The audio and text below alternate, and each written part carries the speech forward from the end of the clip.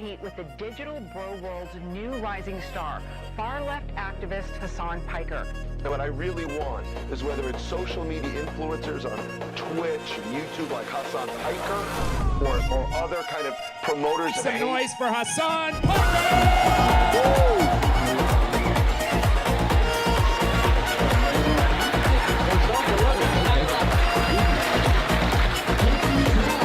None of us are free until all of us are free. We must never allow these fascists to take away our voice. Scandalizing. From the river to the sea, Palestine will be free. Your voices will not be silent. You must always maintain revolutionary optimism. You must always continue to organize. You must always continue to agitate, because the quicker we can create enough pressure that causes the American state to recalculate its suicide pact with Israel, the quicker we can save as many Palestinian lives possible.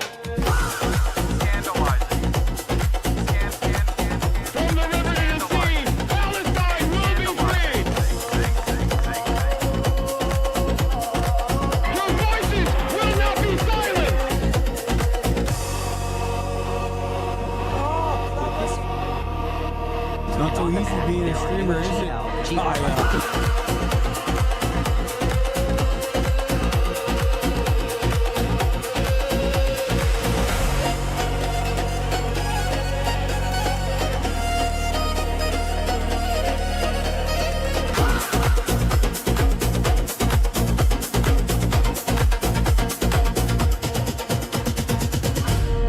What's going on, everybody? I hope everyone's having a fantastic evening, afternoon, pre-noon, no matter where you are in the world. I'm Hasan Piker, and this is the Hasanabi broadcast coming to you live from sunny California, Los Angeles, folks. We're live and alive, and I hope all the boys, girls, and MBs are having a fantastic one, because today's a beautiful day. Today's a wonderful day. Today is Monday, 5 days out from my 35th birthday. Ladies and gentlemen, it is Monday, Newsday, and you already know what's up. I'm Hasan Piker. This is the Hasanabi broadcast. Why is Spencer Pratt obsessed with your mouth clip, lol? I don't know, but it's awesome. Who cares? Let these guys chirp, chirp, chirp. Who gives a shit? Anyway, ladies and gentlemen, boys, girls, and MBs, it's Monday Newsday. We got some serious issues, specifically some serious issues with the federal government, obviously, and a lot more. We got the war, which we will be talking about as well. In any case, ladies and gentlemen, boys, girls, and MBs, we'll get into all of that and more. But before I do that, let me start off by simply telling you my personal news. And you might have realized by now that I don't really have much personal news, because I'm a chud-ass loser, okay? You already know I'm a chud-ass loser. No personal news whatsoever. Someone said the Odyssey was incredible. Okay, well, keep that shit to yourself, friendo, okay? Buddy boy. Let me tell you something, okay? I want to go see the fucking Odyssey in 70mm IMAX. But unfortunately, the criminal, disgusting, monstrous piece of shit, Nolan, has made it so that he filmed it and released it on cameras that are too costly. That is where there's like 8 fucking theaters in the country where you could actually watch it in the way that the auteur wanted us to consume it. It's actually insane to do that. He is such a piece of shit, and I hope nobody forgives him for that. Okay, I hope nobody forgives him for that.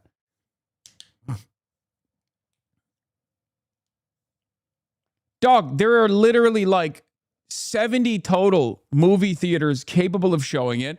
And it's hilarious because there are certain movie theaters where you go, and because the burn rate is so high, the projector overheats. The projector over fucking heats. So because it's not designed for a 3-hour feature film, And just for like 40-minute documentaries, the projector's over here. So then you could potentially be one of the lucky few. You could be one of the lucky few that actually puts the money down, is waiting in long lines on the internet, trying to fucking figure it out, trying to figure out if you have some time to watch, and you're at the 12 a.m. showing and it's packed, and you get into the movie theater and then it just overheats and now you're cooked. You can't even watch it. I mean, what do you do?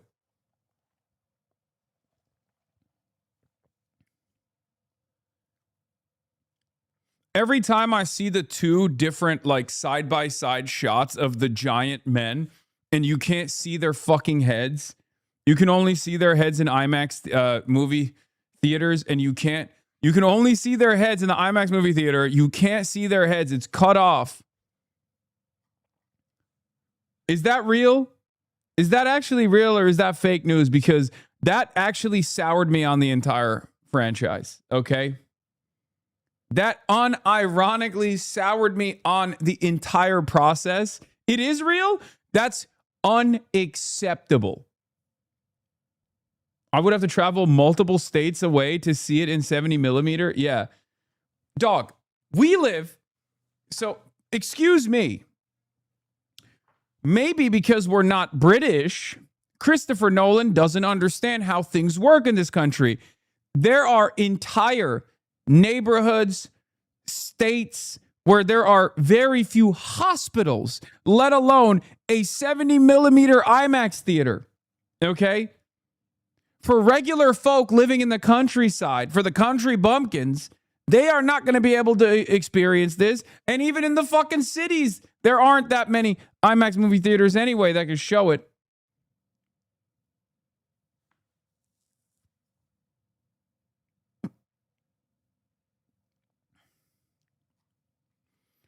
Don't suppose you've seen the Twitter lighting up that clip of you sarcastically supporting Mao and saying that you wish for the same of the world of famine and death? Yes, that's what Mao Zedong is famous for, and that's what I like about him. My policy is famine and death. I hate sparrows. Okay, I'm like, when I talk about Mao Zedong, I love talking about the 5 pests, and I love talking about how I think the Cultural Revolution was awesome. So I'm glad that they're people are locked in on the sincerely held policy prescriptions that I have for the American 5 Pest campaign that I will be implementing. Anyway, y'all don't deserve a movie. You're going to complain about this. Nolan has saved the film industry. We're lucky to have him. I mean, I won't lie to you. This shit looks a bomb. It looks so fucking sick. It's kind of annoying how sick it looks.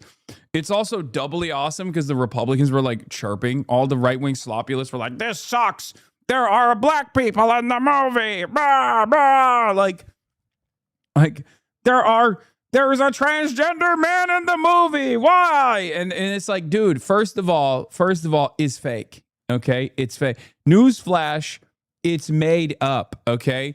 So people have their own interpretations of this kind of thing, okay? That's what Nolan is doing. So I just need you to understand something. Cyclops don't exist in the real world. I don't want you to freak out. But Cyclops don't fucking exist in the real world. It's fake. Okay? It's a fictional story. You're a fucking idiot. Anyway, God, I got so much more to talk about. What about John Fetterman? 2 eyes. 2 eyes. Spiritually an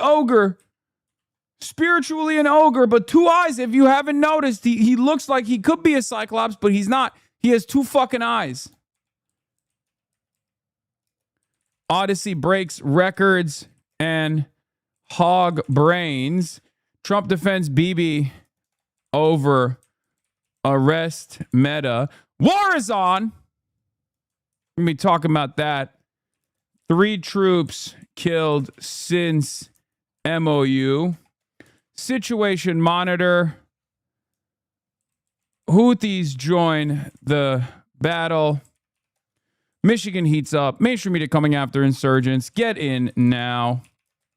www.twitch.tv/Hasanabi. I have the privilege and opportunity to meet Toby Doby in my hometown of South Dakota tomorrow. Do I take it or do I let it slip? What do you mean? Never have we ever seen a more pivotal figure in American politics, and you have the opportunity to be around him, smell him. You have the opportunity to be in his shine, you know, as the beautiful South Dakota sunlight bounces off his sweaty skin. And you're asking me if you should take that opportunity. There is no greater opportunity. You should be thanking God every day that you live in the beautiful state of South Dakota and not the gross state of North Dakota. Okay. Anyway, where the fuck do we got some blast off memes or what? Is this how it feels watching the Odyssey in a regular theater? Yes, bro. Yes, this is what it looks like. That's actually a really funny meme. You got a blast off meme for me? I already got that one. Chance's pooped pants. You're right, is costly and time consuming to set up. Yes. It's crazy. It's mind-boggling. I mean, he's on his auteur shit, okay? That's what he is. He's on his auteur shit. He's always done this, obviously. And there are certain elements in Nolan's Nolan mindset that I obviously agree with.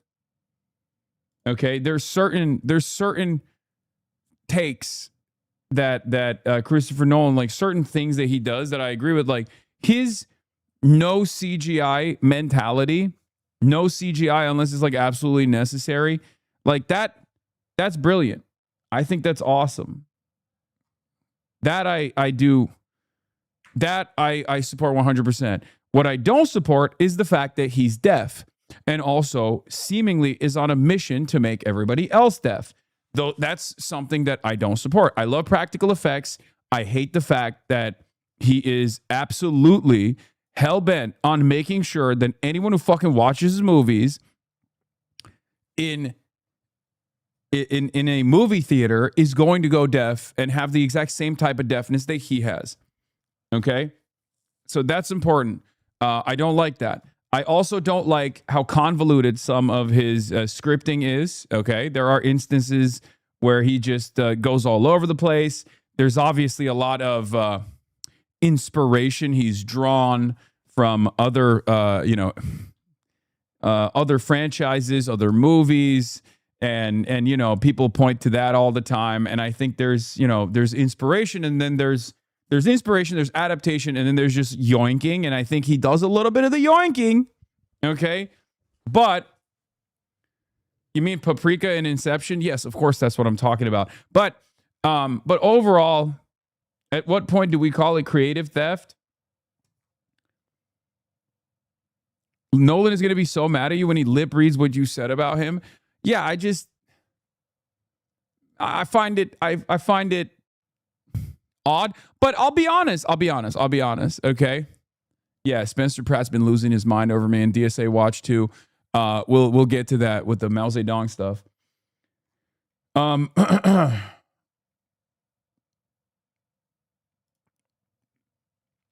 So cute. A Hasanabi head family. Shout out to the Hasanabi head and mom. When you're watching Hasan Piker and then you see your son in the background, I don't say much about CJ's adventure, but sometimes I just can't hold back how proud I am of who he's becoming. Aw. That's sick. That's awesome. Also, the shot-for-shot remakes of Heat by Michael Mann in The Dark Knight. Yes. I mean, that one is like, that one you could, okay, listen, the Michael Mann Heat versus Dark Knight, like that one you could at least, I guess you could kind of say it's not like identical. It's not a carbon copy. It's I don't know. That's homage. That you can say is like respect. It's one of the most iconic, it's kind of like this. If I were to say,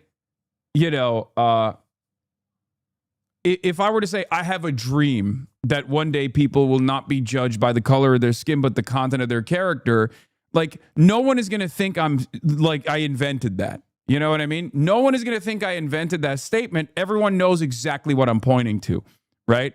No one's going to be like, oh, Hasan, like you fucking yoinked that statement. You yoinked that quote from Martin Luther King. It's like, no, it's very clearly like that is such an iconic and impactful statement that has been repeated over and over again, that like I feel as though the Michael Mann Heat versus Dark Knight is in that category.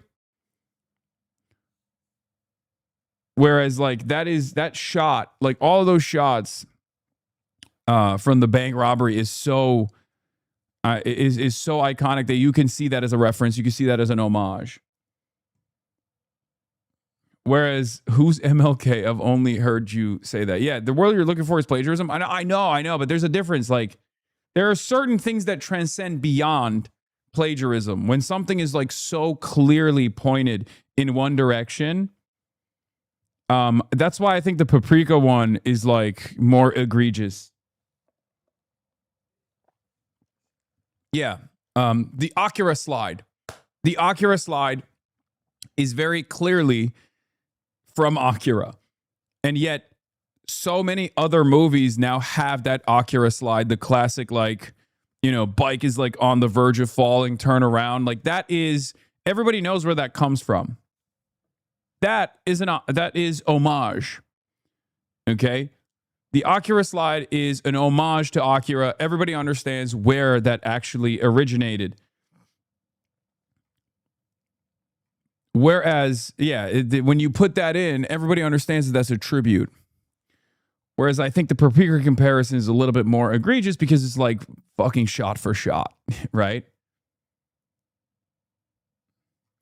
In any case, that's that's some of the thoughts I have on Odyssey that I haven't even gotten to see yet because it's fucking annoying the way that this asshole has shot his movies and he wants to have classic architects and movie directors have the God complex, and I totally understand that because like what is the greatest God complex than to demand that people see your movie in the way that you intended? Okay. One can make the argument that forcing people to watch it in the theater in the day and age of streamers is already exhausting that because there's so many different available options. I understand that, by the way. I do think that watching it in movie theaters, I do think that watching a movie in a movie theater is a beautiful experience. Maybe I'm too much of a fucking boomer. Maybe I'm too much of an unk. Okay, you get it out of your system. Call me old if you want. I do believe that we should be going to movie theaters. We should be going to and sharing experiences together. I wish we could do more of that. I think it's a way to. It's a foundational aspect of human existence as a social animal, and I feel like we've lost touch with that side. So, yeah, I'm ableist on that front, straight up. I love movie theaters, and I want to support movie theaters. Shout out to the Alamo Draft House. Shout out to the Alamo Union. Many Hasanabi heads in that union. Yeah, it's good. Red Letter Media do not be fucking with the modern theater experience, so I don't be. I mean, there's obviously a lot of elements of the modern movie theater experience that's dog shit. It's true. You gotta get like a Disney Fast Pass to get fucking a bucket of popcorn. They also sell burgers now, which is wild. And then you have the sit down dine-in meal theaters that you can go to as well. It's just like, yeah. And then the movie itself is like, however much it is, but then with the bucket of popcorn and maybe a fucking burger or a hot dog or a bag of Skittles, the price point goes up to like $500. All of a sudden you're like, am I buying a Gucci purse or am I fucking going to a goddamn movie? It is what it is. Now you're standing in line for 25 to 35 minutes to get your bucket of popcorn. It's all a part of the experience. It's all a part of the experience. You can't have a meal at a theater. It's weird. I do kind of agree with that too. Controversial take. I like the optionality that exists, but But yeah, I you know, I'm not a purist. I'm not a purist. I've done it. I did it when we went to see Barbie. I went to one of those dine-in movie theaters, and I enjoyed it. I had you know, chicken nuggets, like chicken tenders. One of them AMC dine-in theaters. I think it was in Glendale or something. And crispy chicken tacos at theaters slap. Yeah, I've heard good things. With movies being 3 hours long, it makes it a more appealing option. Yeah.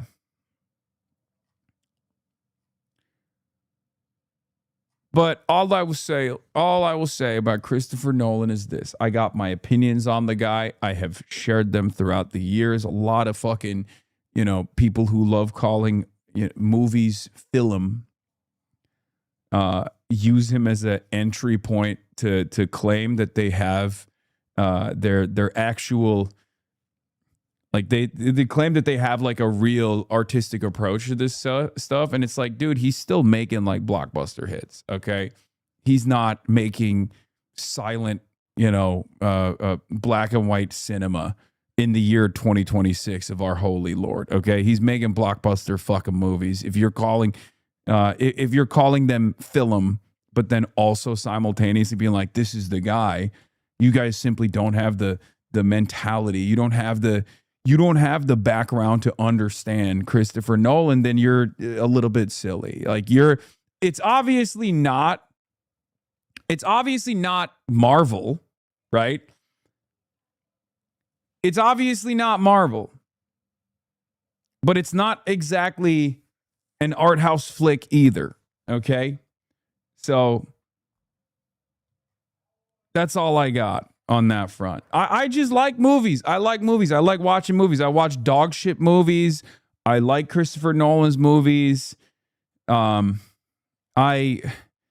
love movies. I really do. It's one of the only things that connects me to the, you know, average normie human being. It's like one of the shared experiences that I can have. I love anime. I love manga. I love reading, and I love watching movies. And he makes good fucking movies. All right. He makes good movies. Your last human trait. Yes. Do you like acting too, or is it more the overall art? I mean, the acting is fine. Yes. I mean, I like the overall art. I like it all. I like the experience. I like the experience of going to the movie theater. I like this is one of the last. This is also one of the last like shared global experiences that we can have. So I guess that's part of the reason why I'm just like holding on to it with as much desperation as possible, because nowadays we don't have obviously consensus reality. We don't have a shared reality, and we don't have shared experiences. So things like the World Cup are great for that. Things like in America, the Super Bowl is great for that as well. Like everyone is doing the same thing. And I think it's important for all of us. It's important for all of us to sometimes do the same thing, you know, even if we're not super entertained by it. That's why I try to get into the mood with the World Cup to the best of my ability. And you know, and movies are a great way to do that as well. So you know, one day we're going to miss it. One day when it's gone, we will look back at these experiences fondly. How do you feel about what Odysseus Greek did to Troy, modern day Turkey? I don't want to talk about that. Those wounds will never heal. Okay. Everybody knows Troy is in Turkey. Actually, I don't know if people know that. It's in modern day Turkey. So we own that shit. Okay. A lot of people will say, oh, how dare you? Those are, you know, original ancient Greek people. It's like, no, that's us. We own that. That was way before the Turks. It doesn't matter. If it's on modern Turkish land, it's Turkish. Okay. That's it. Those are the rules. Sorry. My mom came in and said, Homer, Ömer, born outside of Izmir, also Turkish. Just some facts, okay? Just some facts for you guys to comprehend, to understand that a lot of this stuff that people say is Greek technically may or may not be considered Turkish. But Ömer, you can take the Turk out of the nation, but you can't take the nation out of the Turk. No. My ancient Greek relatives are rolling in their graves for me just hearing this. All I'm saying is Ömer, which is a Turkish name as well. Yeah.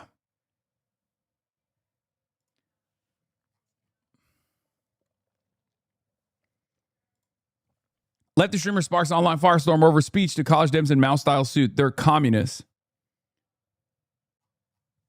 Yeah. His name was Omeros Lemefea. I'm sorry. You're saying his name is Ömer. Right? That's what you're saying. Ömer, Homeros, Turkish name, Arabic name. Just saying. Where was Homeros born? Oh, that's right. On Turkish soil, outside of Izmir.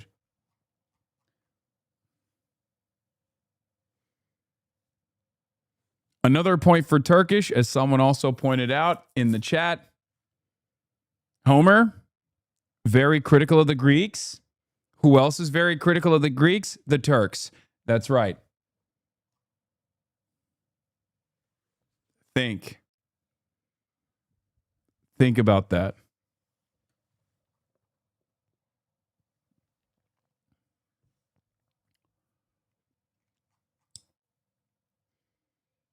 No, make this argument about Israel. I will not be doing that. Okay. Also, I'm mostly joking because I know all the Greeks are going to get fucking pissed off for me saying that. You will never be the table. Keep coping. We will be the table once again. We will be the table once again.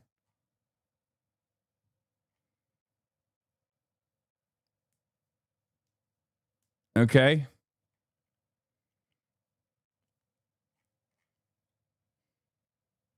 Have you heard about the Odyssey Boycott Democracy Now featured? We should be against all occupations. I have no idea what that is. But in any case, J Street, your Singapore segments have finally altered my TikTok algo. Look at what I just got. You see a man robbing someone in public and you're confident you can stop him. But here's the question. Can you, just a regular, ordinary person, actually make an arrest? Under Singapore law, yes, you could make a citizen's arrest, but only under extremely specific conditions. It's called an arrest by a private person, and here's when it's legal. One is if you personally witness the crime taking place, and two is if the crime is serious and is called an arrestable and non-bailable offense. This includes things such as robbery, rape, kidnapping, causing grievous hurt with a weapon. There are also special cases where you can act if the crime is committed against you or your property, but only if the offender refuses to give a valid name or address or gives false details. Another situation is if a person is wanted under a warrant of arrest but is in hiding. In that situation, a private citizen may be allowed to help and arrest them. But here's what you must know. You cannot use excessive force. If the offender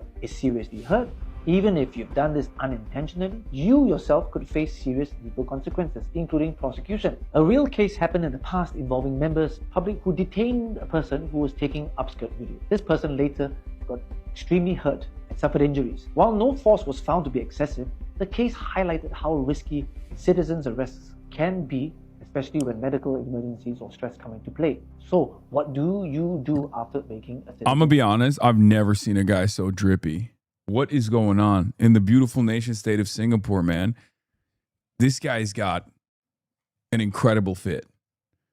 Arrest. He's got an incredible look. Hand the person over to the police or bring them to the nearest police station without any delay. If it turns out that the person didn't commit a crime and you wrongly arrested them, you could sometimes be sued or even charged. So what's the bottom line? The law allows this, but it's not always the safest.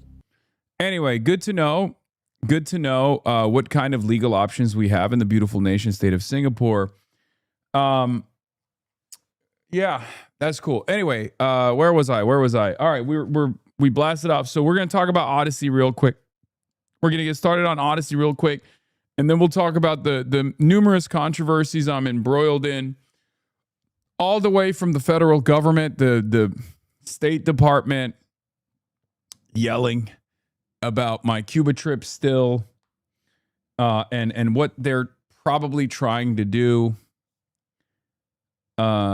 Because ironically enough, we're joking about like more Pegaslop and Pegasus in the beautiful city state of Singapore getting arrested, but like there is a very real, not joking, but very real and sincere effort, I think, being made by the current American government to jam up as many people as possible. And possibly start prosecuting like Democratic Socialists of America and claim that it's a front group for foreign intervention, all this stuff. It's really, really frustrating. We'll obviously figure it out. But yeah, State Department targets Hasan Piker, Ilhan Omar's daughter, and DSA. A new State Department report on Cuba goes after American citizens on the left. Yeah, my suspicion is they're like well, I'll give you two opinions here. Okay. One is I think the State Department doesn't have like a domestic terror statute. They can't do it because it's First Amendment violation. So they're trying to say, oh, this is foreign intervention. That's why we have to arrest people, because they're getting paid by foreign governments to intervene in American affairs. This is not like an American-born demand. This is an outsider coming in and like trying to fuck up American politics by promoting concepts like socialism, which are very dangerous, right? So that's like kind of a loophole for them to crack open the door to violate the First Amendment, to destroy the First Amendment, and go after critics of the American government, go after critics of Donald Trump. That's definitely something that I have been warning about, and that's something that they have a lot of interest in doing. It's very clear. This is, Mahmoud Khalil was another great example of this as well. They're trying to exhaust. They are trying to exhaust the First Amendment. This is a test bubble, right? They're trying to see if they can chip away at the First Amendment, first with non-citizens, then with citizens. And this is another aspect of it. But before we get to that, Odyssey. Let's finish off the Odyssey story, because I was still chirping about Christopher Nolan. I'm not done yet. It was an epic box office weekend for the Odyssey. Christopher Nolan's take on Homer's ancient Greek poem brought in, listen to this figure, $260 million worldwide. That's huge, easily surpassing other movies on the planet. Adriana Diaz has more. The Odyssey stormed the box office over the weekend with this year's biggest.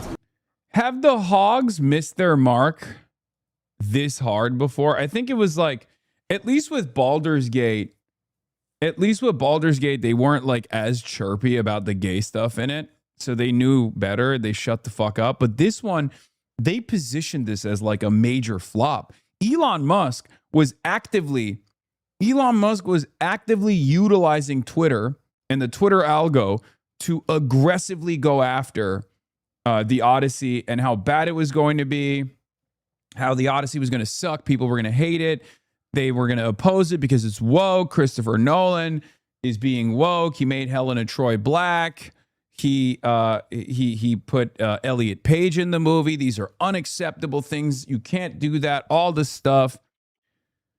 And now, of course, I have many different opinions on this. Number one, this is a fake story, and this is obviously Christopher Nolan's own interpretation of an already fictional story. So what's it to you, dumbass? That's number one. Number two, these people were not even they weren't even prominent fixtures of the movie. It wouldn't even be a problem if they were. But who cares? Like, most people just don't care about this stuff. Most people don't care about this stuff. They're exhausted. They have outrage fatigue. The right-wing mobs have gotten to the same point that I think at the peak woke left movements had gotten to. We're past that point, actually, where people are just like, enough, dude, let me fucking enjoy something. You're constantly up my asshole. Enough is enough, right?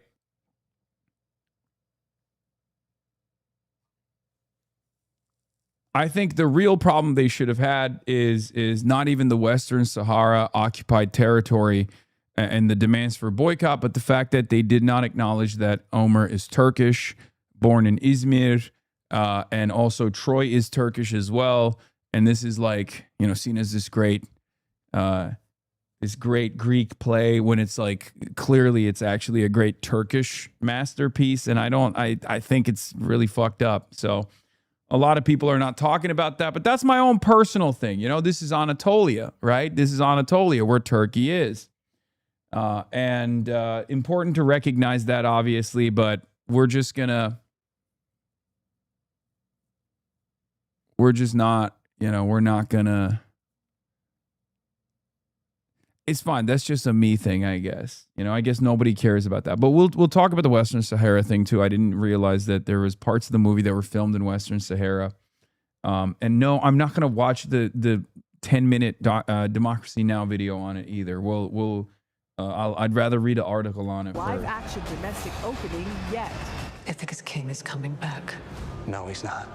The film, the first commercial feature shot entirely in IMAX, raked in more than $264 million worldwide. Battle and glory! Strength and honor! Action! A majority of ticket buyers cited director Christopher Nolan as their primary reason to see the movie, according to PostTrack. I will say this, also, Christopher Nolan, objectively more right-wing than most other major directors. Perhaps one of the more right-wing major directors, which is really funny because like the right are so repulsive and so racist that they are kind of pushing him to come across as a liberal. He's not a liberal. Like, he is a very conservative director, right? As far as fucking directors goes, he might be, out of the major directors, he might literally be the most conservative. How? I don't know. Have you seen Dark Knight? Please rewatch Batman and tell me how that is not objectively a right-wing movie. Okay? The enemies are literally like socialist, communist terrorists. What are you talking about? The enemies are objectively tailored as like anarchists.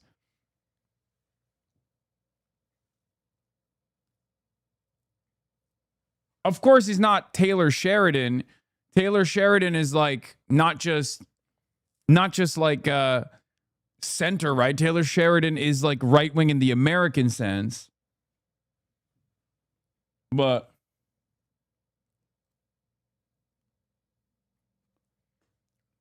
I mean, Oppenheimer made me reconsider that stance a little bit, even though there's obviously a decent amount of conservatism that he has, but it's clear that he's just like he let the real world incidents speak for themselves. But you know, I think if you look at some of his other work, like it's clear that there is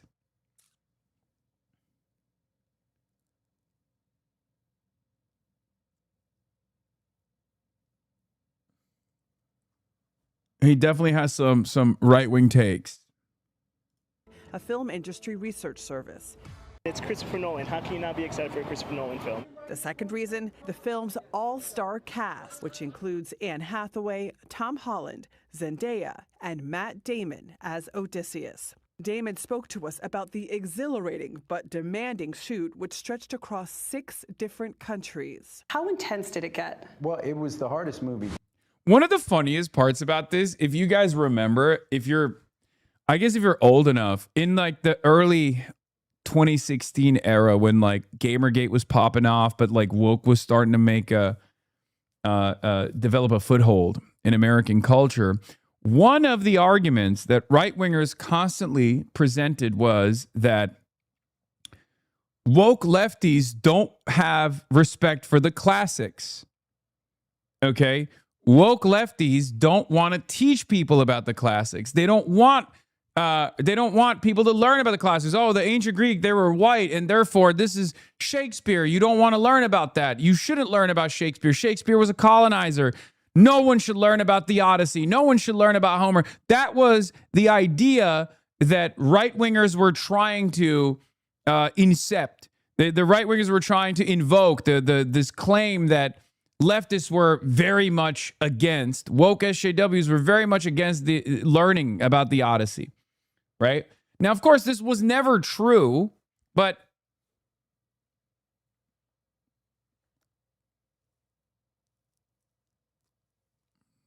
this was never a real thing. However, in the last decade, the right has moved into the column of illiteracy and now see stupidity as not a vice, but a virtue, where they wear it on their sleeve, where they're like, yeah, I'm a dumb guy. That means I'm a real one. Yeah, I'm hateful. That means I'm real. You should be too. Like, we've moved so far beyond like any interest on the right for literacy that they're just straight up freaking the fuck out over this, instead of recognizing this as, like, you know, educating the new generation on this epic, on this classic that, like, people need to learn about. Instead of highlighting that, you know, what a great story about defying the gods or whatever, right? Like, instead of taking that approach, they have decided that because they're illiterate racists, that this, otherwise small c conservative classic is actually bad. Why is it bad? Because there's 3 minutes and 54 seconds of a black woman in the epic. And also because there's a trans man in it too, and that's unacceptable. It's a bridge too far. Yeah. I mean, Ben Shapiro is at least fucking smart enough to understand this, whereas many right-wingers have moved super, super far past that point. They don't give a shit, right? Ben Shapiro, I wanted to hold my opinion on the Odyssey until I'd seen it. I know, weird. So here it is. It's a grand spectacle with a fascinating moral core. It's extraordinary. Also, actors shouldn't have said dad. And the casting of Elliot Page is a pebble in the shoe. Irritating and bothersome and unnecessary. All my thoughts here, including Zendaya and Lupita takes. Check it out. Yeah.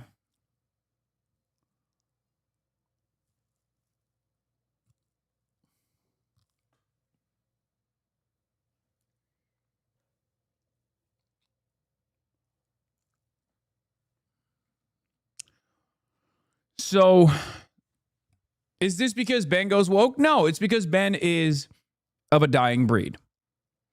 Ben is a hate monger. Ben is a horrible ultra-Zionist, a bad guy in every way, shape, or form. However, Ben Shapiro is literate. And that is why a lot of people hate him. A lot more people hate him because of his Israel takes, certainly. But he is a theater kid through and through. And not only that, but he's also fucking literate. This is not a defense of Ben Shapiro. I despise him. I oppose him every step of the way. There is perhaps nothing that Ben Shapiro and I agree on. Having said that, however, I can still recognize that he is a literate human being, and he has, like, at least some level of culture, which should imply that he knows better, but he does not, seemingly.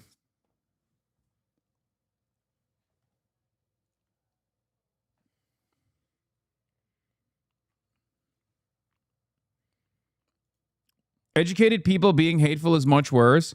Yes and no, because it also doesn't matter, because the right have moved beyond the need for educated hate mongers. They don't want that. They just want someone who's a mouth breather. They want an Asmongold. They want someone who is a dumb guy, who openly admits that he's a dumb guy. They want relatability. They don't have aspirational goals anymore. In a decade ago, they had aspirational goals. Who would they hype up? They would hype up Jordan Peterson. They would hype up Ben Shapiro. They would try to behave in that way where they're like, oh, we're right wingers, but we're also intelligent right wingers, and we're going to destroy you in the marketplace of ideas. They don't have that anymore. They don't want that anymore. They want Joe Rogan. They want aspirational, or they don't even want aspirational no longer. It was first intellectual aspirational goals. Then it was material aspirational goals, like, you know, all of the wealth and the women that want to fuck you, this hyper machismo with Andrew Tate. And now it's relatability. They're looking for someone who is a lumpenprole in the exact same way that they are, who has made it. That's all this is. That's why that is how I describe the rise of the likes of Asmongold. Bro, Asmold, again, going an hour-long tirade about you pulling up an immigrant with like 10 links to Destiny's Reddit, very coordinated. Who gives a fuck? Let him chirp. Buddy, I have the federal government after me. You think I give a shit about Asmongold coming after me? Who gives a fuck?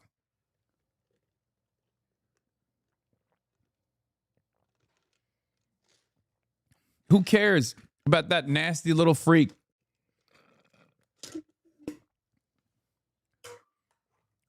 I got multiple governments coming after me.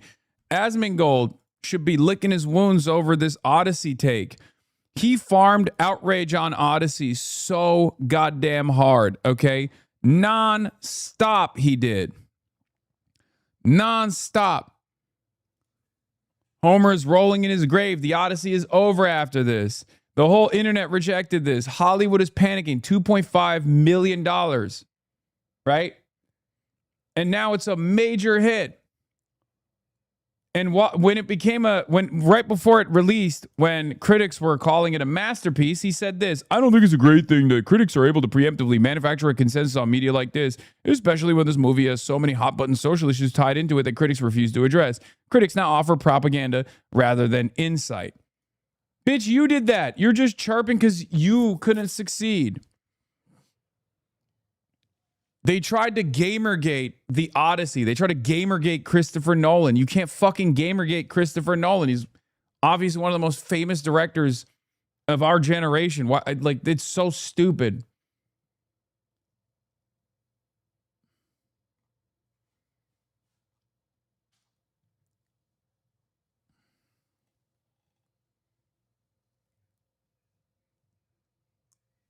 You said dollars instead of views? Oh, my bad. Yeah, it's kind of funny that they did this. So yeah, he should worry about that stuff. Definitely that I've ever done. It felt in a lot of ways more like an expedition than a movie because of the locations we were at. You know, we'd be shooting on top of a mountain. We'd have to hike up the mountain to shoot. And that part of it ended up being really fun because it was challenging for everybody there. The film is also declaring victory with critics, receiving an A grade on CinemaScore exit polls and 95% on Rotten Tomatoes. The momentum is only expected to continue with Oscar. The Rotten Tomatoes score is just so stupid too. Like I'm sorry, it's just out of all of the different ways of, out of all the different rating systems that exist, I think Rotten Tomatoes is probably the worst one because it literally doesn't tell you anything. That's not 97 on Rotten Tomatoes is not, that doesn't mean that it's like actually fucking, all of the critics are giving it 100%. Hasan, the biggest hater of art? No, come on. This is like the coldest of takes. I mean, seriously. Yeah, it just means that 97% means that like a lot of people gave it a, you can get a 97% if you got every critic saying it's a 60. Every critic rated it like at a 10, a 6 out of 10.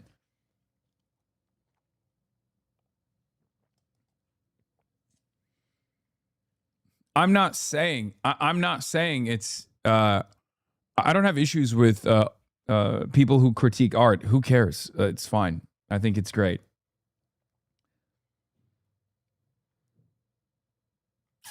Yeah, Rotten Tomatoes system is interesting because it's like a thumbs up, thumbs down system, basically.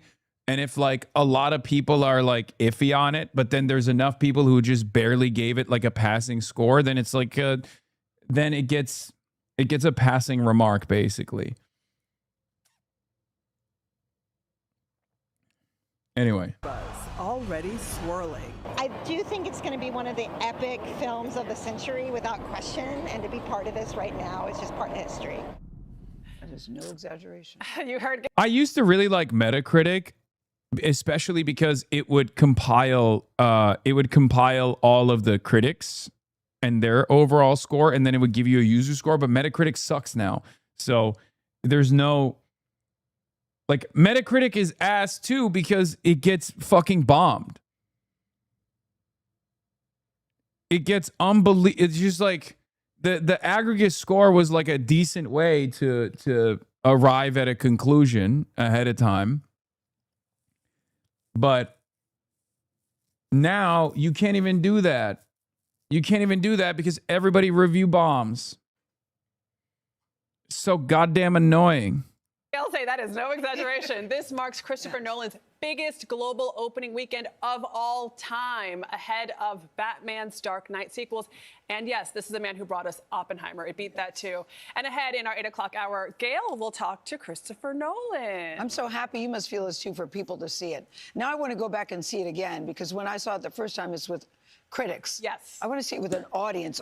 They're hooting and hollering in the theater. There's a big moment at the end. You know what part I'm talking about, Yes, Gail, yes. where everybody goes crazy. Oh. And I love experiences like that in the theater. You can't wait. That's how I feel Let's too. all go. Hercules, Hercules. For bringing us back Thank to you, Adrian. theaters Yes. and out of our homes There you with go. our iPads. I know, back Movie in the theaters theater. are back, baby. Here's a question. How do you turn one of the most epic stories of all time into a movie? Just ask Oscar-winning director Christopher Nolan about that. His latest film, The Odyssey, does exactly that. Listen to these stats. It was shot in 6 countries, used more than 2 million feet of film, and it's Nolan's biggest debut ever, pulling in more than $260 million worldwide. You go, Mr. Nolan. Matt Damon plays Odysseus. Yeah, on Metacritic is rated 5.1 on user reviews because they bombed it, because there's like black people in it and there's a trans man in it. So they fucking bombed the shit out of it. They review bombed the shit out of it. So now Metacritic is not a reliable way to figure out how people feel about it. Odysseus, who struggles to get home after a very long war. He must reunite with his wife, that's Anne Hathaway, before she's forced to remarry, and faces many obstacles along the way. So we spoke to the great director, who says he still gets nervous even after all his years of success. But first, here's a look at a clip from the movie. Tell me what you remember. A wife?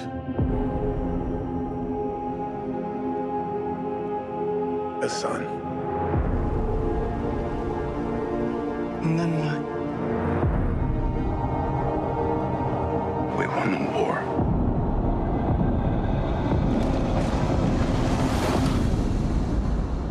Help me go home.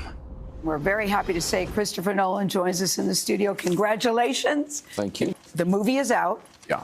People have been watching it. But before it came out, I'm wondering how you were feeling. Nervous, anxious, excited? Because I've seen it twice in 2 weeks, and all I could say was, I can't wait for people to see it. How were you feeling?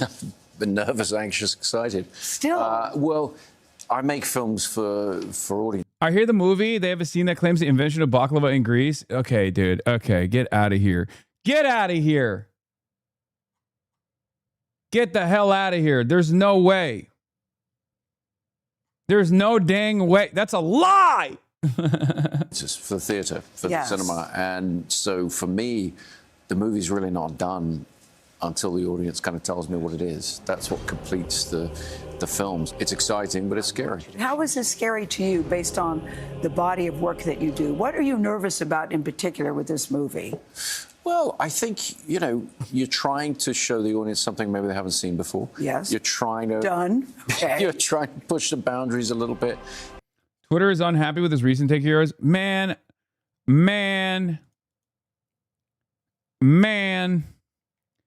Let him fucking chirp, dude. Yes. Let them chirp. I mean, that was... who cares? Who cares? Fuck Twitter. Twitter can suck my left ball and my right ball and my asshole at the same time, okay? Shut the fuck up. That's what I got. That's what I got for Twitter. Twitter can suck me from the back, okay? Oh, Twitter said this, Twitter said that. Who cares? They do Adolf Hitler compilations on there, man. Why? Why are you letting Twitter dictate anything? Yes, it's not even my fucking take. Adri misquoted me. And then everybody went crazy over it. I was reading a fucking comment from Lake McGroove.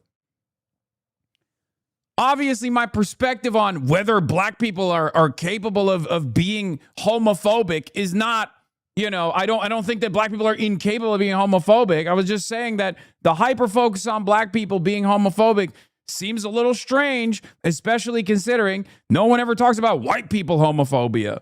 Okay? That's my take. Okay? That's my take. Who cares? Who gives a shit?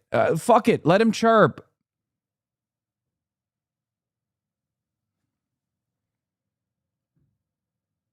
Let him chirp.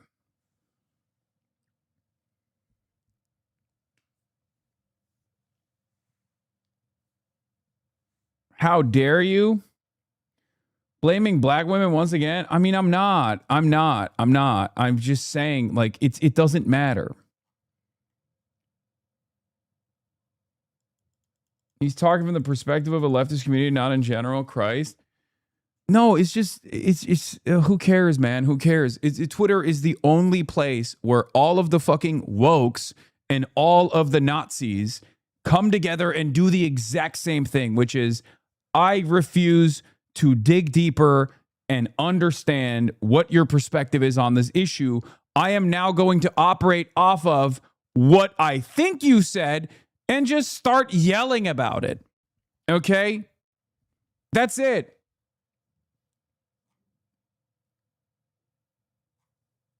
That's it.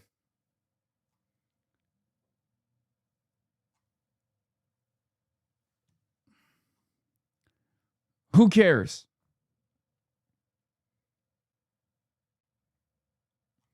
And please, Adri, please don't clip this and post it on Twitter and then have all these people go fucking nutty mode over it. Okay, please. You don't have to clip everything. Okay. You're doing a great job, but sometimes it's okay. We don't have to like entertain these fights. Okay.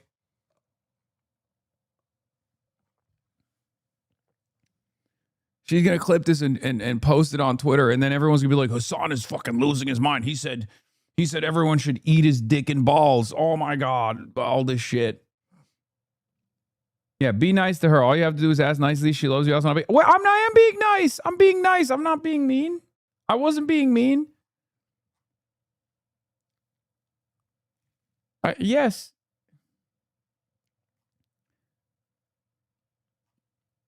Anyway.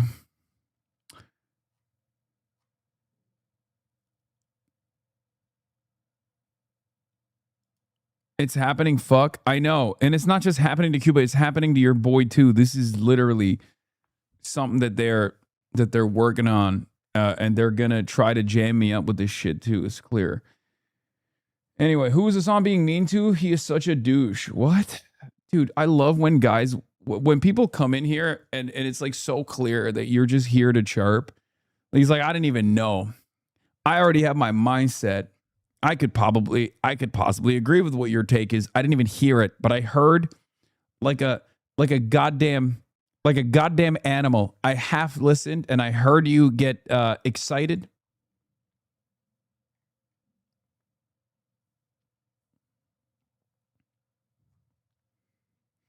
The misquoting is the misquoting is because the broader context is not revealed in that conversation, okay? That's all it is. That's why it's like, it's not technically a misquote. It's just the broader context and how that will be received. If you don't think about that, when you're posting the descriptor, which is more important than the fucking clip itself, because nobody watches the clips. They only read, and even then they barely fucking read.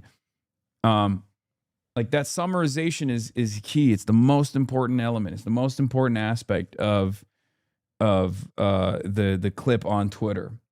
And that's what a lot of my haters do. And I think Adri does a pretty good job.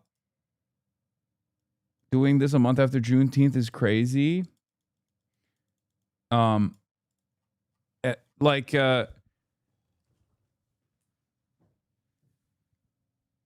Like here's a great example. You want to know how shit gets clipped out of context? All right, we're done with the fucking Odyssey conversation. Okay, wait, hold on. Oops, that was Here's the a playlist. question. Obviously, we're gonna get into situation monitoring in a second.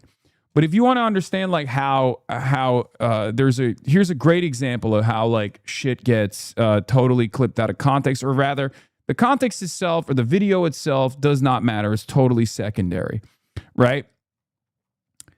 Here. Everybody on Twitter has been losing their minds over this speech, okay? More. Everybody, Shannon Watts, DSA Watch, they're all like, this guy's wearing a mouse suit. This guy's so cringe. This guy's doing a Hitler-style speech. DSA Watch, which is a right-wing operation. Who knows what they're funded by?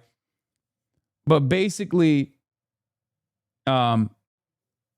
this is a right-wing guy from Arizona. I think he's like a real estate developer that's behind the account from Arizona. He's a Republican.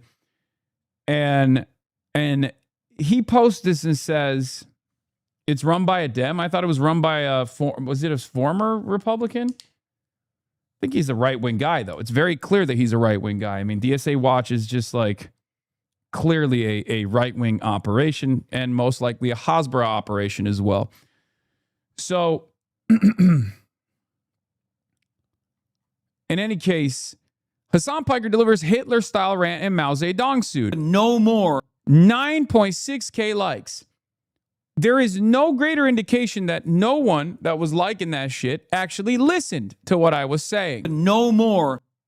Let's take a look at what I was actually saying, and you can make up your mind on whether or not this is a Hitler-style speech. To Trumpism, but no more to the Democrats who compromise, who conciliate, and who betray us.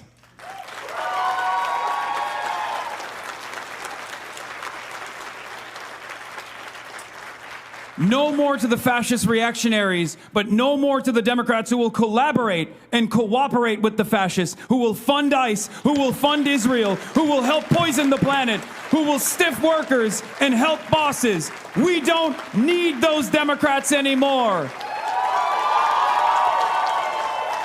In fact, we have a message. We are coming. We are unbossed, we're unbought, we're unbound, and we will become undeniable.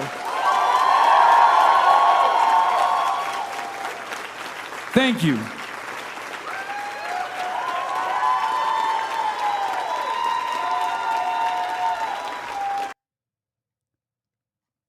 I mean, no notes. No notes. I think it's great. I think it's a great fucking speech. I will say, especially the end of it, the second half of it, like I get really fired up. I don't know what this would be considered. I don't know how this could be considered Hitlerian in any way, shape, or form. Love the speech, but not gonna lie, you sounded like Dwight Schrute when he gave that dictator speech. Guys, I don't know if you know this. Dwight Schrute is working in an office, okay? I am giving a political speech at a political event about politics. I'm not like a working at Scranton, Pennsylvania at a paper plant, okay? I'm giving a fucking political speech. I saw a lot of people that were like, oh, this is just like Dwight Schrute. It's like, yeah, the reason why Dwight Schrute is funny in that moment is because he's working for a paper plant where they make paper and stationaries. Okay? That's why it's silly. The juxtaposition of him delivering a Mussolini speech, what makes it funny is that juxtaposition.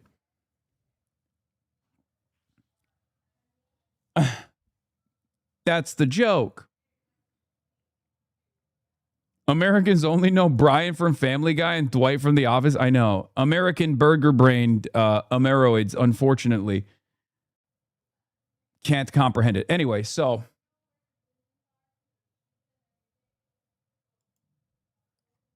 More Pegasus is defending me now. More Pegasus fans, it's the new Hasan drama, even pushing back on Asmongold. I will push back a little bit. I don't think Destiny represents average people either. Nobody deserves any kind of IRL harassment. That's just lame. And I disavow it completely. Oh, shit.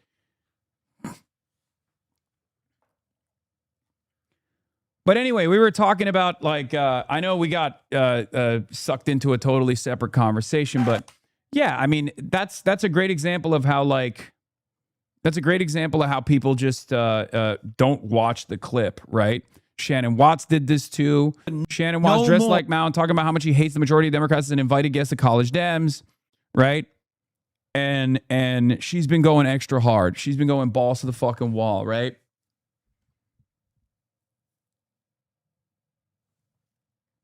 I love you to death, Hasan, but the mouse suit isn't it, man. I can see people being fearful, and it leans heavy into the Fox News cockers hit you with the communist stuff. Also, having the old heads believe them. Nice fitting suit, double-breasted, makes you look like someone old head morons love. Yeah, I mean, I'm not going to stop wearing the Zhongshan suit. It's not the fucking Mao suit, okay? It's like, it's a Chinese suit. I like it. I'm not going to stop wearing it. I don't give a shit if people go, oh, there's the Mao suit. Who cares? Who cares? Yeah, its origination doesn't even come from Mao Zedong. Obviously, Mao Zedong popularized it quite a bit, but it's Sun Yat-sen who also wore it.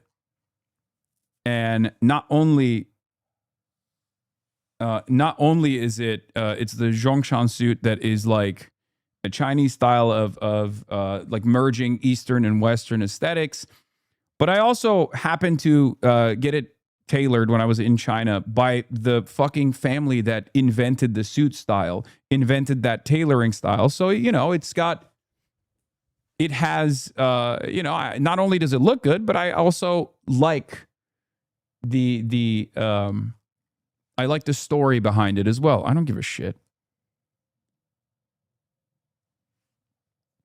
What's it called when you associate an Asian style of clothing with a specific Asian with the implication that it's bad? I mean, yeah, it's fucking racist. But it doesn't matter.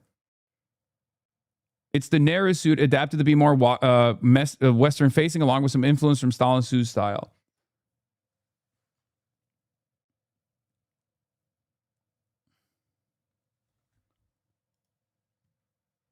Yeah. Sorry, but the mouse suit rocks. Feels like it makes his head look small. I like the concept. Also, a true China Maxer would know that the suit was created by Sun Yat-sen. Yeah.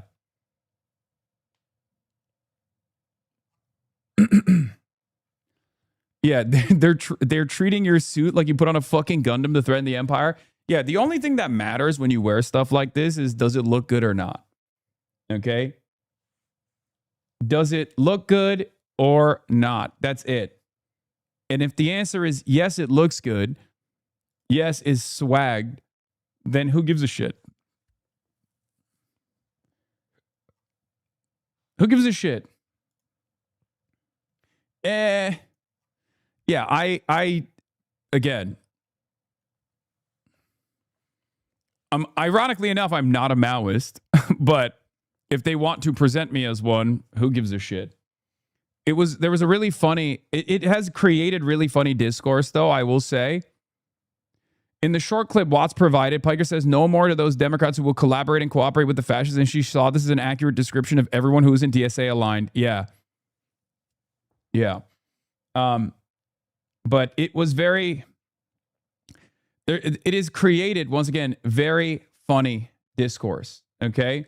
The origin of the suit doesn't matter. Who made it famous matters. Same as you don't see anyone using the now called Hitler mustache. He didn't invent it, but he made it famous. Yeah, there's no comparison between Mao Zedong and Adolf Hitler, dumbass. That's the whole point. That's what I'm trying to get to right now, which is that if you were to make that comparison, you're a fucking idiot. And I know a lot of people in the Western world not only make that comparison, but then turn around and say Mao Zedong is far worse than Adolf Hitler. He killed far more people than Adolf Hitler. It's a fucking stupid argument. That's my point. That's like, you know, Anyone who is at least a little bit knowledgeable about Chinese history will understand that there is plenty of criticism that is warranted of Mao Zedong, especially in his later life, but he's also a profoundly important historical figure for the entire planet and certainly for the PRC, People's Republic of China, modern China in general. That's my argument. That's my statement. And it's one that Shannon Watts, of course, without any sort of fucking interest in understanding Chinese history, has immediately turned around and said, whoa! Yeah, Hassan, please stop wearing the Mao suit. It scares libs and normies. Also, while you're at it, please stop pushing socialist policies. It scares people. And to calm the masses, please start preaching that better things are not possible. Yeah.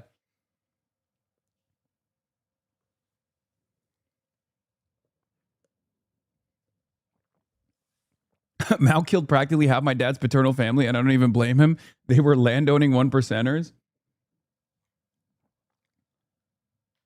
These people call Nancy Pelosi a communist who could wear anything and they cry about it. I mean, not these people.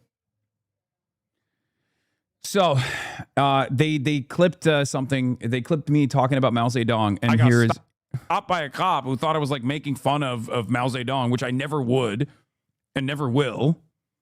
Mao Zedong is a one of the great leaders of this world. Okay, a man who changed the entire universe, the entire planet. He did. He changed the trajectory of history. He did. He is the founding father of the People's Republic of China. And it's insane that these people, like Mao Zedong gets the same level of credit that the founding fathers do for America. Okay? That's it.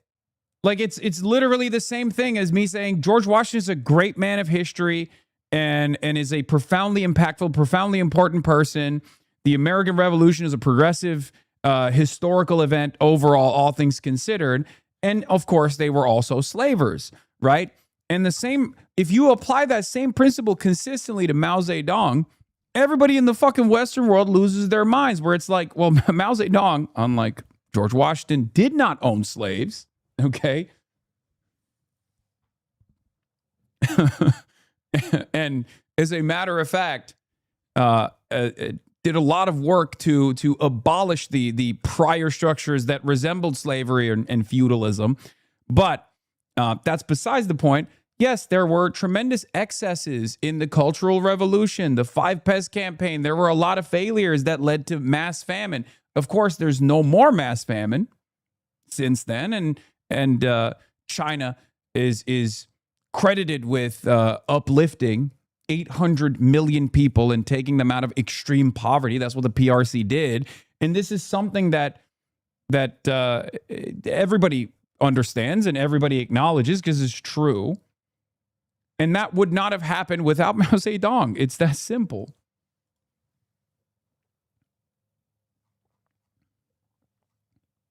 Okay.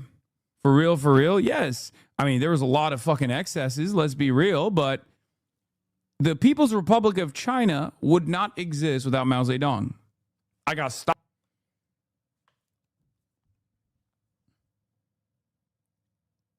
Like, that's...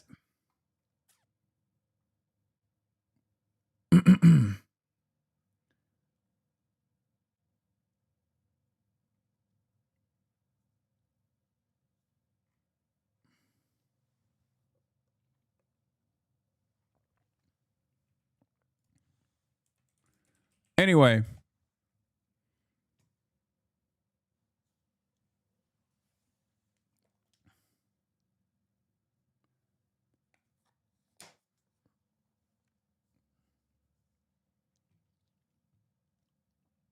I literally wrote my AP Lang exam essay about this exact same thing. All this is super cynical anyway. They're just like freaking the fuck out. It's like, don't worry, man. I don't want to destroy the sparrows. Okay, I don't want to kill all the sparrows.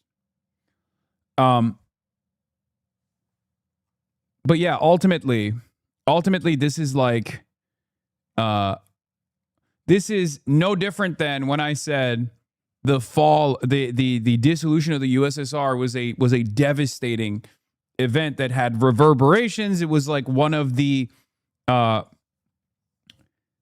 it was an event that was unbelievably traumatic for people who lived in Russia, people who lived in the Eastern Bloc countries as well. Like, it's just true. It's an objectively true statement. And for some strange reason, whenever people fucking hear that, they go, whoa, whoa, whoa. You're like, you want gulags. You are defending the excesses of the USSR. You're defending Stalin's like height of paranoia. No, I'm not. And the same goes for Mao Zedong. It's just a sequence of thought terminating counters. Okay? It's a sequence of thought terminating cliches to just be like, no, what the fuck? You can't have any objective analysis, which includes criticism as well, on foreign adversaries. These are historic foreign adversaries that now have contemporary, they're now contemporary foreign adversaries as well. You should not be interested in understanding their development, their evolution. You should instead just say they're Adolf Hitler, but worse. Yeah, I'm not going to do that. I'm not going to fucking do that. It's not my job. It's not something I'm interested in doing. I'm not trying to fucking win I'm not trying to win like a political campaign where people could just like fucking lie and use like short clips. You can defend the USSR a little, bro. I mean, of course, there are tremendous aspects of the USSR that are defensible and good. Like, for example, defeating the fucking Nazis. Okay? The issue is a lot of people don't want to look at where Tsarist Russia was and then where the USSR took Russia to and made it this industrialized nation in such a tremendously short period of time. That is never a part of the consideration. Now, of course, that used to be a part of the consideration. Ironically enough, there are plenty of conservative right-wing historians even back in the day that covered this stuff decently. But because we have unfortunately arrived at a world where literacy, critical thinking, nuanced thinking, objective thinking on these sorts of historical events is no longer rewarded or welcome, most people, even on the liberal side, engage in the same fucking mentality. Ideology transcends all. And the monoculture created, designed, and propped up by neoliberalism dictates that you must not engage in critical thinking. Okay? You must not do it. It's cultish. It's cultish in ways that are not that different from the Trumpian cult. Now, of course, the Trumpian cult is far worse, is far dumber. But like, I personally don't understand why people are not more interested, more curious, more intellectually honest, especially on the liberal side. Like, we're not supposed to be like Republicans, man. We're supposed to look at this stuff with a different perspective. Like, doesn't it bother you that like Shannon Watts is saying the exact same thing that Spencer Pratt is saying? Does that not ring any alarm bells in your mind?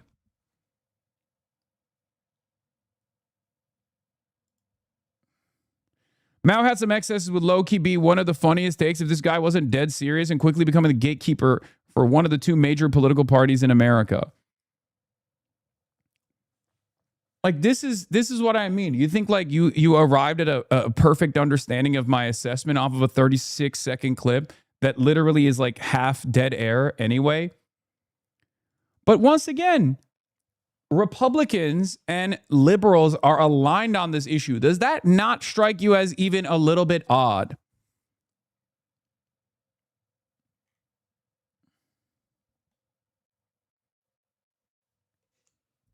This moral grandstanding, this idea that I see you took off the mouse suit to avoid the allegations, but I also recognize the Israel Epstein suit. You dirty communist. You're not sneaky. Yeah. Israel Epstein, my goat, living the dream.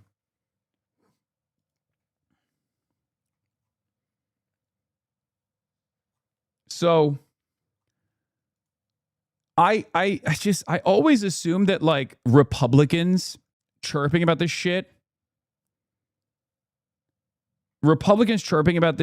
would potentially cause some alarm among liberals who are advancing this position. But no, they're perfectly fine shaking hands with some of the most insane, some of the dumbest fascists of all time.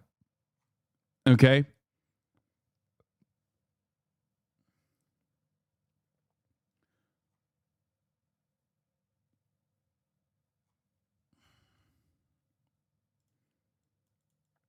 Yeah, this is just as insane as calling Hitler a great leader, except Mao killed even more than the Nazis. Like, and this is a not so subtle way. This is a not so subtle way of straight up saying, like, you know, Hitler wasn't that bad in comparison to these dirty communists. Okay, that's what this is. This is, unironically, this is Holocaust revisionism. Okay, you can't, on the one hand. You can't, I mean, this was a deliberate attempt. You know how we have the Daughters of the Confederacy in this country that revised and whitewashed the Confederacy immediately after it ended? Nazis did the exact same thing. They created the double Holocaust theory, okay? A very common Holocaust revisionist theory. The idea that Stalin was just as bad as Adolf Hitler. As a matter of fact, Stalin killed more than Adolf Hitler, so maybe he was worse than Adolf Hitler. This was a deliberate attempt to revise the atrocity of the Holocaust. Okay? So on the one hand, a lot of these guys who are pro-Israel will unironically engage in the exceptionalist nature of the Holocaust and say that it is a singular event. It is a singular event unlike anything else, and that's why no other genocide can come close. But then they literally will point to things that are not even in the same category, in the same camp whatsoever, and will claim that things that are not comparable to the Holocaust at all are actually just like the Holocaust. And this is never considered, even though academics look at this as Holocaust revisionism, double genocide theory. But because these guys are pro-Israel, they get away with it.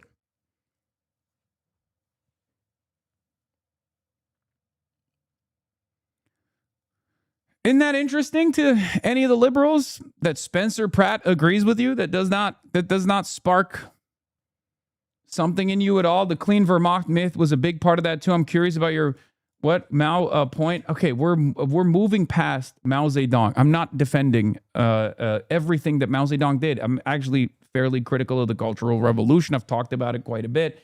Okay, you can go and find it in the archives if you want to. Okay, we're not killing all the pests. We're not killing all the pests. The rapid industrialization was a massive fucking failure. It was too decentralized, and a lot of people also died due to the mismanagement, due to the famine. These are all real historic events that people recognize. Like, it's fucking stupid not to. Even the Chinese government recognizes it. Okay.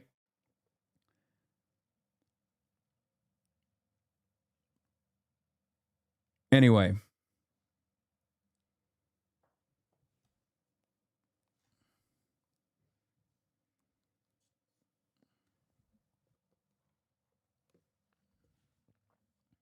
What is this? Yeah, this is Matt Petty has a take on this as well, and we're going to get to it in a second. But I have to pee. So I guess we'll start off with the Fox News. But no more to the Democrats who compromise, who conciliate. Yeah, Mao Zedong style speech. All this stuff. What is this? Dems Piker problem? Compare that to the Democrats who are still trying and failing Here, I gotta to pee. crack the masculinity code. Their so-called Joe Rogan of the left, Hasan Piker, is back in the headlines, this time for calling Republicans terrorists. Stark difference between even a Democrat who you and I might find not up to par, to say the least, versus Vance or whoever the they put up. Of course. I mean, I hate Republicans. I oppose them. I say that all the time. I think that the Republicans are far more damaging. The biggest terrorists, the biggest domestic terrorists in this country, the biggest terrorist internationally is the Republican Party. Disgraceful. But not all Democrats are sucking up to the America-hating streamer. Michigan Senator Elise Slotkin is firing back after Piker attacked her for daring to talk to Bill Maher, but not him. Watch. I talked with Hasan Piker this week, and he essentially said that there was a double standard on you going on Bill Maher's show versus his Twitch stream. Do you want to respond to that? Some derogatory things he said about Orthodox Jews, saying that we deserve 9/11. Like, there's some things in there. Not to mention, he calls me stupid like every other week. So what normal human being would choose to go on a show when someone calls you stupid every 10 days? Yes, obviously. I'm not quite sure, Harold, why more mainstream media folks don't adopt her common sense approach. This guy's bad news. I agree. I think that whenever on either side, Democrats or Republicans use language that I think is not becoming of a political conversation, I'm critical of. I think there's no way in the world, if I were Lisa Slack and I'd go on Mr. Piker's podcast, I wouldn't go on it if he invited me. Now, if I were in a setting and he was there to debate, I'd debate him, but I wouldn't give him the satisfaction of being on his platform. I think one of the worst. Yeah, I'd be so satisfied if you came on my platform, big dog. I would love to have you on. Okay, that's one of my favorite. Dude, you work at Fox News, buddy. You work at Fox fucking News. What the hell are you talking about? Anyway, this video is old. This is from April. But the talking points have not changed. Okay? John Fetterman says if the Democrats don't disavow you, he will leave.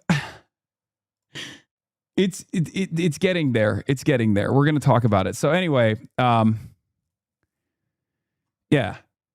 Far left political influencer Hasan Piker sparked heated backlash over the weekend after addressing a group of college students wearing an outfit resembling the wardrobe of former communist dictator Mao Zedong. No more to Trumpism, but no more to the Democrats who compromise, who conciliate, who betray us, Piker said to applause at the 2026 College Democrats of America Summer Convention in a clip that was widely shared on social media, including by the account DSA Watch, which called the appearance a Hitler-style speech and was viewed over 1 million times. Parker continued, no more to the fascist reactionaries, but no more to the Democrats who will collaborate and cooperate with the fascists, who will fund ICE, who will fund Israel, who will help poison the planet, who will stiff workers and help bosses.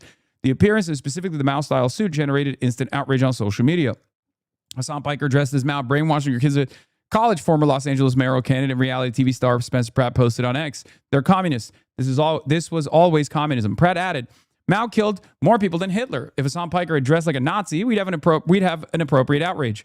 Would you? I think if I did that, you would love it. You would be defending me. Fox News would be defending me, actually. If I unironically dressed like Adolf Hitler and said Nazi-style things, I'm pretty sure I would just be a spokesperson for the Republican Party, because Stephen Miller literally does that. Okay? Greg Bovino, Mr. Bovino, straight up openly dressed like a fucking Nazi, and y'all defended his ass on a daily basis. I guess I would be the head of ICE if I did that.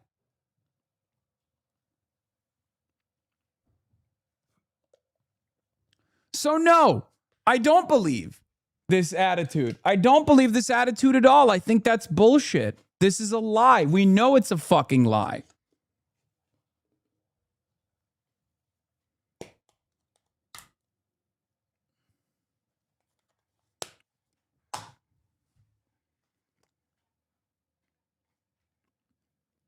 We can all agree that dressing up as Mao while preaching this faculty lounge cosplay communism is a little on the nose, right? GOP strategist Matt Whitlock said.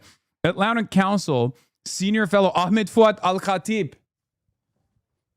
Okay? Ahmed Fuad Al-Khatib Israel's greatest defender at the Atlantic Council, said the transformation of Hasan Piker is nearing completion. Dressed up as Chairman Mao, whom he called one of the great leaders of this world to change the entire universe, he and his followers are attempting a cultural takeover of the Democratic Party, which is letting them in.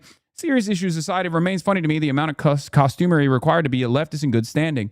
CNN political commentator Scott Jennings posted, yeah, he'd know a lot about costumes. Yeah.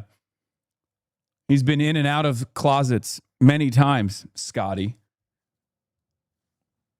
A spokesperson for the pro-Israel watchdog Canary Mission told Fox News Digital that Piker is a malicious figure who has repeatedly faced criticism for rhetoric supporting terrorism, and that the decision to host him reflects the growing influence of socialist and extremist voices within the Democratic Party. Piker, who has previously expressed admiration for Mao Zedong, the Chinese Communist revolutionary whose policies historians estimate contributed to the deaths of tens of millions of people, responded to the DSA Watch post on X saying, no more to fascist Trumpism and no more to the Democrats who collaborate with fascists by funding ICE and Israel's a Hitler-style speech to you, ? Piker did not comment, which they reached out for a comment. I did not comment, I guess. I didn't even see it, but I probably wouldn't anyway. Piker, backed by roughly 10 million followers across various internet platforms, has endorsed several far-left candidates across country, including campaigning with Democrat Senate candidate Abdul Sayed in Michigan as the Democratic Party grapples with a socialist wave of candidates that have won elections across the country.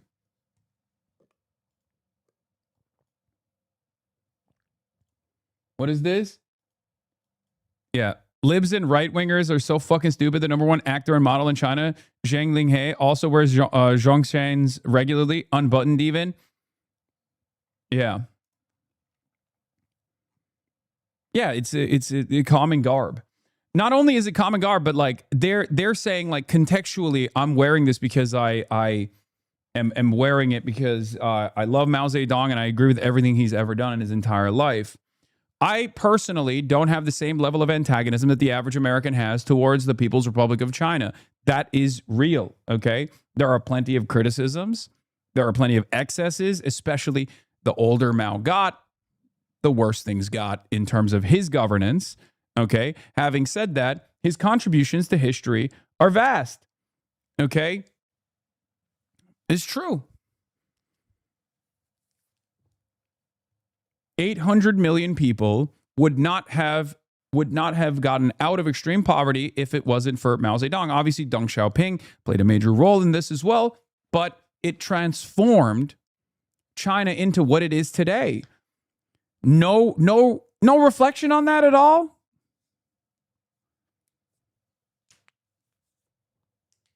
Motherfuckers will call you a dangerous Hitlerian force, then call you boring, performative woke like Brian Griffin in the same breath? Yes. At a certain point, I think people need to recognize. I mean, it's the same shit. These guys used to say I'm a hypocrite socialist grifter who's really rich, doesn't do anything, just sits at home. And that was never obviously the case. However, now they're like, oh, he's a dangerous terrorist that the federal government must fucking depose and throw to jail, throw into jail, throw under the jail, kill him, please, kill him now. Like, it's just at a certain point you have to recognize like they just don't agree and they've been conditioned into hating not the worldview necessarily, but who I am as a person. It's always easier to disparage the messenger rather than to tackle the message. Okay?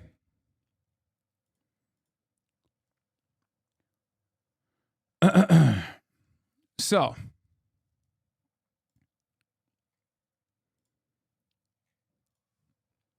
I would and never will criticize Mao Zedong. Piker said earlier this year in a clip that is currently recirculating, one of the great leaders of this world. Like, I'm fucking literally joking. I criticize him immediately after that clip. Whatever, it doesn't matter.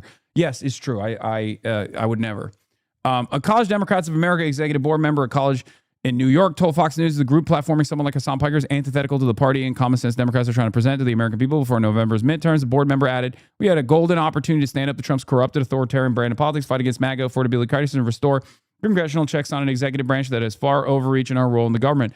Platforming malignant outside actors such as Piker who have actively worked to cloud our policy platform will only harm our broad electability amongst the average voters.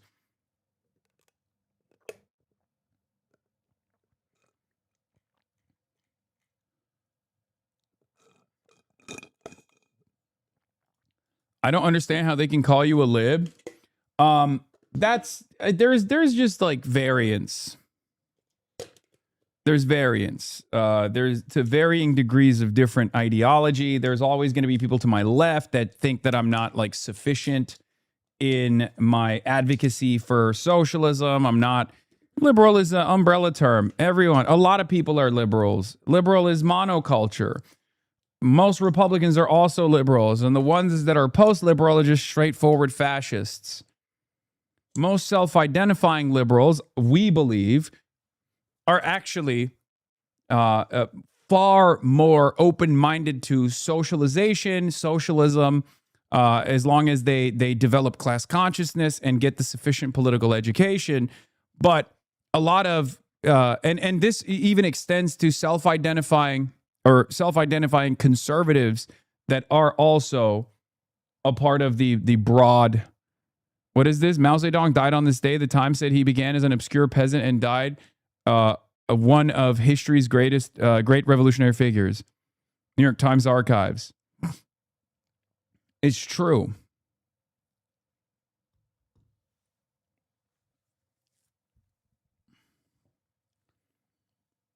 Liberalism is all encompassing, okay? Liberalism is all encompassing. In any case, the irony, of course, of what that guy was saying is like, this is dangerous, toxic, whatever. The irony there is the goals are the same. I want there to be a Democratic majority. I want the Democratic Party to win majorities in the House of Representatives and in the Senate as well. So whether they like it or not, we are actually working towards the exact same fucking goal. These guys, on the other hand, of course, that's the short-term goal here, because if we don't actually put any fucking checks or balances against the Trumpism, against the reactionary force in this country, we're fucked. We're not even going to have a real election by 2028. We might not even have a real election by the end of this goddamn year. It's not like the Republicans are shy about it. They keep openly entertaining it. Okay?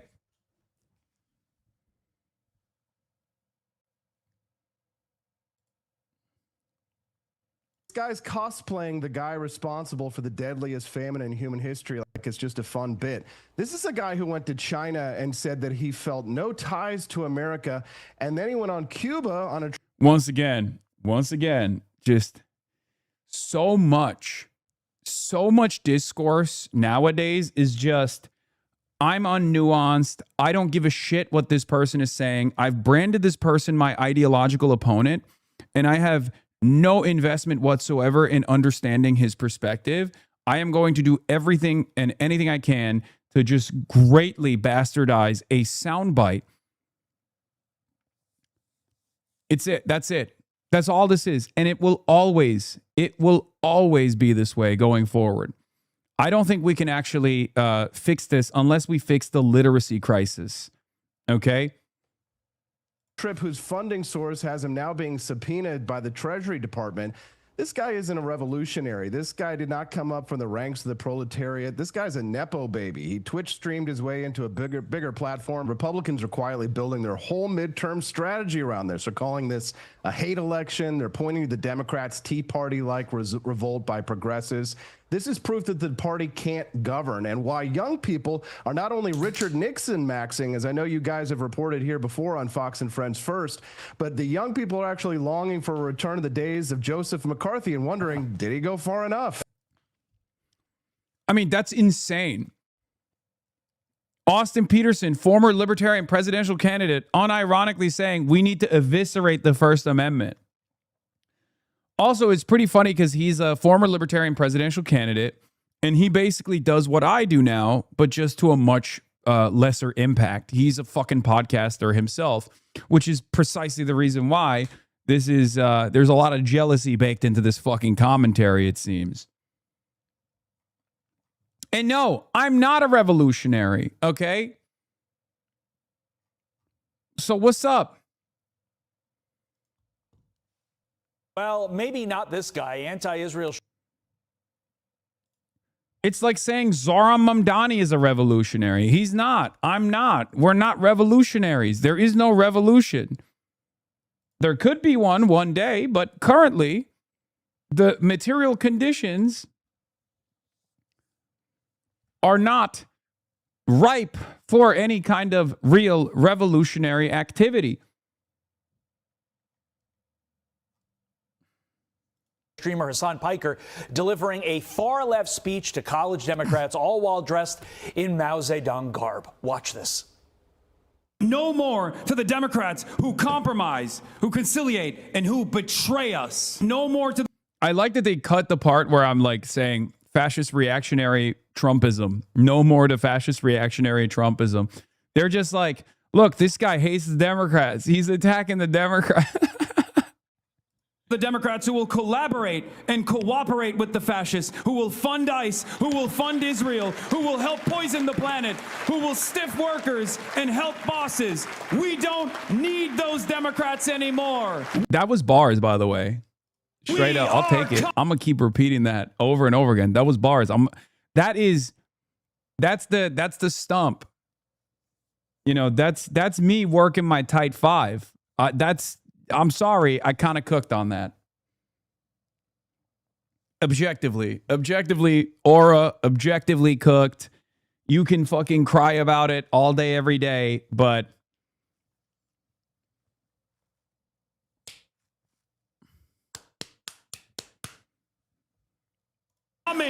we are on boss. We're on bot. Do you write your own speeches? Yeah. So many of you have actually seen a lot of my speeches. Like I will get help from my friend and my editor at times, Noah Colwyn. But this one, the most of the speech, this was something that I wrote that I was going to do in the rally in Denver. So I wrote this speech for the Denver rally, right? And then I reworked it, retooled it for the College Democrats of America. But this is all me, mostly me. Noah gave the Noah part was basically the beginning. Like there were a couple additions from Noah in the front end of the speech, but the second half is my shit. And I was wondering if you guys could tell that it's like it's my own voice coming out and we will become undeniable. Forget the Democrats, Austin. Shouldn't that clip be in every? Yeah, build here, not bomb abroad is my bars. Yes, build schools in your neighborhoods. I use that a lot. Republican ad between now and the midterms that this Marxist and people like him, you know, the people clapping there in the audience, want to take over your way of life. Yeah, the Republicans are loving. I might skip the poison word just because the closer you can get to Hitlerian if you're a professional misunderstander. What, poisoning the planet? No, dude, that's not fucking Hitlerian at all. I'm not saying immigrants are poison. I'm saying they're poisoning our fucking water supply. They're poisoning our environment. It's a perfectly appropriate word to utilize when you're talking about the ecological disaster that is unfolding all around us, and how much the capital forces of capital have contributed to that death and devastation. This stuff, Todd. They want to run on this. It kind of reminds me of that Dwight Schrute clip from The Office when he was doing the speech like he was Mussolini. Communism killed 100 million people and all we got was that lousy jacket. You know, this guy's cosplaying the guy responsible for the deadliest famine in human history like it's just a fun bit. This is a guy who went to China and said that he felt no ties to America, and then he went on Cuba on a trip whose funding source has him now being subpoenaed by the Treasury Department. This guy isn't a revolutionary. This guy did not come up from the ranks of the proletariat. This guy's a Nepo baby. He Twitch streamed his way into a bigger. I love that they're burning the candle on both ends though. He is a grifter. He's not serious. He's not a revolutionary, but also he's obviously trying to foment a communist revolution and very scary. Like, I love this dude saying it at the same time. Like, on the one hand, he's an insincere grifter. All he cares about is making money, blah, blah, blah. But then also he's the most dangerous guy in American politics. We have to make sure he's being funded by foreign governments. Like, we have to put him under the prison. Libertarian, by the way. Where the fuck is your investment in libertarianism? What are you talking about? He's demanding McCarthyist trials. McCarthyite trials to come back platform at the end of this. Look, West Hollywood mansion. Now it's worth north of 3.5 million, I think. And he sits behind a gate so the fans and paparazzi can't get to him. His own defense, when people called out his hypocrisy, he said he'd rather be a rich socialist than a broke person defending capitalism. Well, at least he's honest. The revolution lived. yeah, I mean, that's, again, you got any problems with that? Yeah. Yeah. Yeah. Again, bars. Is behind a gated community, Todd. It is insane, the hypocrisy that he Bars! demonstrates. So the big question is, what are Democrats doing about it? Here's at least two of them. There's some crazy stuff, you know, when we're cheering for the Intifada and DSA, again, they say things like, you know, takeover of key industries, government. That's communism. But what does that have to do with supporting Hamas? What does it have to do with putting up candidates who say we should have no police, no prisons, we can't deport anybody, even if they commit rape or murder, Israel shouldn't exist? These are terrible ideas. Austin, we're running late here, so I need a quick answer. But are the Democrats too late? Has the cancer already overrun the body? Oh, for sure. Axios reported this same week, Todd. Republicans are quietly building their whole midterm strategy around this. They're calling this a hate election. They're pointing to the Democrats' Tea Party-like revolt by progressives. This is a trap. This is a trap for the establishment Democrats. The Republicans are setting this up for the establishment Democrats to fall into. Okay? It's a trap door. Please be smarter. Okay? All of the momentum, all of the on-the-ground organizing is on our side, okay? The people have tremendous appetite for change. They're sick and tired of business as usual politics. They want this change so bad. That's why they're voting. They're voting against the barrage of attack ads against their left flank. They're voting for people that I never thought they'd be voting for. These are Democrats. These are your voters, okay? They're not alien forces from the outside. They're not Republicans that are casting ballots for Daria Liza in a closed election. These are Democrats that are voting, and these are now DSA candidates that are winning these primaries. Okay? This right here is a fucking trap door. Establishment Democrats are going to fall into it. They're going to be like, see, the Republicans are going to use these DSA candidates as a dangerous and scary force, a malign force in American politics. We have to cut them off immediately. Okay? We have to cut them off immediately. Some cynical operators within the establishment will obviously utilize this, will shake hands with the corrupt forces of fascism in this country in an effort to actively excise their left flank. But if you are if you're a Democrat, if you're self-identifying liberal and you just want to fucking win, just please understand that the Republicans are doing this to dupe you, okay? They're giving an out to the established Democrats to rerun the electability argument once again, to tweak it once again, to say, see, no, these moderate pivots are how you win elections. It's not when you go left. You got to keep going right on a lot of these cultural issues. You got to keep going right on economic issues.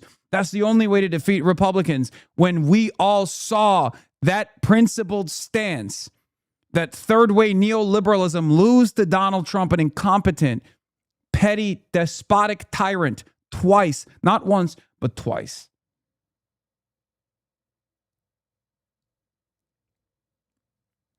This is my plea not to the Democratic Party. This is my plea to the liberals, the self-identifying liberal voters who might be in the margins, who might just say, hey, I kind of like this youth, this youthful exuberance being forcibly pushed into the Democratic Party. I like that, but I'm still a little scared. I'm still a little shaky. I'm still a little shaky on this stuff. Is it actually real? Is it going to work? That's who I'm speaking to when I say this. I'm talking to the fucking voters. Okay?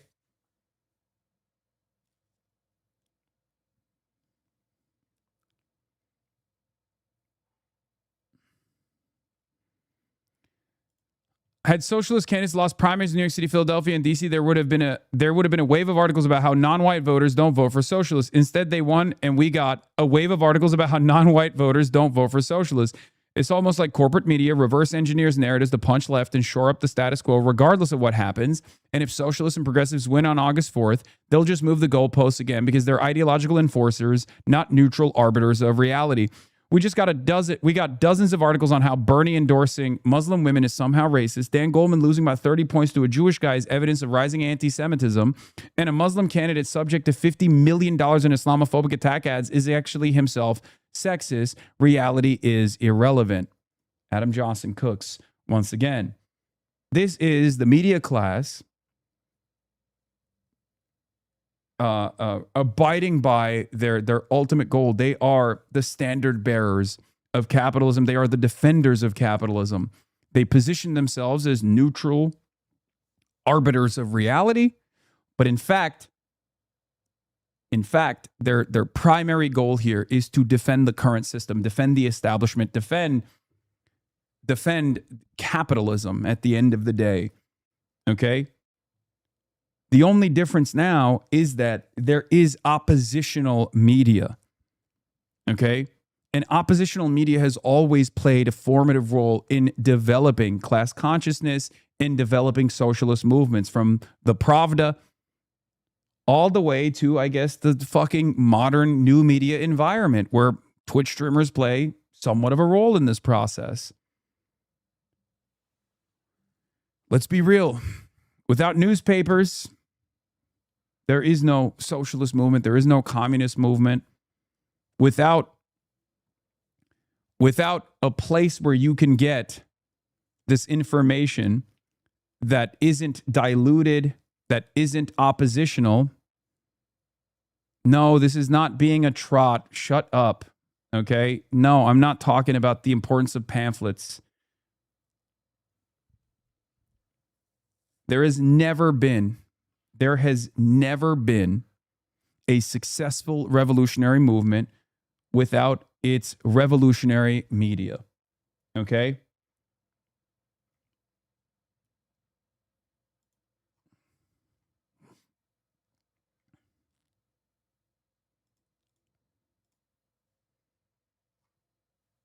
Ground News sponsorship segment? Shut the fuck up. This is proof that the party can't govern, and why young people are not only Richard Nixon maxing, as I know you guys have reported here before on Fox and Friends First, but the young people are actually longing for a return to the days of Joseph McCarthy and wondering, did he go far enough? The problem with that article is Republicans are saying, hey, you may not like us, but they're worse. Republicans need to come up with a better strategy than just that between now and November. Yeah, I'm done apologizing to these nasty little fascists, okay?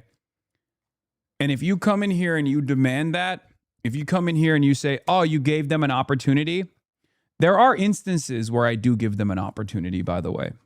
And I'll take my fucking... when I do give them an opportunity, when I say something that's like out of context, or when I say something that is actually fucked up, right? When I'm too hyperbolic or anything like that, I take ownership over that and I apologize for it. This is not one of those moments.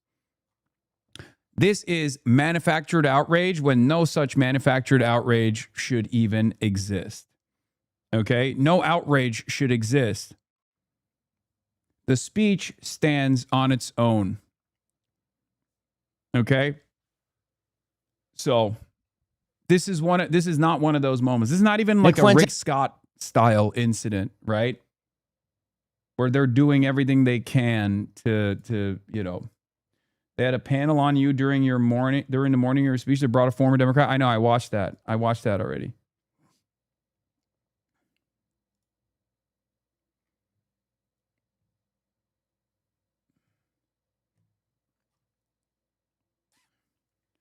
Yeah. We are done. We are done conceding on oppositional framing. We have to be done with that. It's one of the biggest ways that Democrats consistently take L's. And if we are to be different than Democrats, if we are democratic socialists, we're communists, we will not take on oppositional framing. It's bad. It's just, it's self-defeating. And it's an argument that I have presented to even establishment Democrats, and it's one of their biggest weaknesses. They love taking manufactured hysteria, manufactured outrage from their opposition and then entertain it as though it's a sincere grievance. It's not. Simply put, your boos mean nothing when I've seen what makes you cheer, right? I'm not going to get a lecture from a guy who excitedly supports death and destruction of children, okay? I'm sorry. I'm not going to hear a lecture from you, Ben Shapiro. It's not happening. I don't care what your perspective is on this matter. Shut the fuck up. Stop saying it's Rick and Morty. Shh.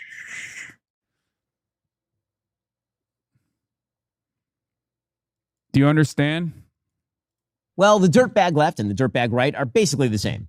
Hasan Piker, Nick Fuentes, same transgressiveness. Graham Plattner, Andrew Tate, both alleged rapists, same evil, same scam. We're here pointing it out so you can see what's going on both the far right and the radical left. We'll also get to the craven mayor of New York, Zohran Mamdani, who seems to think if he just smiles a lot while spewing commie propaganda, people won't notice that he's just spewing commie propaganda. And we're doing a lot of noticing these days. See, in the wake of losing elections, the left is now embracing the photo negative of the right's transgressive evil. The socialists aren't hiding it anymore? Reload the title. It has a new title? What do you mean? It just says the socialists aren't hiding it. As in Hasan saying things that are immoral, not anchoring anything you have to say to evidence or fact. It's super duper fun. Hell, it's probably fun to go to a College Democrats of America convention dressed as Chairman Mao. I mean, I assume it's fun for Hasan Piker when he's not putting on his Cartier jewelry. I assume it's fun for him to go dressed as a mass murderer responsible for the death of 40 million people at the College Democratic of America convention, explaining we don't need Democrats anymore and the kulaks must burn. I didn't say that. What the fuck? The kulaks must burn. Yeah, I said liquidate the kulaks. But no more to the Democrats who compromise, who conciliate, and who betray us.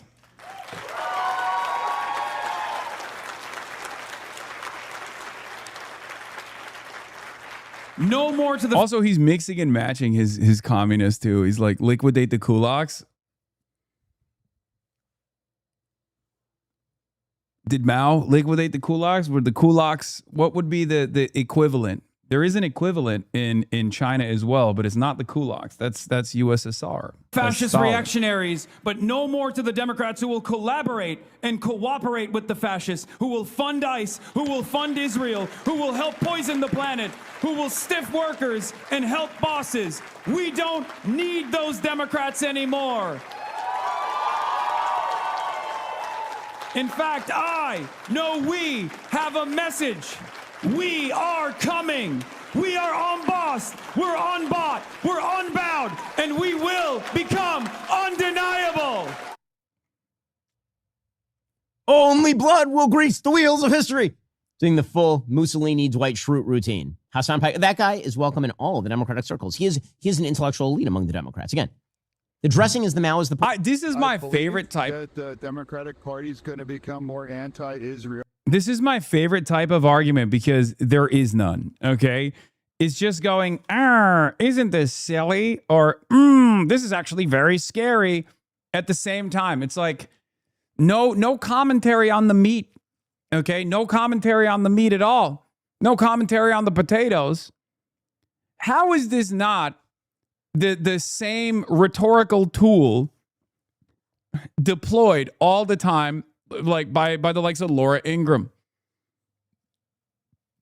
that just simply repeat the statement with a silly, sarcastic tone without actually addressing any of the arguments? The only articulable fear the Democrats can produce against the left is Israel. Point. The siding with Hamas is the point. The DSA is fun and incredibly sinful, and it's enjoyable for the left.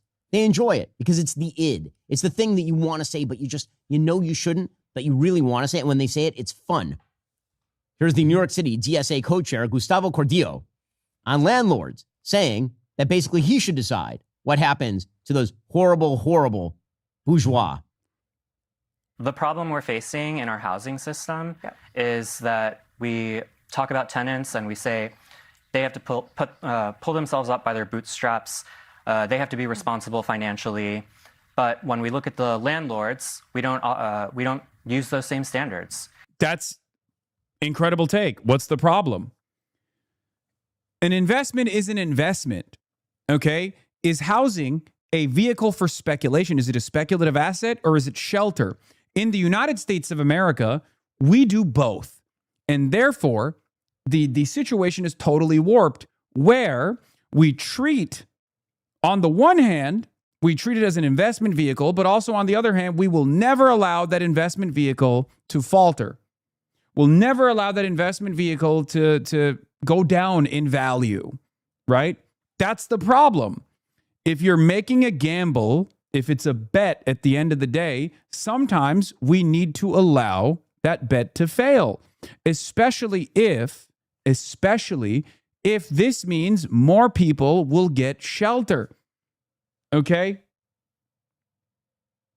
It's that simple. And that's all he's saying. He's saying we tell people to pick themselves up by their bootstraps. Well, when it comes to making your money off of holding on to housing, holding on the property, we never allow for policies that will potentially lower their profit margins. That makes no sense. That is unironically the reason why there's this major housing crisis in this country. This is not a controversial opinion. As a matter of fact, if you were to talk to the average person, the average working class individual, or even the upper middle class person in the country right now, and you were to be like, hey, how do you feel about home values going down a little bit, but then you get to have a home? Everyone would agree with that. At the end of the day, we're talking about shelter for these people, okay? For most people, for the average person, a home is shelter, okay? In the United States of America, it's also your nest egg. It's also your retirement. It's upwards mobility. It's generational wealth. That's what's so frustrating about it. Our understanding of housing in the Western world is totally fucking distorted.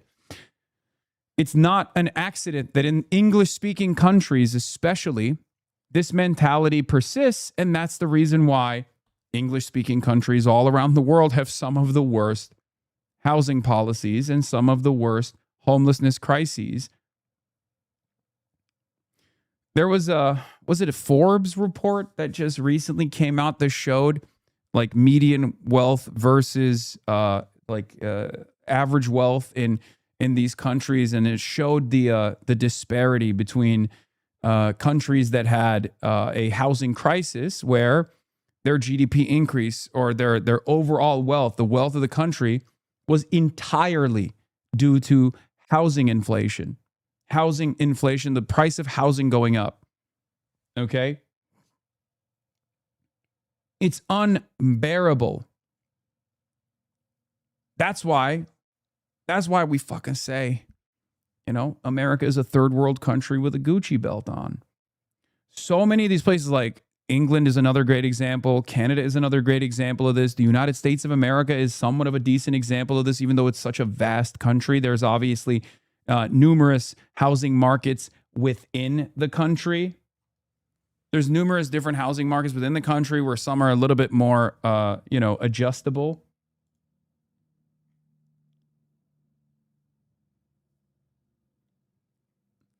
Australia is another one as well, where you look at the overall, the entirety of the Anglosphere. When you look at the overall wealth in the Anglosphere, you see there's a lot of value, but you don't understand the full picture. If there's so much value, why are there so many homeless people? If there's so much value, if there's so much wealth, why is there so much endless suffering? Okay? Especially in Western liberal democracies, Western liberal capitalist democracies. Why? That's because all of the value is trapped in the hands of boomers, and all of the value is trapped in the housing.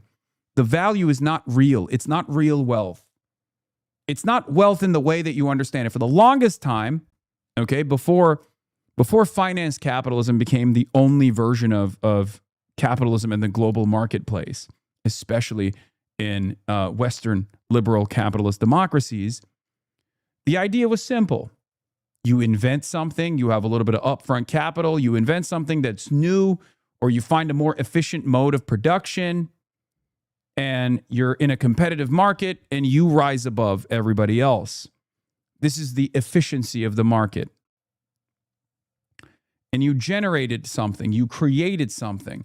There was an industrial base that was built in this country. Okay?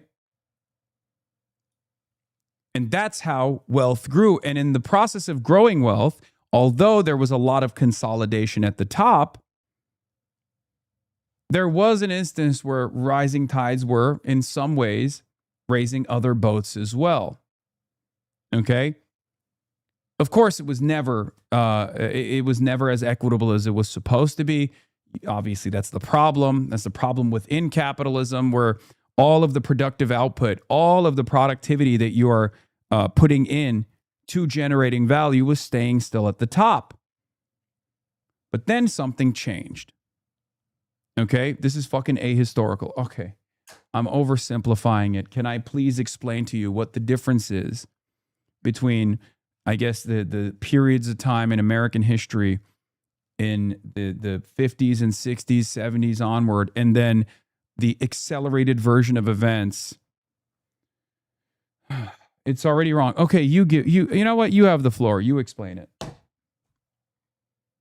You explain why so much wealth growth has been seen in the Western world especially, and yet the bottom fell out for the average worker.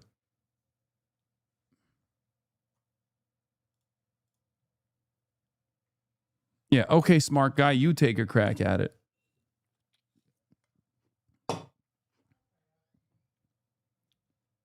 When did the wealth get to the bottom? It never did. I'm not saying it got to the bottom. I'm simply stating that when there was more redistributive policies, and when there was an industrial base, some of that value that was being generated, unlike now, because all of the value comes from moving numbers around as opposed to like actually building shit, in comparison to the current accelerated version of finance capitalism, things were objectively better. It still wasn't a perfect system. It still wasn't a good system. Okay. But in comparison to the situation now, if you want to understand like why there was at least like a self-identifying working class, a labor movement, and that people could simply work one job and have not one, but sometimes two fucking families. Okay. Like there is no reality. There is no reality now where one guy with one job can have not only one family, but a second secret family on the fucking side. Okay. You have households where both of the parents are working, and on top of their regular job, in order to make ends meet, they have to take gig economy jobs as well. What's the difference?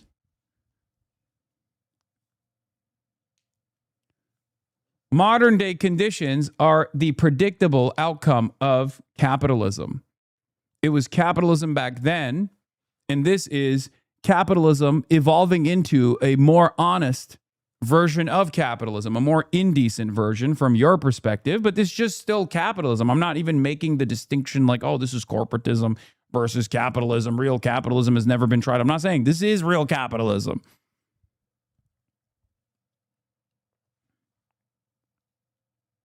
I'm simply explaining to you that the contradictions have always existed, but it's getting far worse now. And we haven't even peeked behind the curtain of what it will look like with artificial intelligence, where value keeps going up, where the market is still performing well, and yet people are losing their jobs.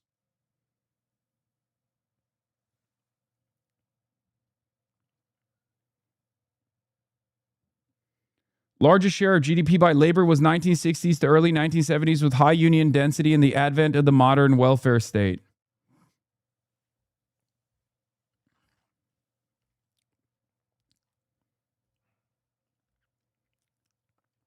It also happened to be a period in time where America still had some version of central planning in the aftermath, the war economy.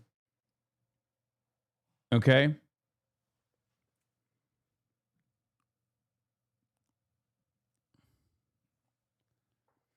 Yeah, Rand income study from 1975 to 2018. Bottom 90% had 67% of share of income in 1975 and 50% share in 2018. It's gotten even worse. It's gotten so much worse.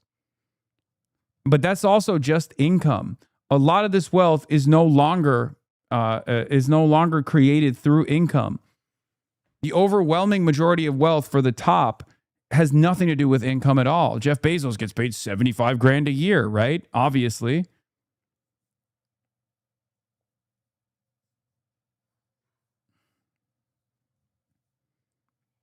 It's in assets. It's in wealth. It's in the stock market. That's what I'm talking about. That's the major difference nowadays. It's in investments. In any case, that is the reason why this system is collapsing. That's the reason why contradictions are worsening. Ownership, not income now. Only way Elon Musk could become a trillionaire. Exactly.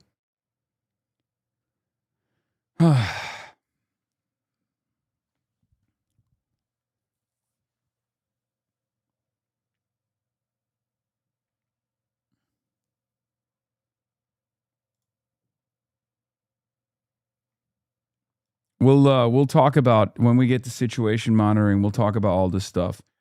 But in any case,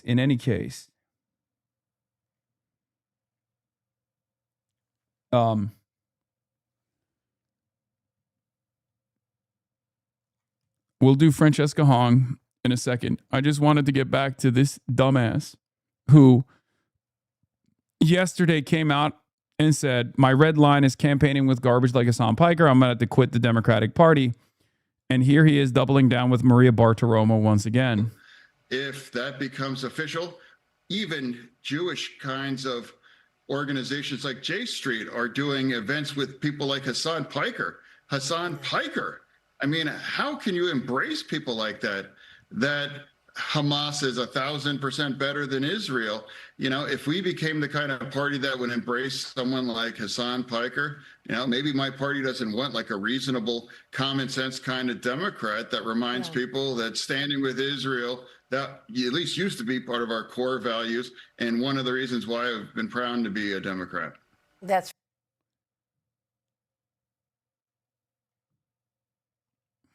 right. Senator. Yeah, he's just saying straight up. He's entertaining leaving the Democratic Party, which he already left spiritually a long time ago. Let's be real. But now he's looking for an out, and I guess he's decided the out is me. Now, the real question here is, if you were to ask the average Democrat, is John Fetterman closer to your understanding of what the Democratic Party should represent, or is it someone like myself? I suspect that if you look at the trend lines on Israel, most Democrats would obviously be on my side of the argument rather than John Fetterman's. So that's it. John Fetterman doubles down on his threat to leave the Democratic Party because of Hasan Piker. Yeah. John Fetterman has a minus 40% approval rating among Democrats in Pennsylvania. Now, what's really interesting about this, by the way, what's really interesting about what John Fetterman is saying is that John Fetterman is the least popular Democrat in the country. He's a Dino, Democrat in name only. Okay? And what I find particularly strange about this is what he's saying there is not dissimilar to what you hear from Neera Tanden, what you hear from Shannon Watts, what you hear from a lot of these establishment Democrat-aligned spokespeople for the center of power in the party. It is identical, almost verbatim, bar for bar.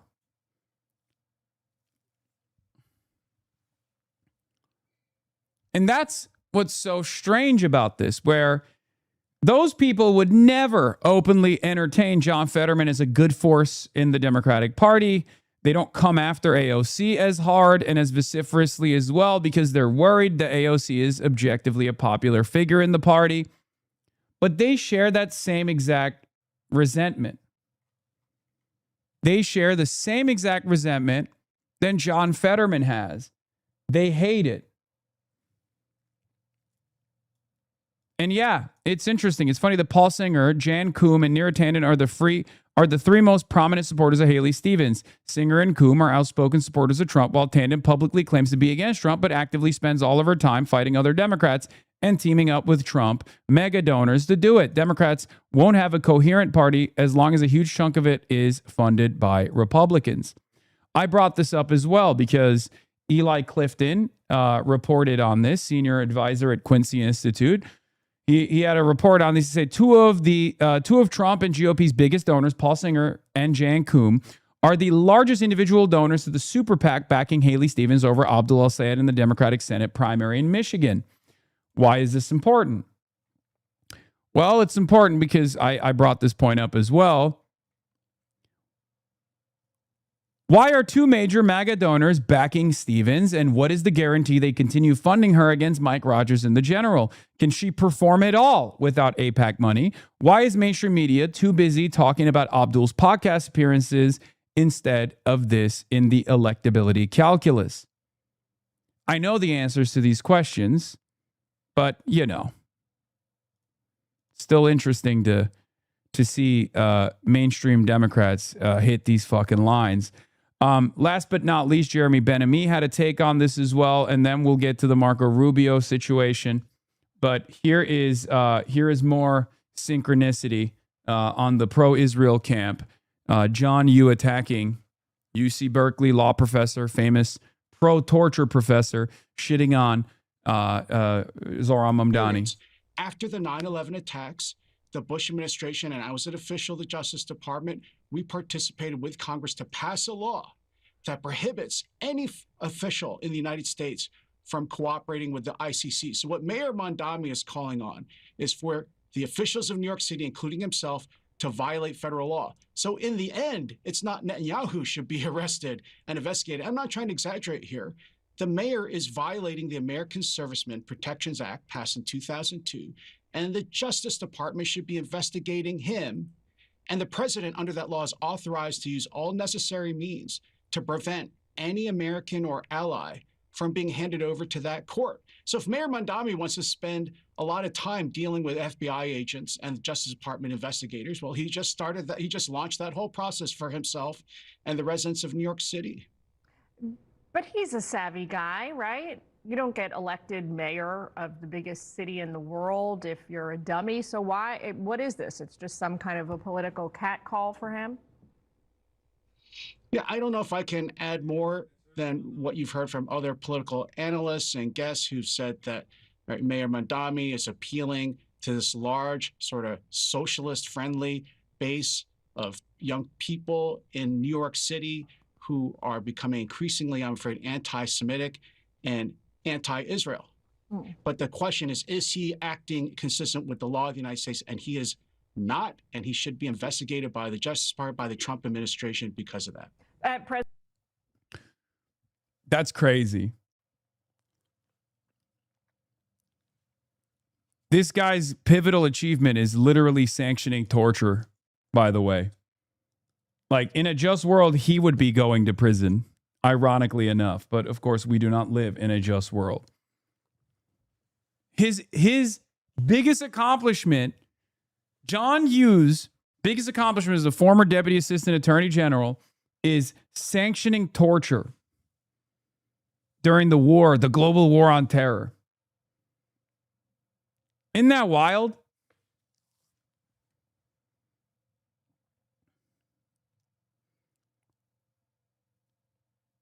Yeah, he wrote the torture memo, famously.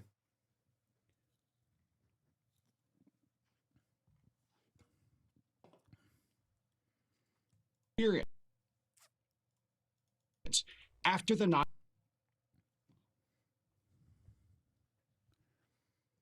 Man who deserves to be on trial at The Hague, it's illegal to actually send criminals to The Hague. Yeah, of course he would say that. He's a fucking straight up war criminal. So yeah, this morning I had some unfortunate news. Let's start there.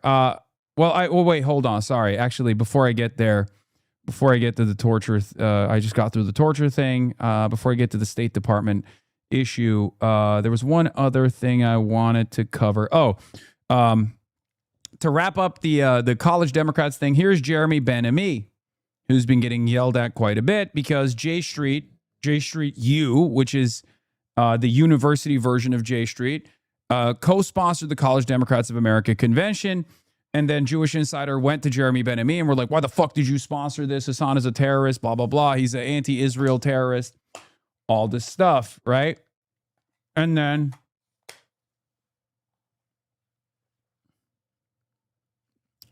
I guess Jeremy Ben-Ami had a opinion on this. He wanted to release an effort post on this. It says, since it was announced that Hasan Piker would be speaking, some have sought to portray our participation as an endorsement of his views. That is simply false.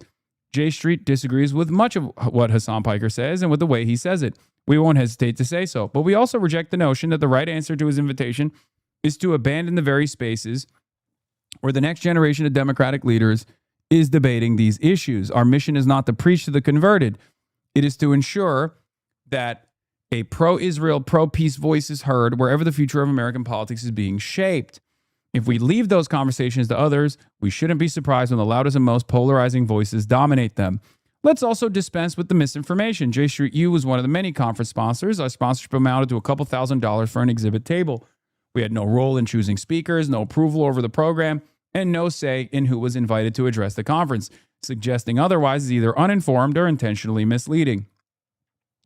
Some of our critics don't object to this particular conference. They object to J Street. They've spent years trying to convince people that there is no room in American Jewish life or democratic politics for a pro-Israel movement that also insists on Palestinian rights, opposes the occupation, and believes diplomacy is stronger than perpetual war. They won't succeed. Too many people want young Americans to believe there are only two choices: defend every action of the Israeli government or reject Israel altogether. That is a false choice, and it is one J Street was founded to reject. We will continue to show up. We will continue to engage. We will continue making the case for a future in which Israelis and Palestinians can both live in freedom, security, and peace, and we won't be intimidated into surrendering that conversation to voices we disagree with or to critics who would rather see us stay home.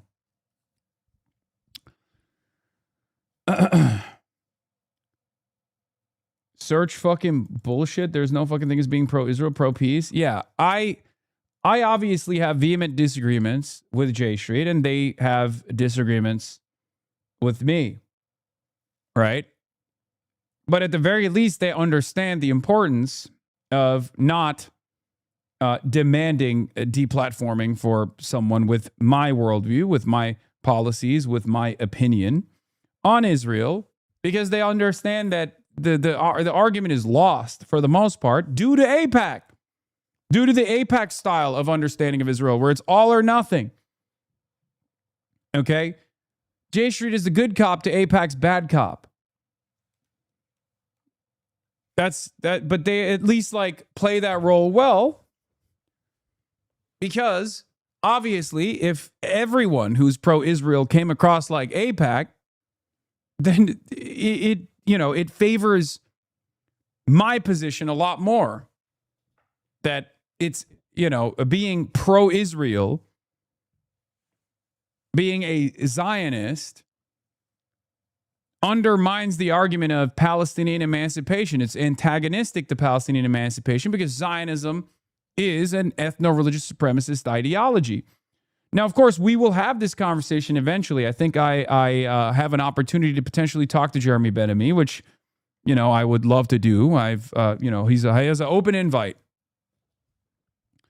to have honest discourse on this broadcast where we can put out our opinions, and we can have a reasonable conversation about whether or not being pro-Israel is antithetical to being pro-Palestine or not, and why we should care about the demographic concerns of the Zionist state as people who believe in, humanitarian values. But that's for a different day. He doesn't seem reasonable in the tweet. I think he's more reasonable than AIPAC is my point. All right. Hasn't Jeremy Ben-Ami taken issue with you historically? Yes, of course, because I also rail against liberal Zionism as well. And Jeremy Ben-Ami is a liberal Zionist. So, of course, he has a major issue with me. Dude, people who even self-identify as like being prominent critics of Zionism, Peter Beinart has taken issue with my criticisms of liberal Zionism. And I like Peter Beinart. You know, we've had this conversation.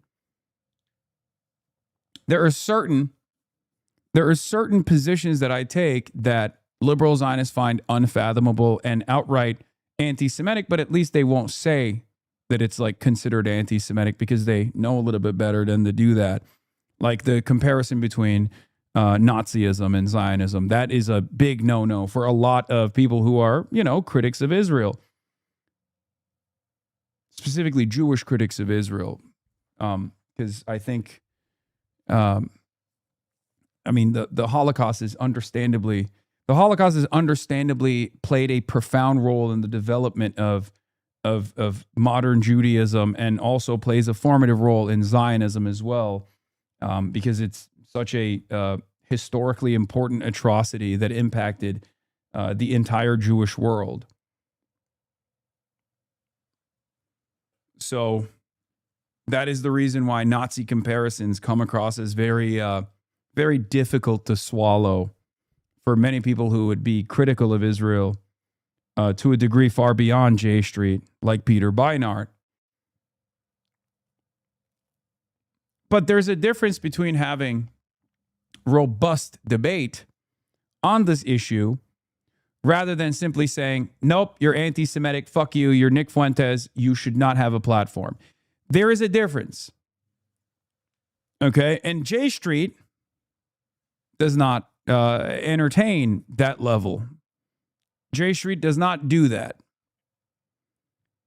Many other Zionists do that, where they'll cynically claim that I am an anti-Semitic person, and not one that has combated anti-Semitism, but also has a significant difference in opinion, who's not precious about making this comparison, because it's important. It's in the spirit of understanding. It's in the spirit of Holocaust scholarship to make that comparison. That's the purpose of Holocaust scholarship.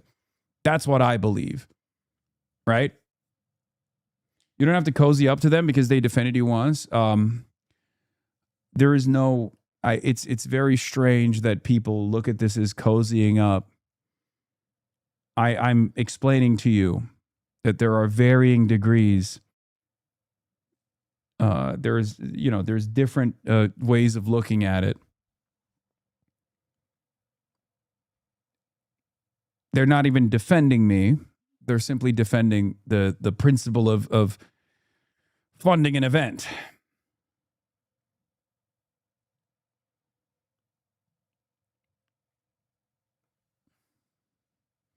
Peter Beinart is not J Street, to my knowledge.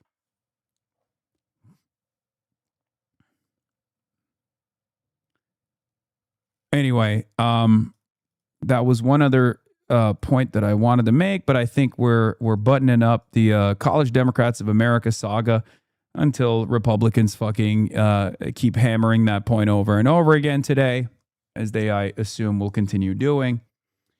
And we're moving on to the strange. No, stop! I don't care about the JNS article, chatter. Please stop spamming it. I don't want to read the 750,000th fucking article about, like, oh, as a Jewish person, I was really scared that Hasan Piker spoke at the College Democrats of America, okay? For the last 3 years of Israel's genocide, that's all we've written. That's all we've read here on the broadcast. Okay, please. I don't know why you want to fucking pull me back into that. We're done with that, okay? We're moving on. We're moving on to a different line of attack coming from the State Department. So the State Department released a new report this morning. This comes after the political terrorism event. Okay. Ken Klippenstein was the one who informed me this morning But here is a highlight. Here is a headline. U.S. accuses Cuba of long-term ideological warfare and infiltration at the highest levels of the American government. Okay? The New Republic wrote about it too. State Department targets Hasan Piker, Ilhan Omar's daughter, and DSA. A new State Department report on Cuba goes after American citizens on the left. Now, this is a gross violation of the First Amendment. There's no other way to read it. It is a direct attack on American citizens exercising their freedom of speech, their freedom of expression.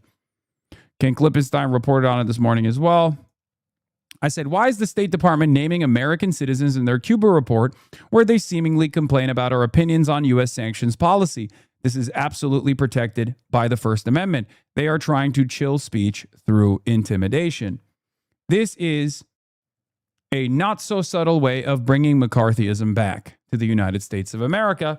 And the targets are, ironically enough, also identical. Okay? Because there is no domestic terrorism statute, as it would be directly at odds with the First Amendment, the State Department is utilizing the broad powers that it has in the post-9/11 global war on terror universe. They're using the tools that they have at their disposal that they've deployed over and over again by claiming that the people that are socialists, that criticize the Trump administration, are actually a part of an international network of terrorism. Because they cannot do this, line of attack at the domestic level, they are trying to tackle it from the international level. Okay? They have a lot more tools at their disposal to, quote unquote, tackle international networks of terror. You claim someone is a terrorist, you claim that they're being funded by foreign entities, and then boom, you can do whatever the fuck you want. Deny them their habeas corpus, torture them in Guantanamo Bay. This is the process that the American government has deployed. This report that Marco Rubio released, that he said, for more than 6 decades, the Cuban regime has been leading sponsor of radical leftism and third worldism in the United States. The State Department is exposing the full history of Cuban espionage and subversion in our country. The American people deserve to know. Joe Roth says, this report is a justification for the military invasion of Cuba and the new COINTELPRO. Rubio lists the People's Forum, Code Pink, and DSA as Cuban front groups, which the Trump administration will inevitably try to break and suppress. That is precisely what they're doing. Matt Petty has an opinion on this as well. He says, that's exactly it. The Rubio camp does not have a problem with communism as an economic system or an idea. They believe that the lesser races, civilizations of the world have gotten too uppity, and Tin Pot socialist states are the easiest to make an example of. When you point out that Islamo-leftism or third worldism is incoherent, that's the point. They're telling you to fear everyone else in the world, and it's all one horde trying to take what's yours, no matter what justification. This is why I was very frustrated. Dude, I can't fucking talk about the student protests in India right now, man. I'm sorry, okay? Maybe we'll get to that in a little bit. I'm literally talking about my fucking federal government coming after me right now. Jesus Christ. Holy shit, spammers in the fucking chat. Piece by piece, we will get to it, okay? Fuck.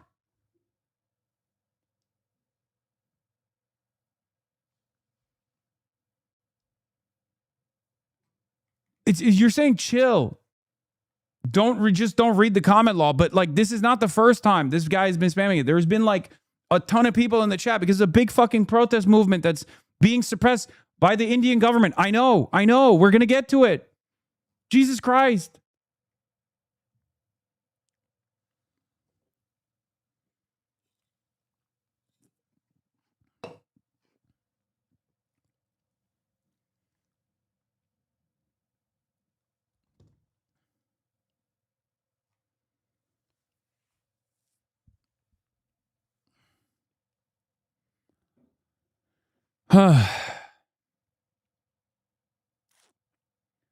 Yeah, the report is so insane that it actually states, in all seriousness, that Cuba's main goal is to conquer the United States. It's about as dumb gets. Don't be fooled. This is the State Department trying to build a foundational case for U.S. military action should Trump decide to do it. These various threads can only be understood through the prism of the Cuban regime's ideological foundation, imbued by its founder with a singular goal of conquering the neighboring United States. Since 1959, Cuba has been, and without fundamental radical reforms, will always be less a nation state than all-encompassing intelligence and subversion operation focused around its existential revolution against the United States. Amid all this, the Cuban people themselves continue to suffer in hunger and darkness, forced to live in something akin to modern slavery under the occupying regime, held hostage by their own state. The report also is extremely clueless on the big reason why Cuba is still offering its services to the extent it has any to Russia and China, because it views doing so as good balancing behavior against a neighboring adversary with infinitely more power than itself. A Cuban plot to undermine McDonald's, the ultimate example of American imperialism. Yeah. The threat posed by Cuba is described in far more dire terms than those employed by the U.S. intelligence officials and State Department diplomats over several decades, reviving speculation that the Trump administration is establishing a pretext for overthrowing the communist government in Havana, a longtime goal of Secretary of State Marco Rubio. That is precisely what's going on. But the icing on the cake isn't just to create a fake sufficient reason to militarily invade Cuba, a country that we have been starving for 60 years and only have enacted more cruelty in the last decade. Okay? But besides that, this is an opportunity to basically create a legal structure to claim that domestic socialist movements, domestic left movements, are actually a part of this international apparatus of left terror. This is why I was very frustrated and very worried when I saw the counterterrorism seminar that they delivered this past weekend. I talked about it, I warned about it, and this is complementary to exactly what they're trying to establish. Okay? This is part of the reason why I brought up Fergie Chambers' arrest in Spain, directing the Spanish government to extradite Fergie Chambers, an American citizen with a profound amount of wealth, a centimillionaire, an inheritor of the Cox dynasty and the wealth, who funds certain protest movements and pro-Palestinian movements all around the globe as a terrorist. Okay? They're trying to go after Fergie Chambers. They're trying to go after Roy Singham. Okay? Roy Singham lives in China. Fergie Chambers, I don't know where he lives, but I guess he was in Tunisia or something. And they are using the Spanish government. They use the Spanish government to intercept him at the point of travel and arrest him. And now they're demanding that Fergie Chambers get extradited to the United States of America so he can be prosecuted in the United States of America. Southern District of New York is actually playing a role in the RICO case against Roy Singham. Now, neither of these people are people in my sphere of influence or in my orbit in any way, shape, or form. I just know of them. Fergie has actually criticized a lot of the stuff that I do. I'm too reformist for him, whatever.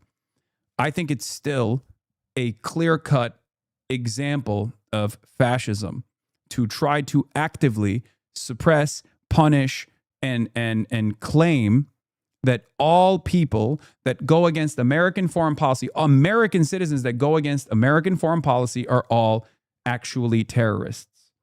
Okay?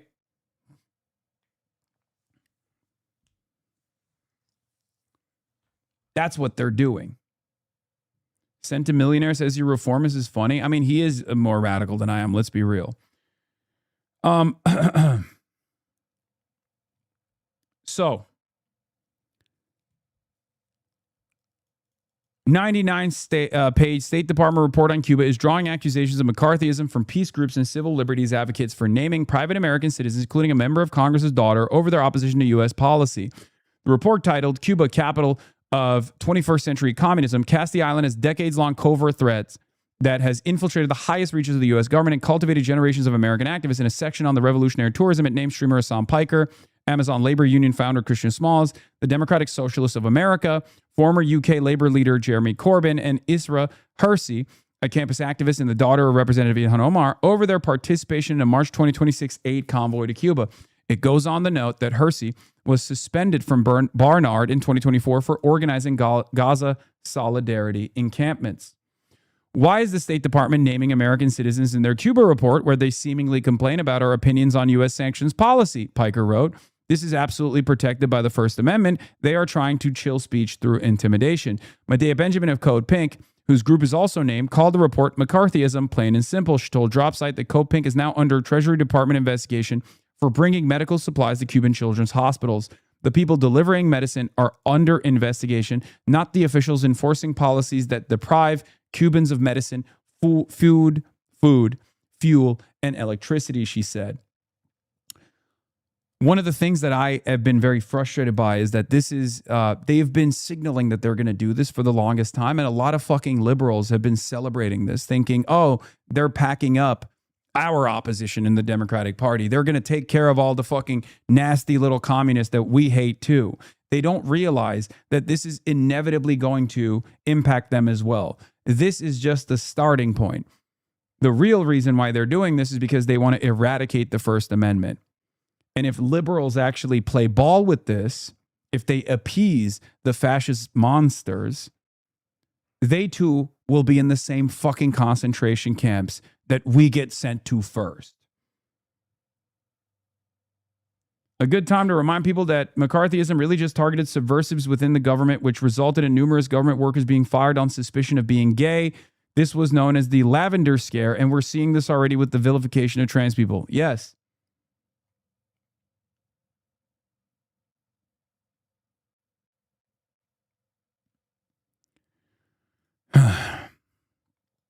It said the blockade that the report exists to justify has left Cuba with shortages of medicine, a healthcare system starved of supplies, and a collapsing power grid. Cuba poses no threat to the American people, the group said.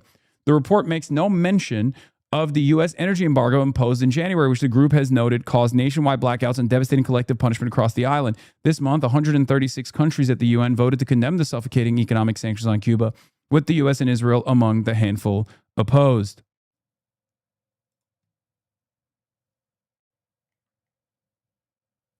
Yeah. First, they came for the communists, and I did not speak out because I was not a communist. Then they came for the socialists, and I did not speak out because I was not a socialist. Then they came for the trade unionists, and I did not speak out because I was not a trade unionist. Then they came for the Jews, and I did not speak out because I was not a Jew. Then they came for me, and there was no one left to speak out for me. History doesn't often repeat, but it rhymes, is what they say, right? It's a cliche. Well, right now, history isn't even rhyming. It's just repeating. This is a justification for McCarthyism. And because they can't do that off domestic policies, because there's no domestic anti-terrorism statute in this country, they're doing it by creating a sufficient legal environment with the vague international terrorism statute that exists post-global war on terror. And they will trap regular dissidents, liberals as well.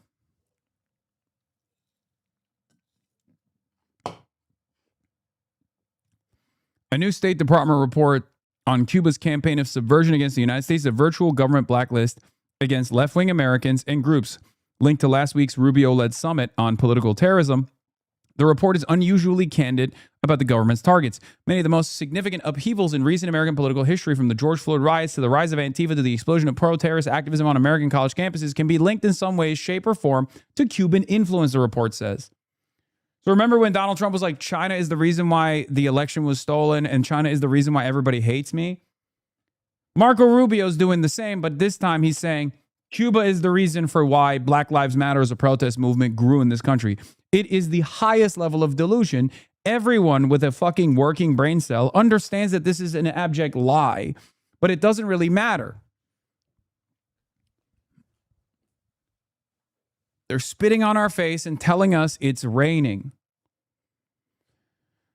As for those who these supposed agents of Cuban influence are, the report is remarkably explicit. It names people like Ben Cohen of Ben & Jerry's ice cream fame, mayors Zohran Mamdani and Karen Bass, media figures like Amy Goodman and Hasan Piker, organizations like the Democratic Socialists of America and the Amazon Labor Union. The implication is clear. Secretary of State Marco Rubio thinks there should be a modern-day blacklist of the political left in America. In fact, the report explicitly mentions the blacklist, McCarthy-era investigations and prosecutions of the 1950s and their effectiveness at dismembering the Communist Party USA. The 100-page report titled Cuba, the Capital of 21st Century Communism was released this morning. An entire section of the report, numbering over 3 pages long, is dedicated to the Democratic Socialists of America. The Democratic Socialists of America serves as a particularly potent illustration of the ideological victory of Cuba's efforts to position itself as the spiritual capital of third worldist radicalism, the report says. This represents a significant advantage for the Cuban influence operation. Havana no longer needs to rely solely on intelligence penetration or asset cultivation to exert influence over the United States. Though the report concedes that DSA was not shaped by the direct and tangible influence of the Cuban government and that it has organic ideological commitments, it insists that none of that is to say the group has no ties to the Cuban regime and its influence network. Instead, the report points out the group's delegations to Cuba as evidence of Cuban influence. For more than 6 decades, the Cuban regime has been leading sponsors of radical leftism and third worldism in the United States. Secretary of State Marco Rubio said in a post on Twitter linking to the report. Whatever you think of DSA, it is hardly fringe. It claims as members prominent politicians like New York Mayor Zohran Mamdani, and it has helped to nominate dozens of politicians like him in the office in recent years. Senator Bernie Sanders identifies as a Democratic socialist, having himself popularized the term, as do Representatives Alexandria Ocasio-Cortez and Rashida Tlaib, who are card-carrying members, as well as Mamdani. The Cuba report follows last week's Rubio-led International Summit to Political Terrorism. That summit, as I reported, introduced the new term far-left terrorism, abbreviated FLT, a term it never really defined, which, by the way, it's not supposed to. The vagueness is a part of the process, okay? That's why it's perfect. It's vague. You can slap it on anything you want to, from old folks that are sitting at, No Kings rallies to people who say Orange Man is a Cheeto in the dang White House, all the way to, more radical parts of the protest movement against Donald Trump. The vagueness is a feature, not a bug. Exactly. Speaking at the summit, Rubio vowed that further new terrorist designations for left-wing groups would be coming soon. Jeremy Lewin, the Undersecretary of State for Foreign Assistance, linked last week's political terrorism summit to today's Cuba report, saying on X, for 7 decades, the Cuban regime has been behind both the ideological underpinnings of third worldism and subversive organizing structures of the new radical left political terrorists that Secretary Rubio called out with clarity last week. But virtually all the summit could do is substantiate the supposed scourge of political terrorism was to focus on groups that are almost comically dated, like the 70s era Symbionese Liberation Army or the Weather Underground. The summit was vague about what are the equivalent groups today. Today's Cuba report, however, names names in an obvious attempt to stigmatize American citizens who are very much politically active today. In some cases, there are even sitting politicians, from Congresswoman Maxine Waters to Los Angeles Mayor Karen Bass. I read the 100-page report and counted references to at least 43 contemporary American groups and individuals, which the report identifies as follows. Suzanne Attlee, the president of the National Lawyers Guild, who participated in the Nuestra America convoy and who, the report notes, praised Venezuela's 2024 elections. The Amazon Labor Union, Antifa, Asada's Daughters, a Chicago-based Black Lives Matter abolitionist offshoot that trains young activists in the radical spirit of Assata Shakur. Association for Investment in Popular Action Committees, APAC, a California-based umbrella nonprofit that funds left-wing media and delegations to Cuba and Venezuela. Karen Bass, current mayor of Los Angeles and former congresswoman who was a Venceremos brigade organizer in the 1970s. This is real. I used to talk about Karen Bass's radical politics back in the day. Hasan, if you weren't CIA, I bet you'd be shaking in your boots right now. Yeah, no, this obviously, once again, to all of my naysayers on the more radical elements of the left, this once again proves that I am obviously a federal agent. This is how it works.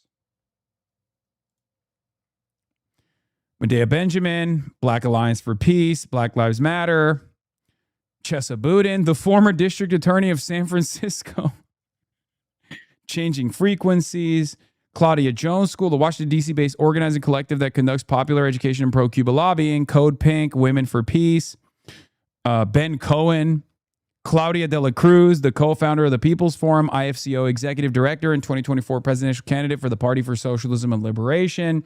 Obviously, PSL is being determined as a front group for Roy Singham. That's like the big RICO case that they have developed right now. And even if you have your disagreements with the PSL, even if you have your disagreements with the People's Forum, understand that this is not going to stop there. And you're a fucking idiot if you think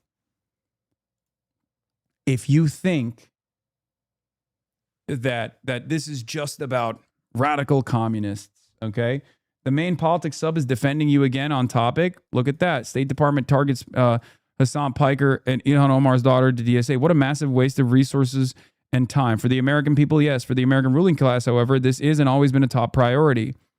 Yeah. I mean, I'm glad that like Redditors are actually beginning to recognize that the sincerity and the severity of the crisis at hand, you know? I mean, it's such a fucking ridiculous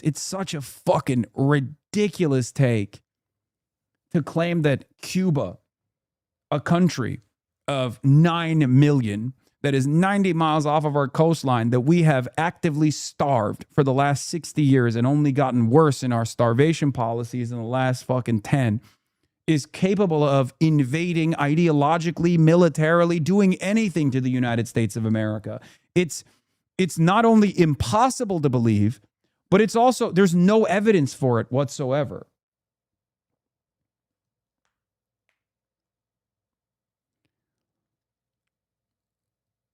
I'm going to say something that is going to anger my fellow Republicans about Mamdani. I listened to his interview with Lulu Navarro. For a low information voter who has no time to pay attention to the substance of his message, what he's saying is absolutely brilliant in his attacks against the right. The tone of what he's saying is brilliant. It's part folksy everyman. Republicans have abandoned the working class or a bunch of elites without being harsh or conspiratorial. He has gotten very strong, very fast, and is evolving his national messaging to the rest of the country. Despite my abject fear and repulsion of socialism, it is really impactful. If Democrats are really smart, they will nominate someone with his tenure and tone on economics and national policy, leaving out Israel and international politics, which is a whole other ball of wax. If Democrats do this in 28, we have a huge fucking problem. A huge fucking problem we will not be able to podcast bro our way out of.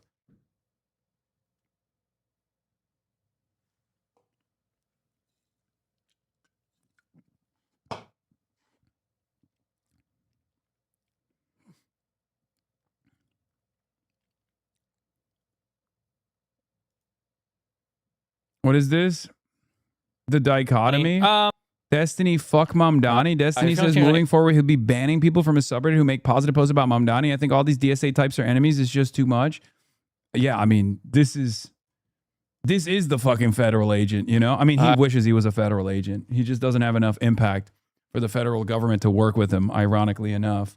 But yeah, he's such a fucking nasty little vindictive shithead. I have a feeling change on AOC/Mamdani. AOC is whatever. Fuck Mamdani. And I'm banning all. If you write any positive shit about Mamdani on my subreddit, you better source the fuck out of it, okay? No more of the like he fixed the New York budget or any of that bullshit. I think all these people are enemies. You can't. It's just too much. Like all the DSA cringe fucking shit is too much. I don't care.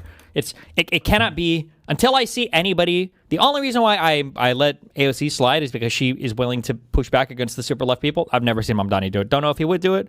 But if I see him do it, then I'll change my opinion on it. But at this point, he's such a petty little tyrant in his like little circle on the internet. It's so funny. Like, who listens to this and goes, yeah, this guy's fucking kicking game right now. He's so based. How do you read this as anything but like a bitter man who has no power, no prominence, and is just like talking to an increasingly shrinking, irrelevant group of individuals that is basically a fucking cult? AOC is the only actual R-word progressive. Fuck her too. I feel like holy. It's a little bit absolute based. AOC, my queen. Existential for our party. For our party. It's like, bro, this is not your party. Okay? Like, this is the thing that I don't understand. He always talks about is like, he was like, DNC shouldn't be inviting Hasan. They should be inviting me instead. Oh, I wish they would give me the power one day so I could like really fix everything. And it's so funny because it's like, dude, what are you talking about? Like, you're a deeply unserious egomaniac. You're a narcissistic sex pest. You've platformed every white supremacist in the last decade. Fix your fucking life. And if you want to actually have impact in American politics, stop trying to fucking harm the left movement in this country. It's such a strange thing for this guy to like present himself as this real beacon of prosperity, a real force to be reckoned with within the liberal Democratic Party when the Democrats don't want anything to do with him either.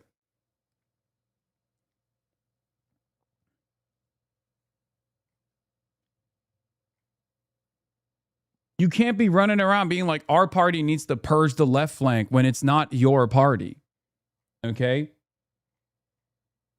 We, our, these terms are not appropriate.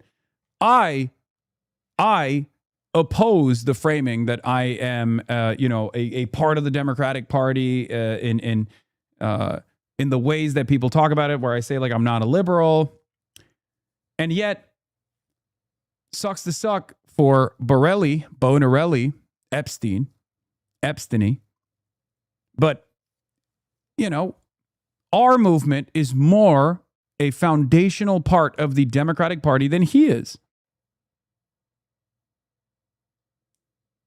Part of that is because he's just a hanger-on. He's just trying to claw his way into some kind of relevancy, but failing to do so because he gets in his own way every step of the way. Not ever be able to criticize to the left. It's just fucking crazy. If you're feeling change on AOC/Mamdani, AOC is whatever. Fuck Mamdani. You know? And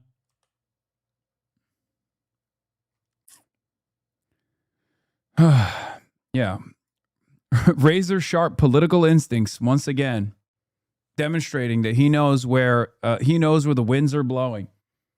If he had real ideological commitments, rather than operating off of pure resentment, okay, he would recognize where the movement was, where the momentum was, and he wouldn't position himself as being unbelievably antagonistic to that movement. Not to say that like DSA would ever welcome someone like Destiny into its own ranks, but he could at least dupe people into believing that he was a progressive force, right? But he's so fucking self-centered and so chock full of personal resentment. He is driven by his animosity to those he has declared ideological enemies due to the fact that at some point we've made him feel small, we've made him feel stupid, we've made him feel silly, only because he positioned himself against people like myself and the environment shifted from under his feet. Okay? Like with Israel. Israel is one of the best examples of this, right? Like he thought, as he said over and over again at the time, like, oh, Hasan is losing everything. We're going to destroy him. Everyone is going to know that he is a nefarious force, a bad force in American politics.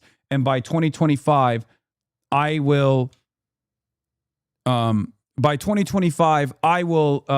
have actually generated a lot more buzz than Hasan, something along those lines. It was such a stupid thing that he said.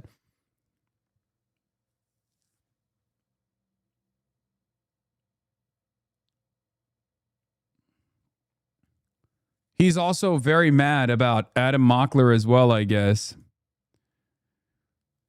Never mind, the lib media is never covering any of the Hasan shit. This is literally Adam's girlfriend. Kill me. The whole space is cooked as fuck. He's like going after Adam Mockler's girlfriend apparently because he doesn't like that Adam Mockler is not sufficiently defending him.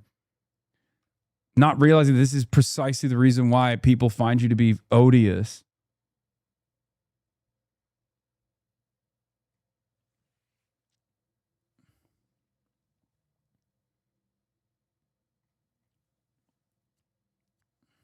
He's targeting Sam Cedar, Adam Mockler, Brian Tyler Cohen, David Pacman. Yeah, his girlfriend called him pro-Israel, which he is. Yeah, he is. I don't know why he's like running away from it when at the apex of the genocide, he was running all over talking about how pro-Israel he is. That shit's not going to go away. He still is pro-Israel. He hasn't even positioned himself as having like a change of heart now.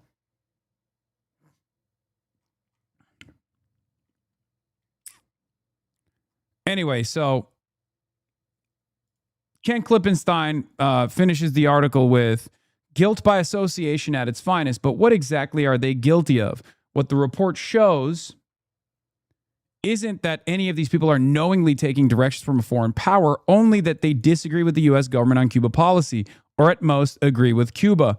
Their views can be wrong, aggressively, offensively wrong even, but it's their goddamn rights as Americans to hold them. Which, by the way, I don't know why Ken is posting that part over here. What do you mean aggressively and offensively wrong?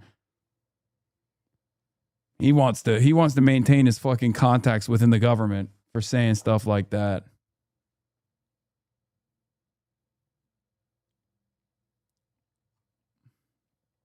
Yes, George Floyd is on the list. I know. Yeah, Ayanna Pressley is mentioned here too, which is crazy. Democratic Congresswoman who the report notes publicly praised a convicted murderer Assata Shakur upon her death.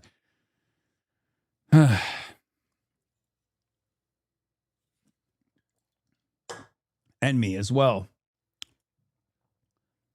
And Amy Goodman too.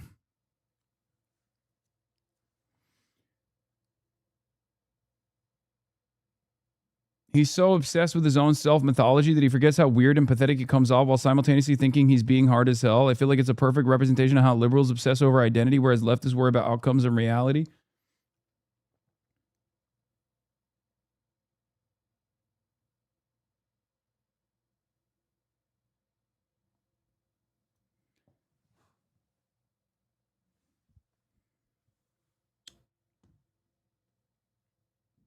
Do you think them casting this broad and thin net will absolutely agitate the Democratic Party? Right now is probably the worst time. Or I guess from their perspective, from the perspective of the government, it's the best time to do this because there is already internal commotion within the ranks of the Democratic Party, and they are not going to stand in opposition. If they see this, I suspect some, and it would be phenomenal if the Democrats actually shocked me and did what they're supposed to normally do in opposition to Trumpism, right? But I suspect a lot of power brokers in the Democratic Party are going to look to this as a gift, especially considering that while all this stuff is happening, they have been agitating in the exact same direction as the right. There's not a lot of daylight between what you hear from Fox News about democratic socialism, about people like myself, and the likes of Neera Tanden, who are spokespersons for the establishment wing of the party. They see the growth of democratic socialism within the ranks of the Democratic Party as a real threat, as an existential threat. So they probably look to this as the federal government doing them a favor.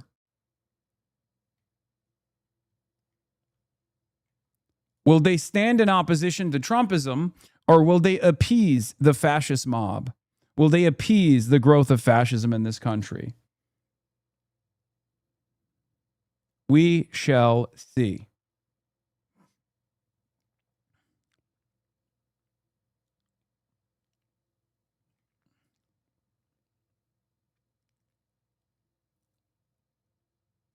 This is the bipartisanship they always talk about? Yes. What is this? Okay, Osama keeps getting held by AutoMod.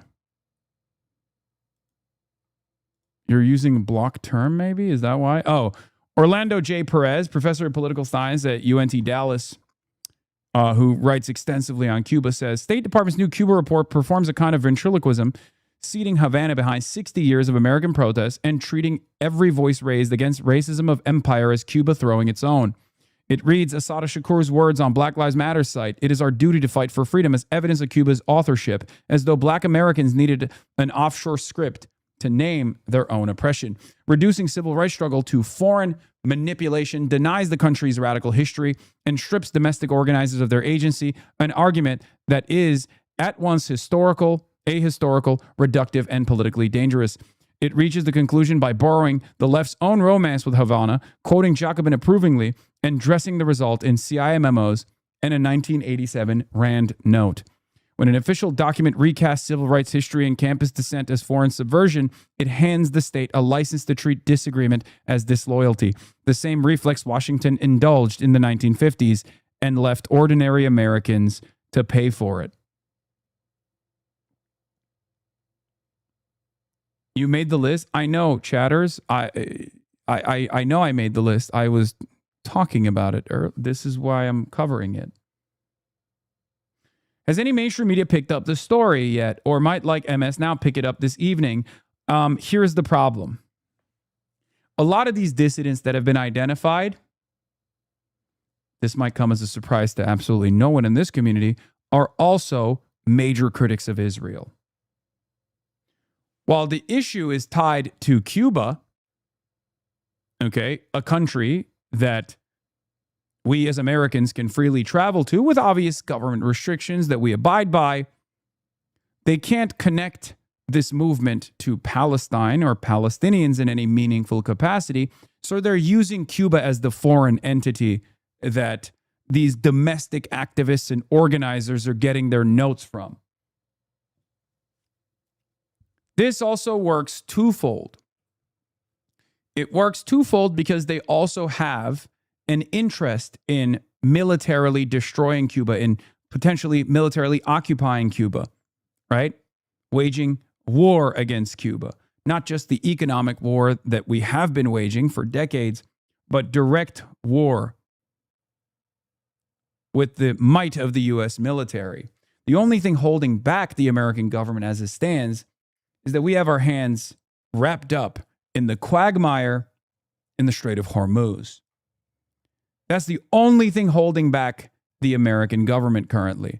If that went away, we absolutely would overnight look for an easy W by militarily invading Cuba.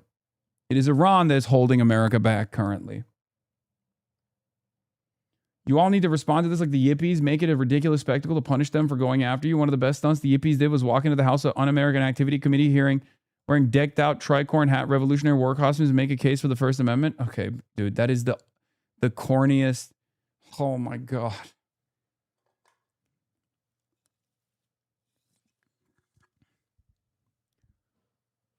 Yeah, I'd rather go to prison, man.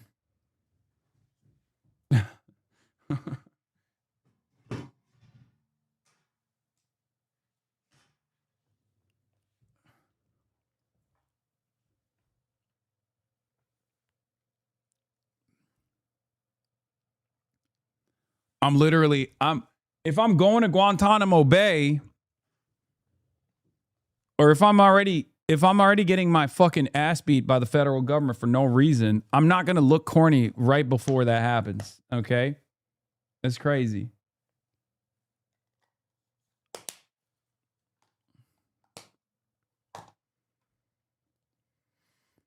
Anyway, here's some good news in a sea of bad news. Intelligent Research poll released on 7/20.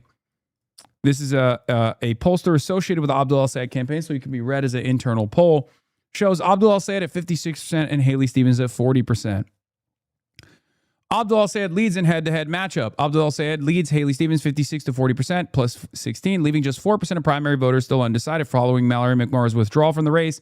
Al-Sayed has effectively consolidated the electorate and vaulted past the 50% mark.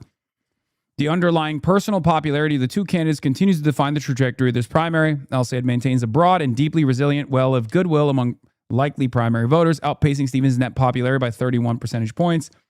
Abdul al-Sayed sustains a strong 69% favorable rating to 70% unfavorable. Haley Stevens enters the final stage of the race with a significantly more fractured image at 54% favorable and 34% unfavorable with a plus 20 net favorability. So here's the thing. This is an internal. But these margins are so vast that in the absence of like any independent polling, you can look at the trajectory of the campaign. You can look at the trajectory of where things are headed. Also, on the other side of the story, there are no internal polls that Haley Stevens has released since the Glenn Gariff internal. The Glenn Gariff internal that came from the newspaper that had endorsed Haley Stevens showed Haley Stevens with an 8-point bump over Abdul, but she hasn't released any additional internals.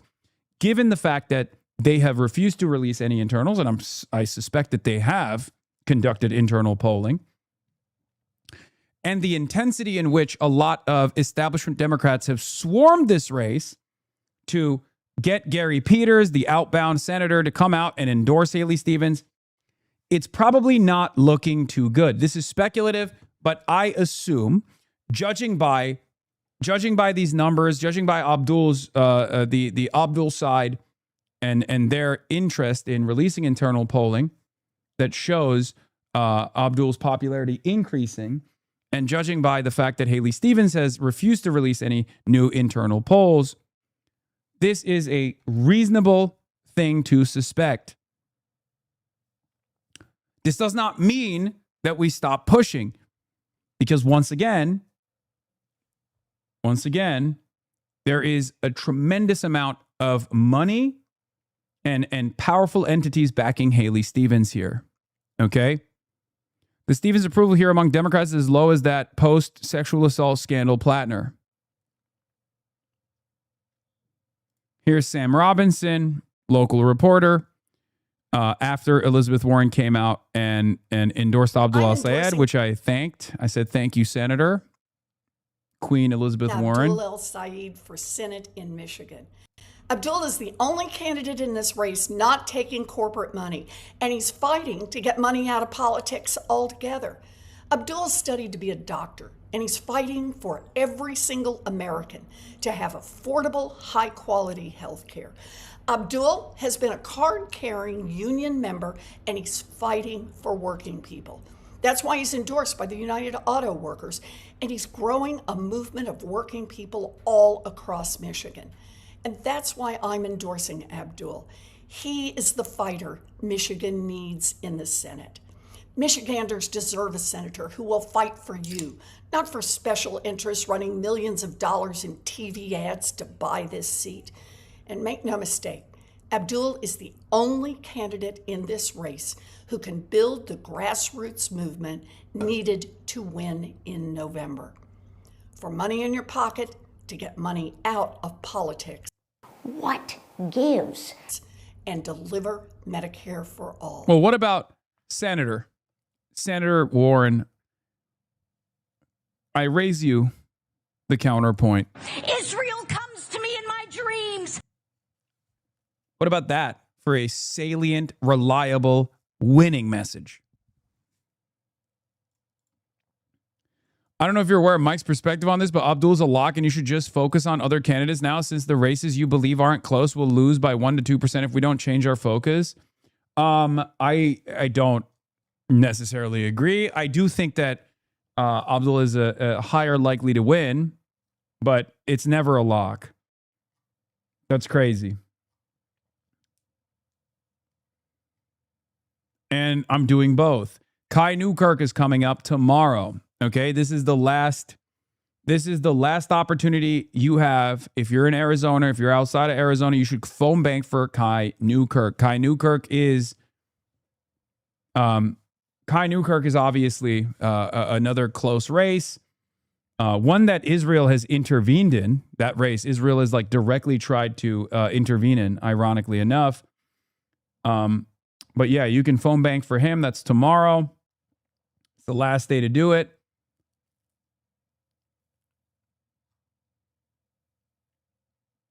But yeah, so Elizabeth Warren said this, and then Sam Robinson also highlighted it, said, this tracks with the anecdotal evidence I've gathered that most of the people I talked to who were planning to vote for McMorrow are now voting for El Sayed. I'm not finding McMorrow to Stevens supporters in the wild. Stevens has also courted them.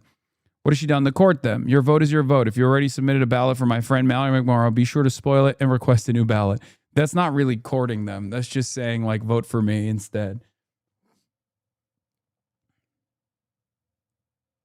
They're playing attack ads with you in them in Wisconsin now. It's pretty neat. Donovan McKinney also got some decent pickups here. DSA national endorsement for Donovan McKinney, and also Summer Lee endorsed him. Donovan McKinney's running against Sharif Tanadar.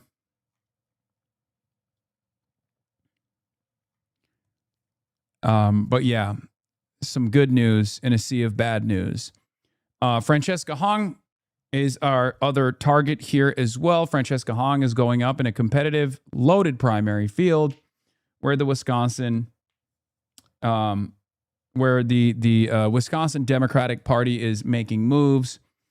They brought back Crowley to enter the race because they despise Mandela Barnes as well. Mandela Barnes is obviously in a head-to-head matchup with Francesca Hong. Francesca Hong has been the front runner, and that's our gal. Tom Tiffany's been attacking Francesca Hong because I think the Republicans read the writing on the wall. They recognize that she is already the front runner. Okay. Not only did Francesca Hong use Hasan Piker's platform to raise money, she also accepted $7,000 from him. Mao Zedong was responsible for the deaths of at least 40 million people. Wisconsin doesn't need Mao-inspired Chinese communism. We need common sense. Francesca Hong said, "This you, Tom Tiffany." In December, Tiffany appeared on the Quartering podcast with Jeremy Hambley, who has said Hitler had actually done some good things, defended a Camp Auschwitz t-shirt as dark humor, and has repeatedly made anti-Semitic remarks.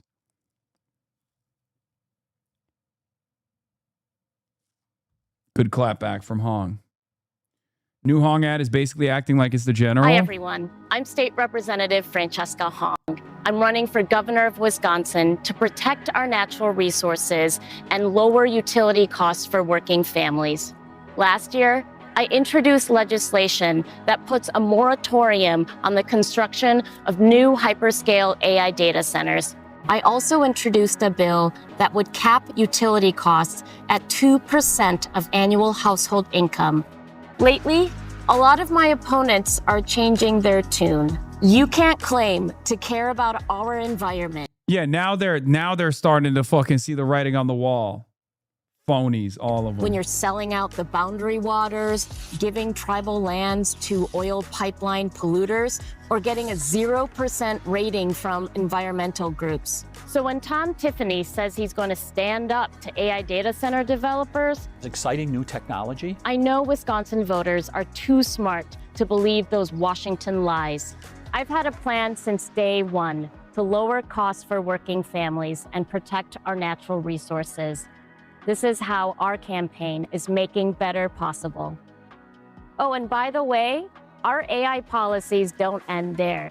Be sure to check out Labor Shift, where we help protect Wisconsin workers, and Firewall to protect consumers from AI exploitation. My queen.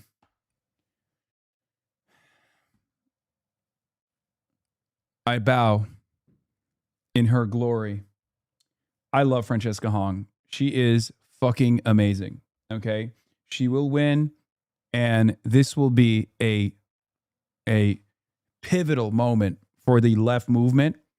Abdul and Francesca are the next targets from my perspective beyond all the other people that I'm highlighting, because they will prove that democratic socialists, or at least Bernie-crat populism, can win statewide elections in what is known as swing states. Okay? How are Cori Bush's chances, in your opinion? I think with Cori Bush, it's always going to be a tough race, but I think she can also win. It's just she has not gotten the necessary attention from national groups. It's very frustrating.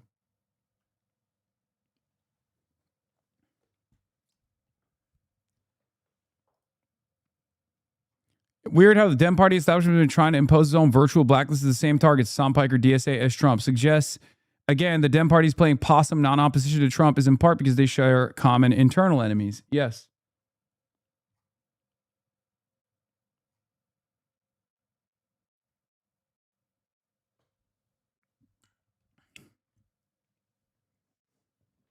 There are lots of Wesley Bell ads. Obviously, Wesley Bell is the AIPAC candidate, and AIPAC has been dumping boatloads of money into that race, and it's a smaller market race. So obviously, $1 million goes a very long way. The hope is that Corey can actually out-organize.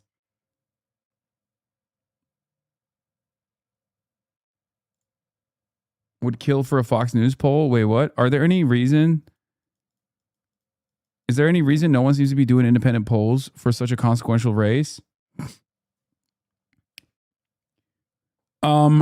Yeah.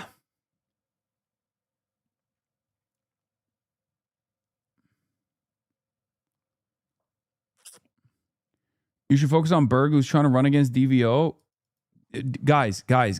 I already have the people that I'm like not even paying sufficient attention to, and you're like adding new names onto the board. Like I don't like, it's crazy. Same with Maine. Obviously, Troy Odathon is going to need our help as well. Oliver Larkin in Florida, Elijah Manley in Florida. There's a lot going on.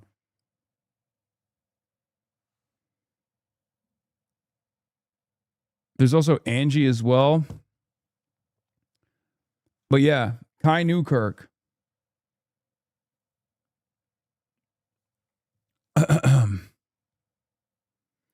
Anyway, getting back to Francesca Hong, though, here's the guy. Wisconsin Governor Tony Evers breaks his nearly year-long silence on who he wants to succeed him. David Crowley. Could it backfire? I asked Crowley after he got back in the race the week after dropping out. Now, what's interesting about Crowley is that he was polling at like 3% or something, and he was going to consolidate power behind Sarah Rodriguez. Peggy, not Angie. Angie's dog shit. No. I'm talking about in Florida. What are you talking about? Of course, Peggy Flanagan in Minnesota. I'm talking about Angie Nixon in Florida, chatter. What the fuck? You think I would? Angie ran into the oldest Hasanabi head single issue voter. Fuck AIPAC in the ass. AIPAC money? Is that true? Ma'am, I don't. Why don't you tell this camera? Oh, they know this is my camera. Oh, okay. Yeah. Why don't we tell them that one of the most important things we respect about Angie, besides all of the other popular progressive policies, is that she doesn't take AIPAC money. That will free another Senate seat up to be honest and to move forward with America's interests. Thank you. That you don't take AIPAC. Yeah, speaking of which, today's their deadline to register as a Democrat for the Florida primary. Go register. Go register. We got our work cut out for us in Florida. Okay. Florida, unfortunately, hasn't been getting a lot of national attention from any of the big groups. They just completely left it behind. And it's very, very frustrating to me. But getting back into it, Wisconsin Governor Tony Evers broke his nearly year-long silence and is backing David Crowley. Now, the reason why they're backing David Crowley is because all of the centrists were dropping out to endorse Rodriguez. They wanted to do the 2020 Biden blast on Rodriguez's campaign, but Rodriguez had a problem. Her campaign manager was allegedly mismanaging funds or potentially even embezzling funds. And they actually did not have any cash on hand at all. They were so wrong. They were so off target on how much they had raised and how they had used those funds that Susan Rodriguez had to drop out. Now, there's another guy running in the race, Mandela Barnes, who had positioned himself as a progressive back in the day. And then for one reason, or not Susan, sorry, Sarah Rodriguez. I apologize. I'm doing off Top Dome. There are so many fucking races. So my mistake for getting the name wrong. But Mandela Barnes got zero support from the National Democratic Party.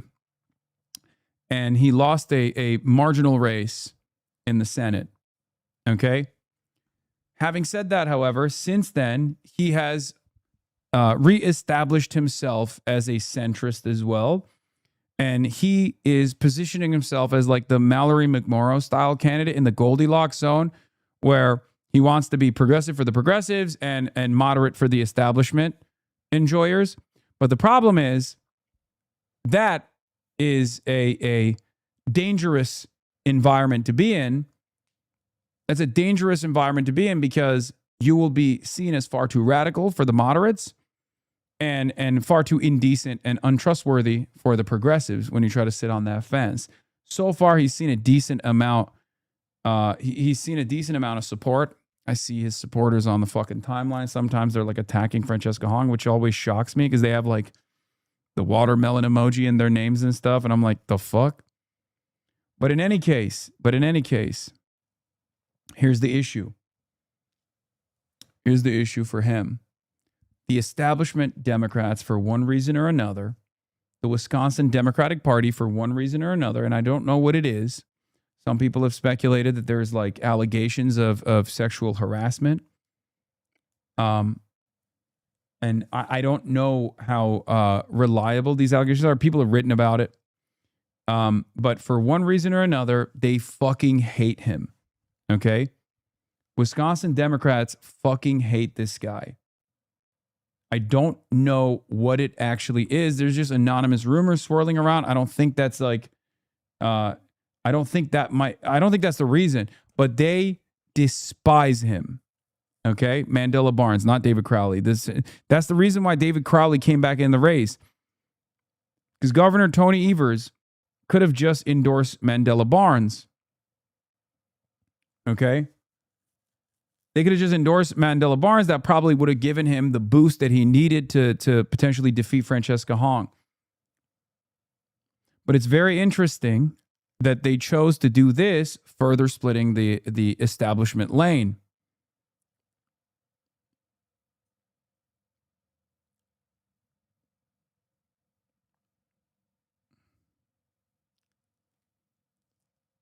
Barnes was Evers' previous lieutenant governor. It's weird. I know. A bunch of big donors dropped off a Senate campaign right at the end, too. I know. I don't know what it was. But they are still splitting the moderate lane once again because Mandela has some moderates backing him. And this is, of course, been, fairly decent for Francesca Hong's chances, but she still certainly needs our support.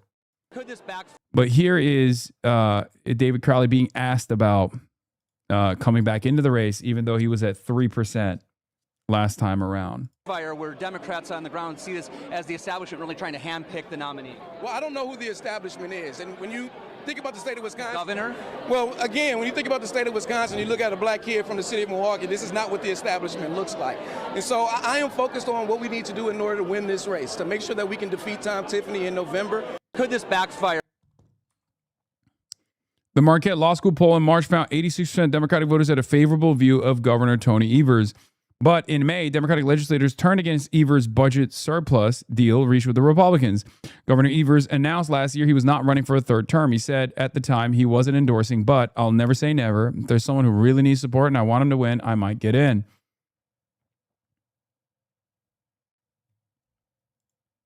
This is why normalize saying free Palestine. No, this was back when he was like far more progressive.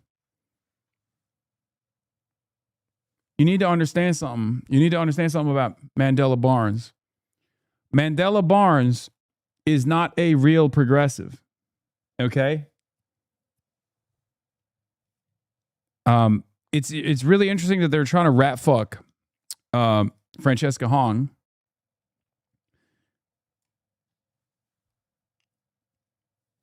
Mandela Barnes is an op.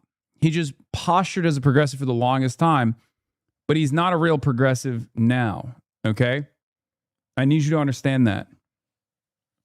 He is trying to reinvent himself as a Pinot, progressive in name only, in that Mallory McMorrow lane. Undecided, the Marquette Law School poll in March found 3% of Democratic primary voters backed Crowley. At the same time, the poll found 65% of Democratic primary voters were undecided. It also found Governor Tony Evers is approved by 86% of Democrats. Will he sway them? Darn right, heck no. 84 votes. So could this backfire? Yeah. So So we shall see. But it is absolutely a rat fuck for against Francesca Hong. I mean, it's pretty open. They're pretty open about it too. They say it.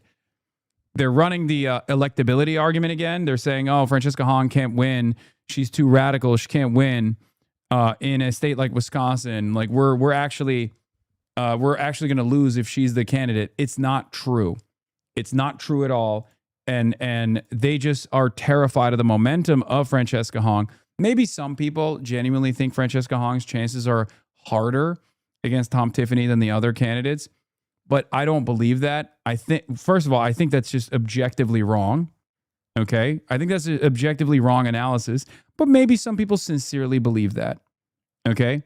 Perhaps some people sincerely believe that, but a lot of people are terrified of her success. Not of her failure, but of her success. Same with Abdul. Abdul's chances are far better in Michigan, but it doesn't matter. These people are terrified not of the failure of progressives, of the failure of the Democratic Socialists, but of their success. They're scared that if these guys can be successful in swing states, if these guys can be successful and popular and have an agenda that is objectively popular in swing states as out and about Democratic Socialists, if Democratic Socialism is associated with good governance, then they will lose what remains of their grip of power at the center of the party. Okay? That's it. That's it. So they're doing everything in their power to try to cut the momentum of the left flank insurgency candidates. The anti-data center thing seems to freak out centrists, and I don't know why. I think centrists demonstrate fealty to corporate interests no matter what. Yeah, but here's another example. Just look at the number of canvas events on Mobilize for Dem Wisconsin governor campaigns. Here's the distribution. Francesca Hong has 50. Joel Brennan has 1. Mandela Barnes 0. Kelda Roy 0. David Crowley 0. One of these is an electable campaign. The rest aren't. It's massive. And the same thing happens with Abdul too. The organization efforts of the left is one of the keys to their success. If you can't be on the ground for your voters, how can you expect them to show up for you?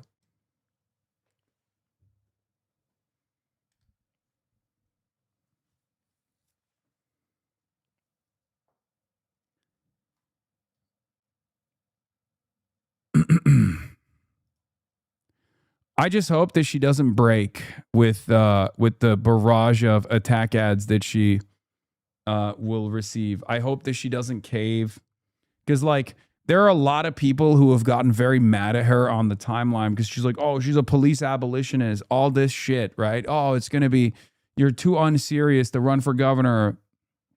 It's bullshit. Okay, it's bullshit.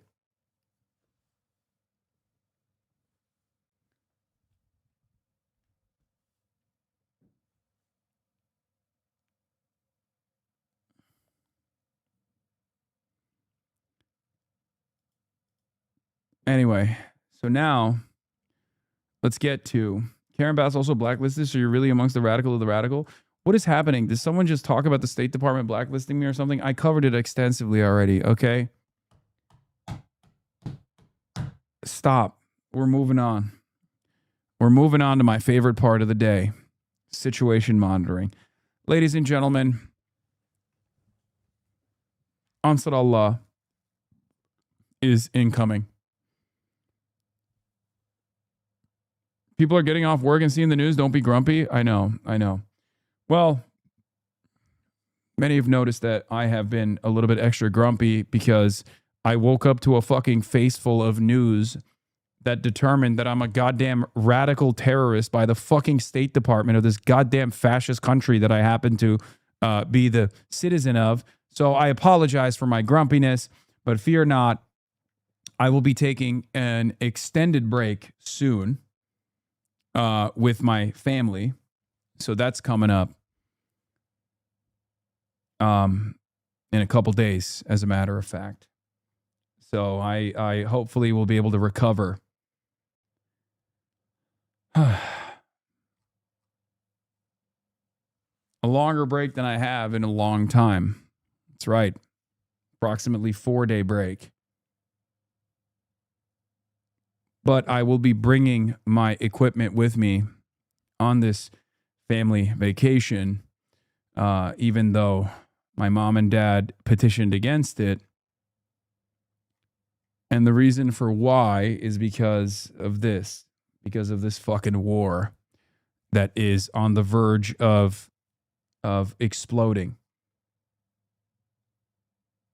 No, don't do that, bro. What the fuck? While I am on family vacation, starting on Wednesday, I will check in periodically with the news.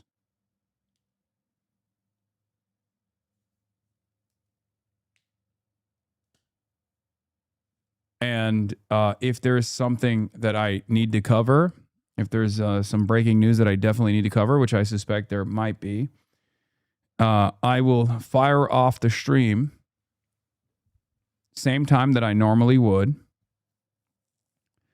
Same time that I normally would fire off the stream at, but it will be a shorter one.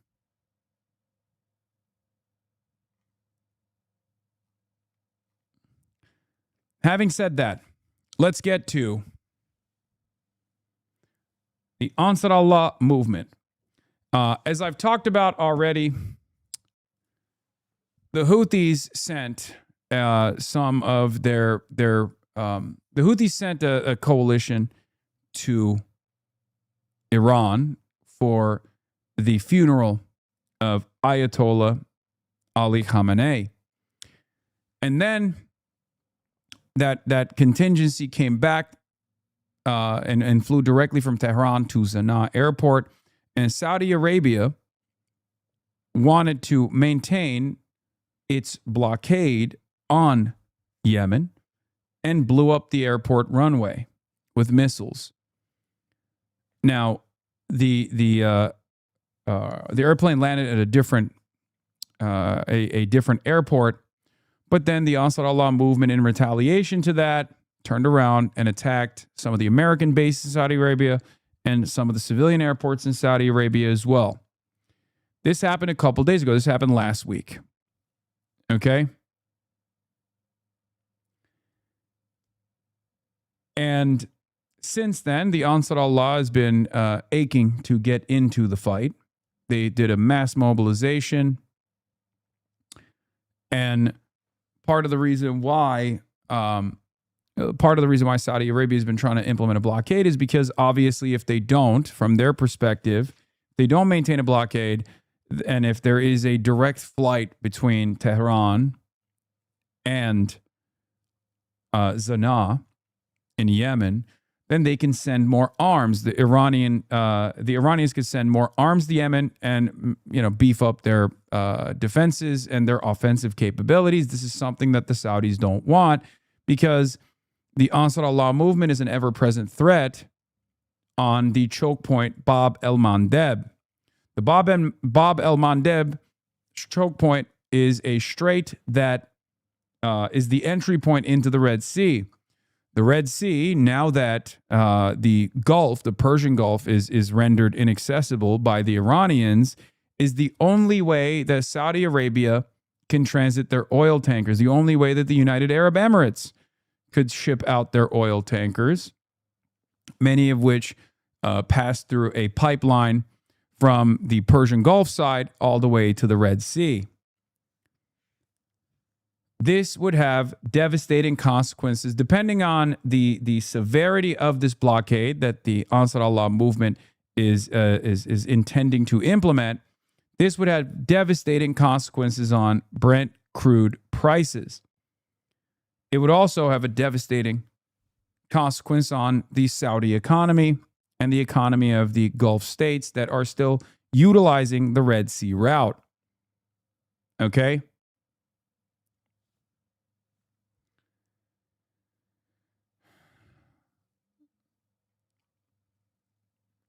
Now, Yemen's Iranian-backed Houthis, the Ansar Allah movement, is saying they will block Saudi shipping at the Red Sea Gateway. Here it is, across from Djibouti. This is the Bab el-Mandeb Strait.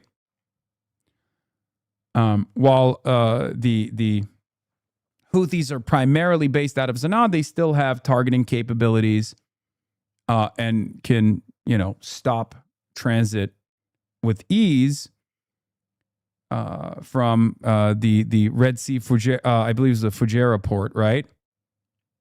If I'm not mistaken. I'm sure this article will cover it.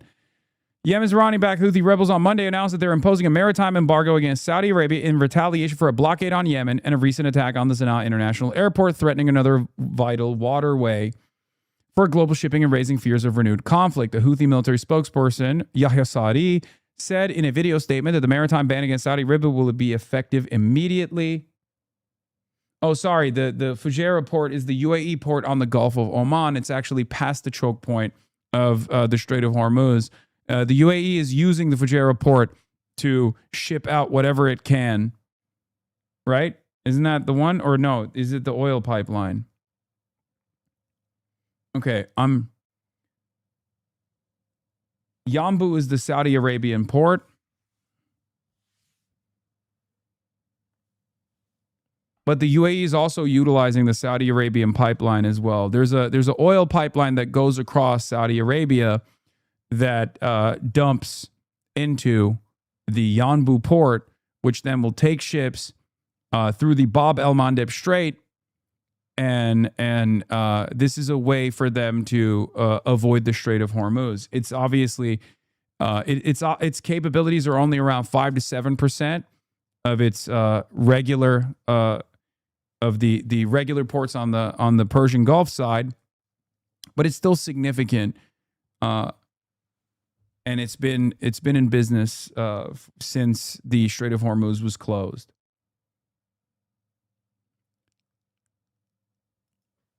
There were very few details on how the embargo might work, but the deputy head of the Houthi media office, Nasruddin Amer, said on X that the Bab el-Mandeb Strait will be closed to the Saudis in response to what he called the kingdom's unjust blockade on Yemenis for over 10 years. Bab el-Mandeb, at the southern tip of the Arabian Peninsula, is the gateway to the Red Sea, through which around 12% of the world's trade usually passes. A fourth of global container trade transits through the 32-kilometer, 20-mile wide strait to and from the Suez Canal. The Houthis earlier demonstrated their ability to disrupt shipping, where they targeted ships for months over the Israel-Hamas war in Gaza with over 100 vessels attacked. It's unclear whether the Houthis will resume that level of attack against neighboring Saudi Arabia.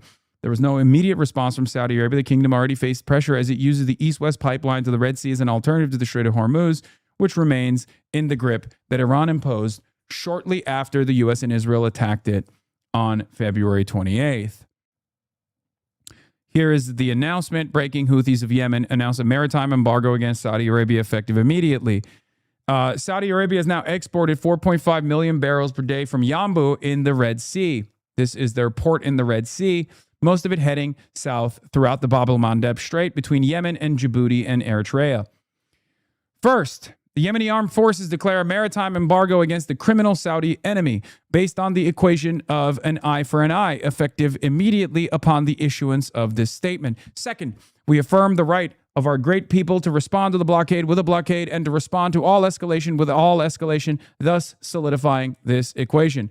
Third, the Yemeni armed forces affirm their complete readiness for all options, and any foolish act committed by the reckless Saudi enemy through all escalation will be met with a comprehensive and decisive escalation by Allah's will and power. Fourth, we call upon the people of our great nation to continue the general mobilization and general call to arms, and to be fully prepared for all scenarios and developments, and to support the fronts with fighters.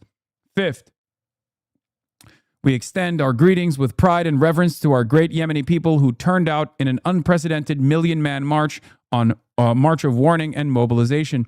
We assure them that we will spare no effort in restoring their plundered rights and ending the unjust siege imposed upon them, whatever the consequences and repercussions, relying on Allah and placing our trust in Allah. So, Saudi, the foreign ministry 2 hours ago released a statement claiming they're not besieging Yemen. Last week, they literally bombed Sanaa airport because a civilian plane was coming from Iran. Holy shit. They wrote an effort post of all effort posts. The foreign ministry expresses the Kingdom of Saudi Arabia's strongest condemnation of the allegations made by the so-called military spokesperson of the Houthi terrorist militia, who accused the kingdom of besieging the brotherly Yemeni people and claimed the imposition of a maritime blockade on the kingdom. So they did do that, but this is classic Saudi cry bullying. Okay? Because remember, a blockade, if you're Saudi Arabia, this is how you implement a blockade. You render travel impossible, which is precisely what they've been doing to limited degrees since 2015. It was far more severe back in the day. It caused massive famine. If you guys recall, I covered it at the time. There was a civil war that took place. Obviously, the Houthis won, the Ansar Allah won against the Saudi-backed proxy forces, against the UAE-backed proxy forces, and the Houthis are a Zaidi Shia family. Okay, so there's also like a religious. This conflict also takes some religious shape as well. It's a sectarian civil war as well, right? Because there are Shias in Yemen, and then there are Sunnis in Yemen as well.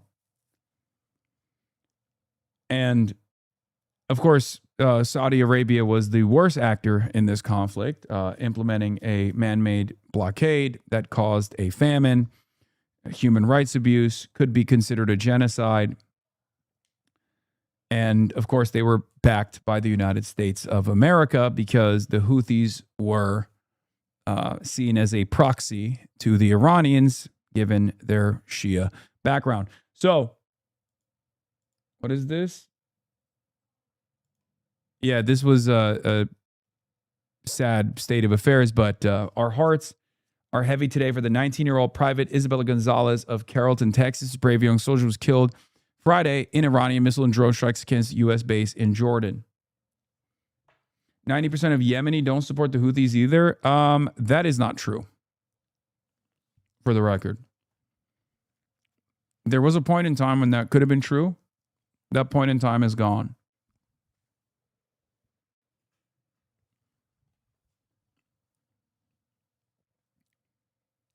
So the reason why I say that is because of Israel. So even I'm literally a Yemeni that lives in Sanaa. Okay, great. But the Ansar Allah movement grew its popularity due to its opposition to Israel and its implementation of the blockade during Israel's genocide in Gaza. Palestine politics in Yemen, if you are actually a Yemeni who lives in Sanaa, you know better than I do this reality that no matter who is running the country, they have always placed a special emphasis on Palestine. Okay? So much so that even the puppet leadership, even the Saudi-backed proxies, have always maintained support for Palestine. Okay? I'm born and raised in Sanaa. He's living in a bubble. I know this from even my Sunni Yemeni friends who obviously have every reason to oppose the Houthis. Okay? Who have every reason to oppose the Houthis, that don't live in Yemen any longer, that have family members who still live in Yemen. And my understanding of Yemeni politics is that Ansar Allah was able to maintain popular support due to its actions against Israel and due to what was seen as a historic victory against not only Israel, but also the Americans as well. Okay? The Yemeni people are very proud. They try to force Shia on the Sunni. Yeah. I know. Yes. Okay. I already got it. I know. Yes, they're Shia. They're bad. You're Sunni and you hate them. You're not the majority, though.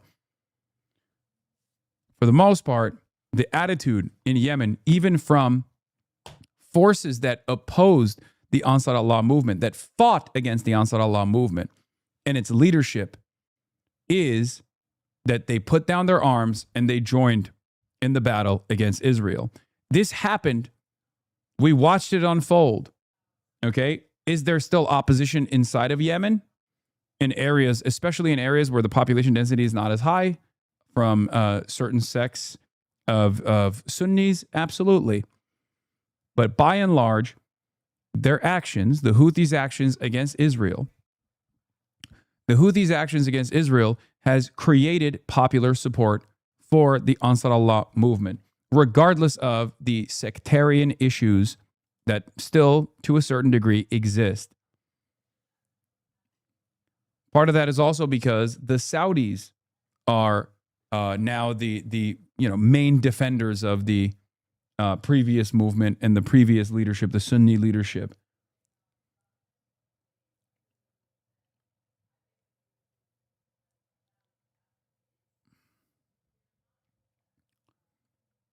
That's it. Another L for America, if you want to see it as that. You're wrong, not only in Yemen, in the whole region. Oh, dude, I'm not talking about Ansar Allah's popularity in the whole region. That doesn't matter. We're talking about Yemen only. Yes, of course, Ansar Allah is unbelievably popular in the rest of the region. Are you kidding me? That's not the conversation that we're having. The conversation that we're having is that there are literally, is so sad that many of the Yemenis had to choose the side of the Houthis, but shit happens when people experience famine and are desperate for 7+ years since the war with Saudi. Exactly.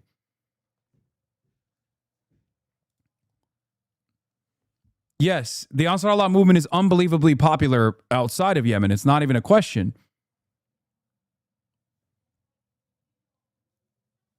But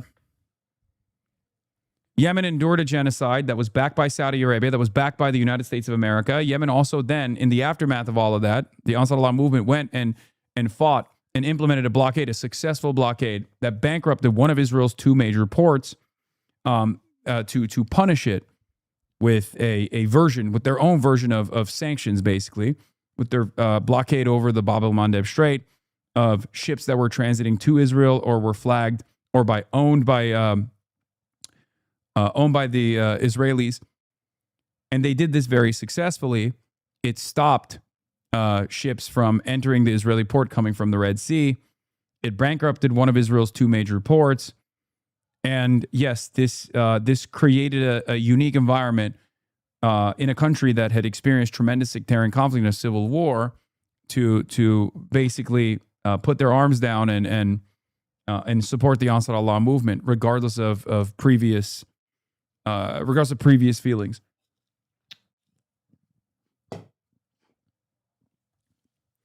Pro-Palestine politics in Yemen is unlike any other country.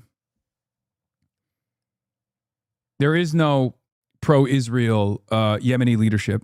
It's never existed. Sunni, Shia, doesn't matter. Okay?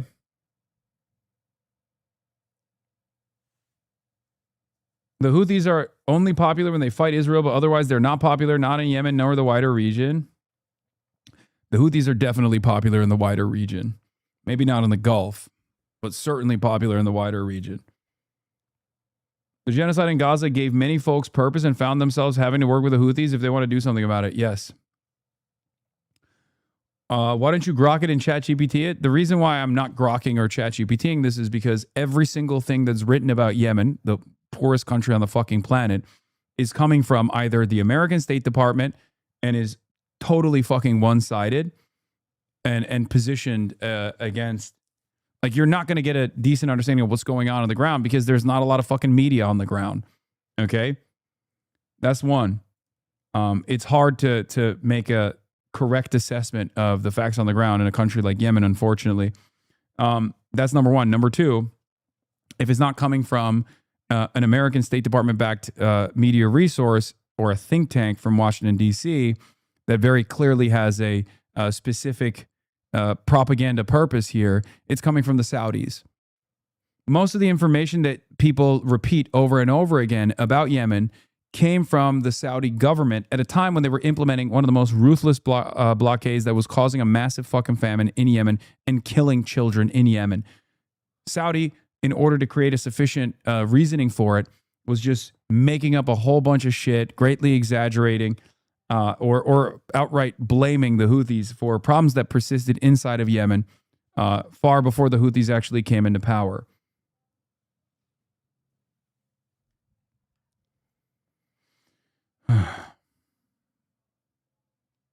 Anyway.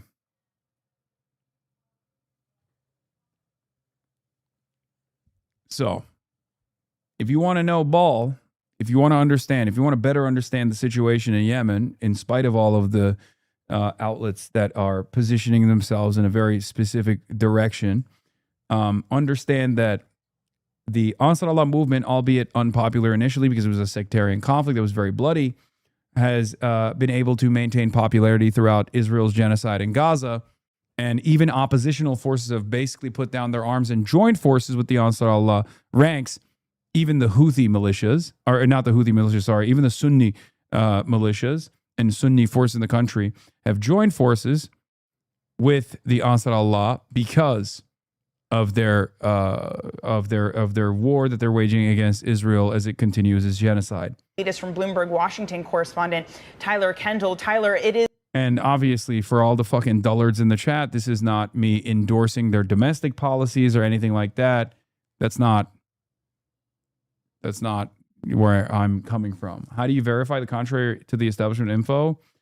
Analysts that are Yemeni and also people that I know in my normie sphere that are from Yemen who have family members and direct contacts inside of Yemen. Is headline whiplash this morning.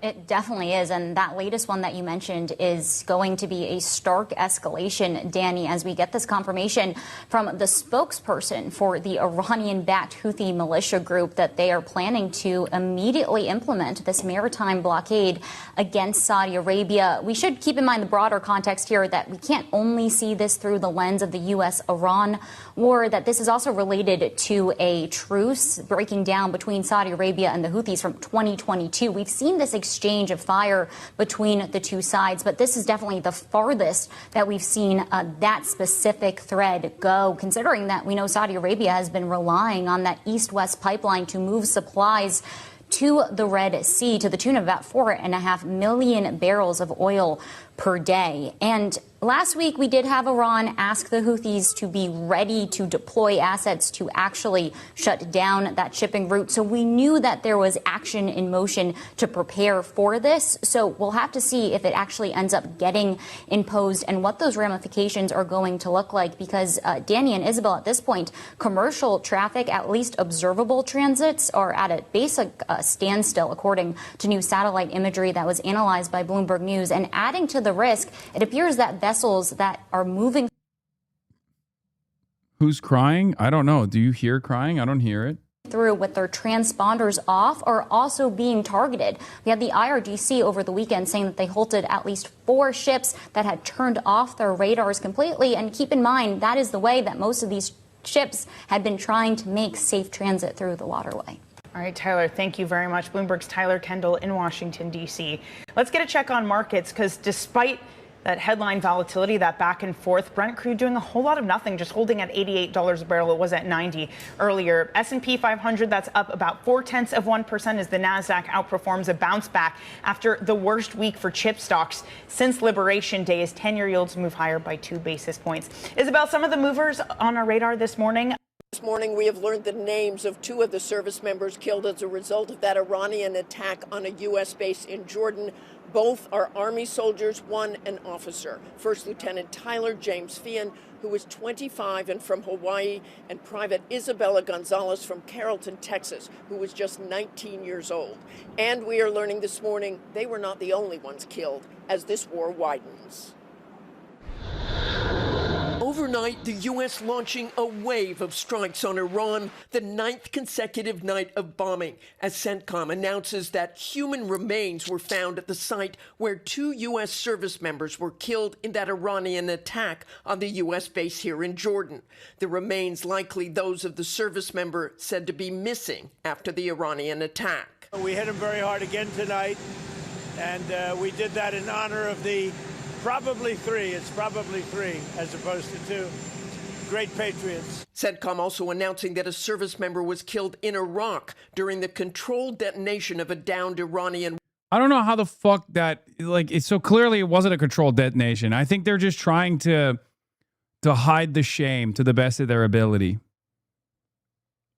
Like, I don't understand. I mean, accidents happen, maybe, but I have no reason to believe the official government narrative on any of this stuff, because what gets out, what they have to openly confirm, implies that these were active duty service members that died in battle, so they have a duty to report to their, next of kin, their immediate family members. So this is the stuff that gets out.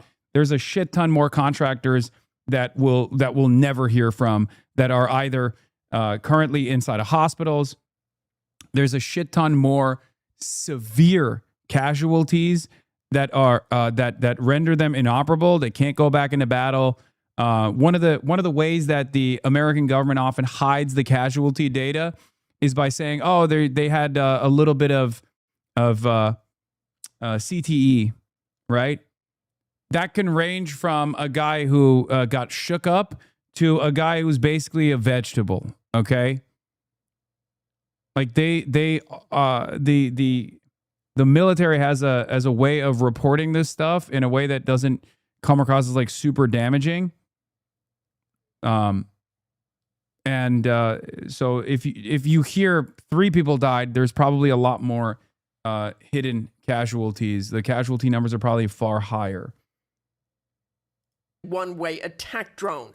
The U.S. strikes on Iran this weekend, targeting Iran's Revolutionary Guard, believed to be responsible for the attacks on American troops. Iran has launched attacks. Yeah, they say TBI. Sorry, not CTE. I apologize. TBI, traumatic brain injury. Across the region this morning, targeting both Kuwait and Bahrain. The Kuwaiti army saying its air defenses are currently confronting attacks by hostile drones. It was a combination of drones and missiles in that deadly strike that hit the base in Jordan. Video circulating online appearing to show projectiles falling over the base, some intercepted, but others making a direct hit. Sources telling us one of those strikes hit a housing containment unit, raising questions among some military experts about Iran's capabilities, despite the administration saying the Iranian military was decimated. Potentially, the Iranians are changing their tactics.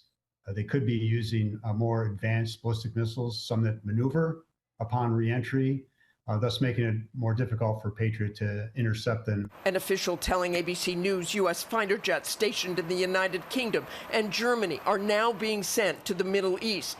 And this nearly 5-month-long war, which began with the U.S. and Israel launching strikes on Iran, appears to have once again brought traffic through the critical Strait of Hormuz to a crawl.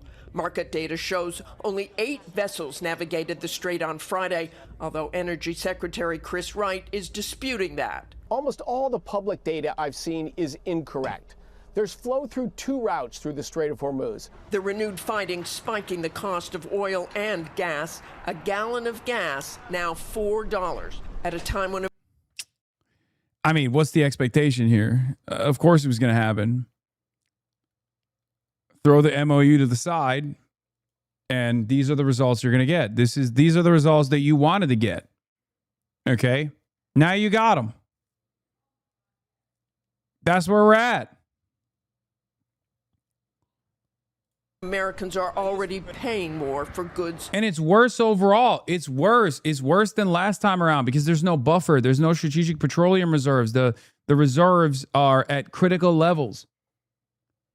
So what's the expectation? How do you change this around?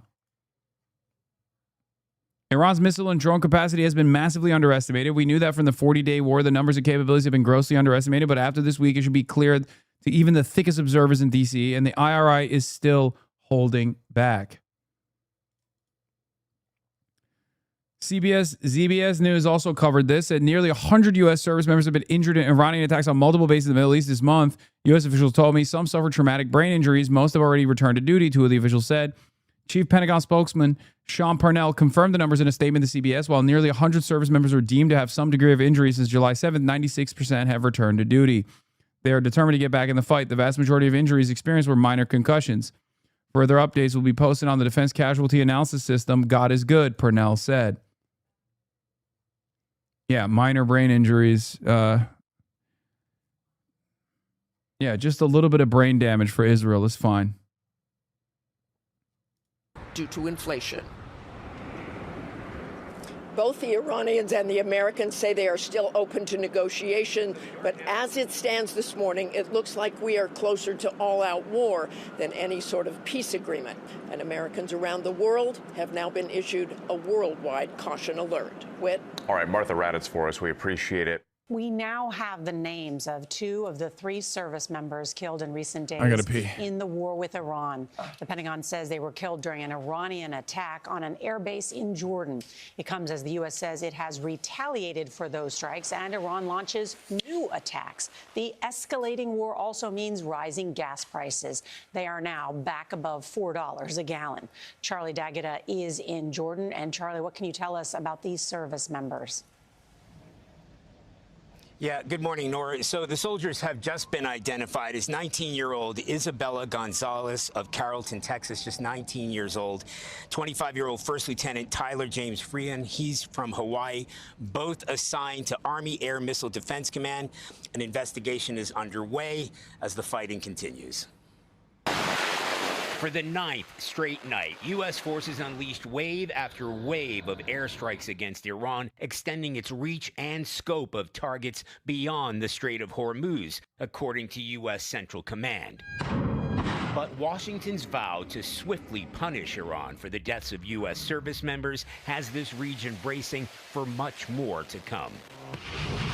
U.S. officials tell CBS News a 3rd U.S. soldier was killed in northern Iraq during a controlled detonation of an Iranian drone, bringing the total number of U.S. troops killed in action to 17 since the war began. Footage of the precision ballistic missile attack on the U.S. airbase in Jordan suggests it came with little or no warning. Shocked military personnel scrambled to get to shelters. The missile and drone barrage that killed 2 service members, with an additional one still listed as missing, was the 2nd time in 2 days Iran managed to launch a direct hit on that base. Overall, 4 Iranian attacks in 5 days targeting U.S. forces in Jordan has left dozens wounded. President Trump paid tribute to the fallen. Well, we feel very badly, but you know, those. No, he didn't. No, no, he didn't. No. I'm sorry. Calling what he did a tribute to the fallen is a misuse. You are stretching the definition of the word tribute. Okay? That is crazy. Donald Trump literally, as always, in the classic Trumpian manner, basically was like, oh yeah, they died. Is it 2? Is it 3? I don't know. Like, his first reaction in the media was, we're really going to punish Iran for our brave soldiers. I think it's 2, maybe 3. Who knows? Frankly, I don't care. Pretty much. Yeah, he keeps saying, like, you better not do it again. Don't do it again, Iran. You got a couple, but don't do it again. Like, Houthis are being serious. Another tanker has been hit near the strait east of Oman. Another vessel has been struck near the Strait of Hormuz.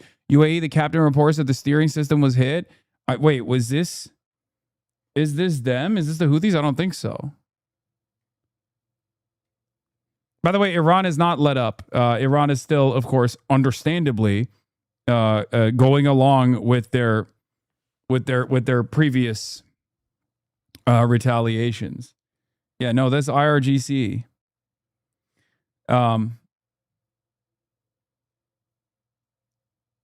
In more important news, the guy that scored for Spain was wearing a Make Spain Great Again hat. Great patriots were out there fighting that Iran cannot have a nuclear weapon. But the recent U.S. airstrikes have been focused on reopening the Strait of Hormuz, not dismantling Iran's nuclear program.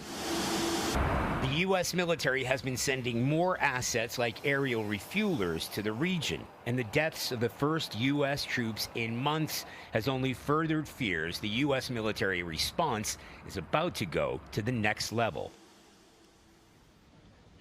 Now, with Jordan a new front line on this fight, the Jordanian Foreign Ministry has summoned Iran's envoy in order to send a clear message demanding an immediate halt to all attacks, saying the safety of its citizens is a red line that cannot be crossed.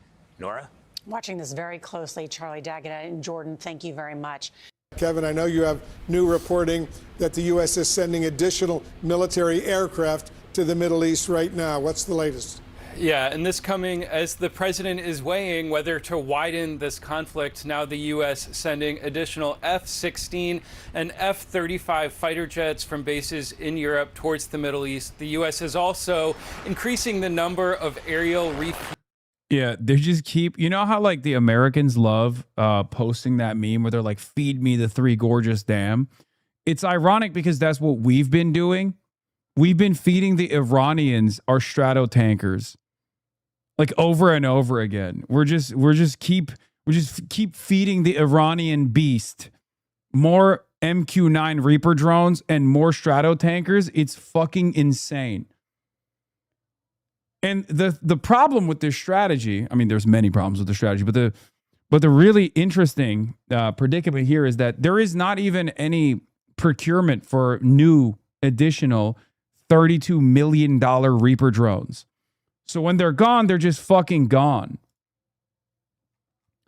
The new Wall Street Journal reporting seems to confirm that the sirens at Al Salti, which we called out here, aren't even sounding for long enough for all the soldiers to reach safe areas. The early warning capabilities are almost non-existent. In fact, the sirens are not even audible in the video of the third strike.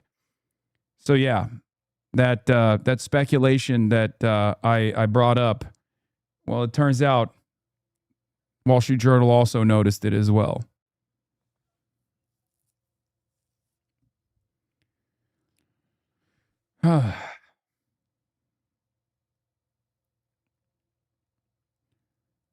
Not exactly a great situation to be in, I think.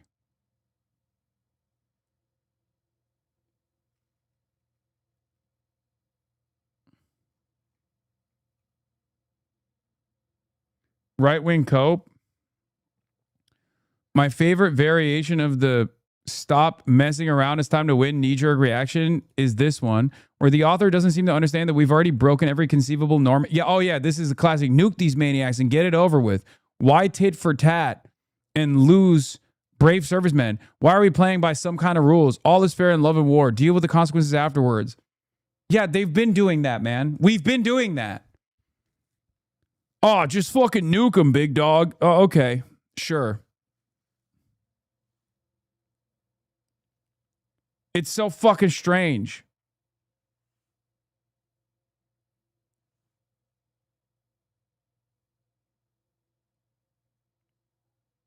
Very strange demand.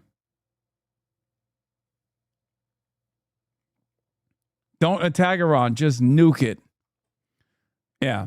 Americana says, my favorite variation of the stop messing around, it's time to win knee-jerk reaction is this one, where the author doesn't seem to understand that we've already broken every conceivable norm in diplomacy, assassinated their head of state, killed negotiators during active negotiations, intentionally targeted civilian infrastructure, blown up schools full of children, and publicly declared our intention to commit genocide. This is what no-rules warfare looks like. But this right here is a recognition that no-rules warfare is failing. Okay? That's what that is. This is a guy who is watching the American side lose and is frustrated by that loss.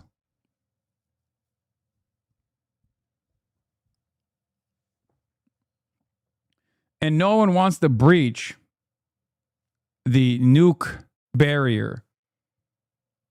By the way, the other side of this story that is even crazier that many of these people aren't even fucking paying attention to is that there is no guarantee that a fucking nuke is going to stop the Mosaic defense systems. That is the extra scary side of the story that most people are not paying attention to. Why the fuck would Iran stop with a nuke? First of all, a nuke can't reach the actual, a nuke can't penetrate with the bunker buster bombs, the areas that you are trying to blow up. That's number one. So if your option is to nuke population dense areas, because nuking a mountain is not going to do shit, you're not going to waste blowing the no nukes ever treaty, the unspoken treaty that people just don't want to penetrate, because then all of a sudden other nuclear armed nations could use them against non-nuclear proxies. Russia with Ukraine, for example, China with whoever they see fit, for example. Not to say that they would do this, but my point is that's a calculation that America is making all the time. Okay? So they're not going to penetrate the nuclear boundary. But even if they were to penetrate the nuclear boundary because they're fucking crazy, like let's say Israel is the one country that's insane enough to penetrate the nuclear boundary, which would be a major, major breach, okay?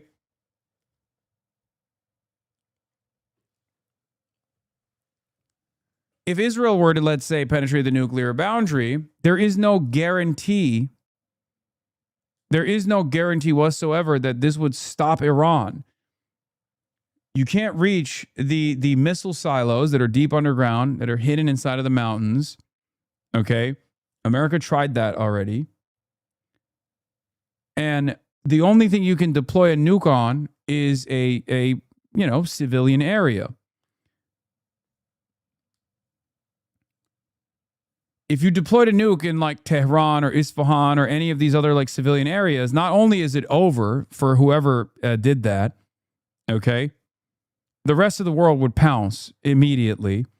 That's number one. But number two, perhaps even crazier than that, is that there is no guarantee that Iran would stop. So what do you do then?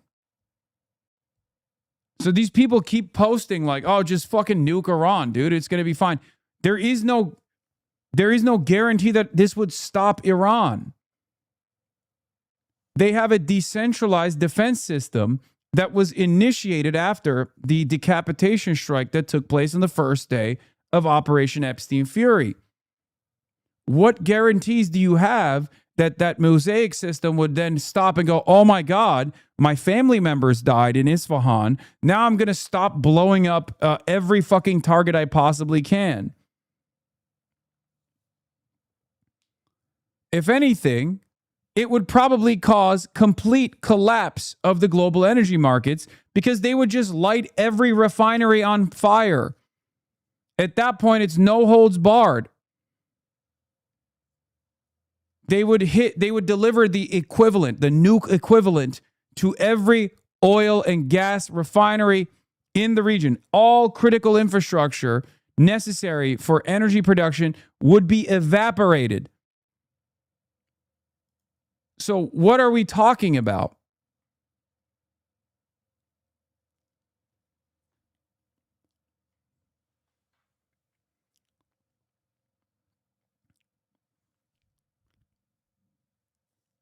So this is the reason why I think the why don't they just fucking nuke Iran argument is so stupid. The only way that I see that happening is not with America nuking Iran, but with Israel deploying the Samson option because they feel too threatened that Iranian missiles are penetrating the Israeli defenses. And they've started killing at a point. If the Iranian missiles start killing like too many Israeli civilians, that's the only time that I can see a country deploying nukes against Iran.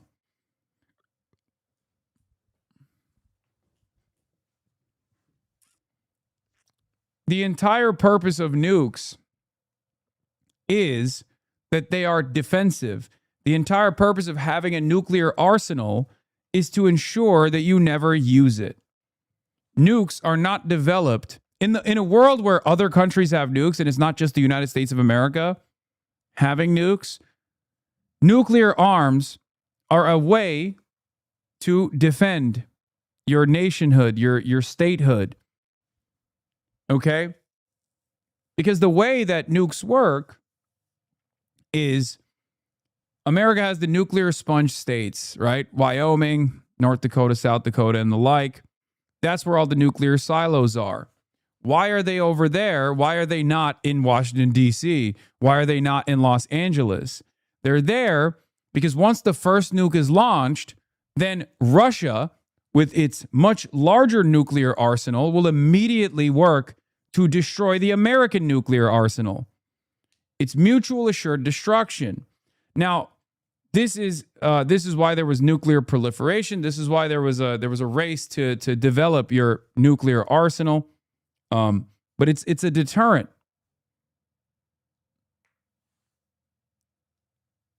It's supposed to be a deterrent. It launches a chain reaction. If two nuclear armed countries ever wage war with one another and they deploy nukes against one another, it's tit for tat from that point on.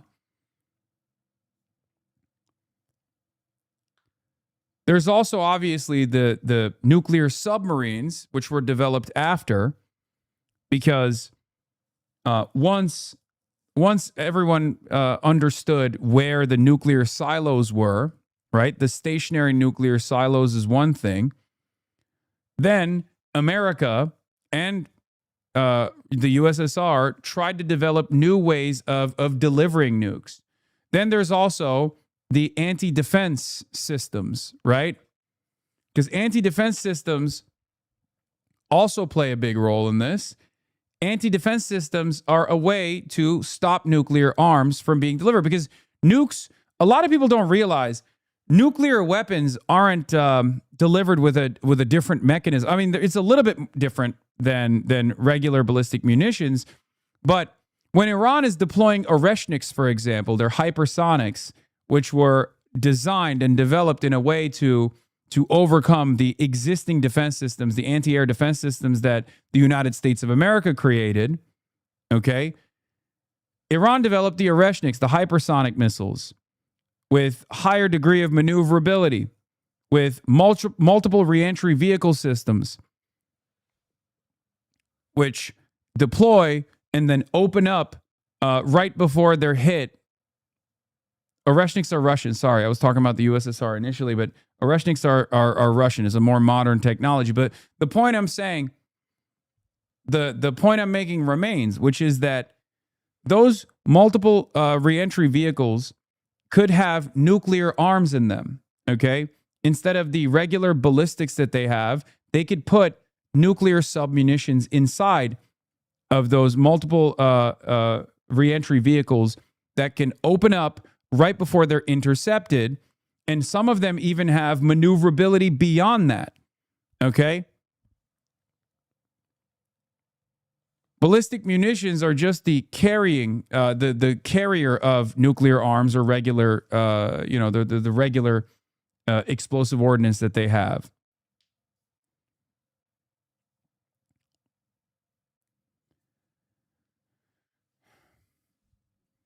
This is part of the reason why when Russia deploys, those Oreshniks, that's not simply to blow up a oil refinery or blow up an oil depot in Western Ukraine. It's actually a threat to the rest of Europe, to show the rest of Europe that they could blow up Europe too if they chose to do so. Okay? It's a way to increase their threats against Europe, against all of the other allied nations that are aiding and abetting the Ukrainian defense.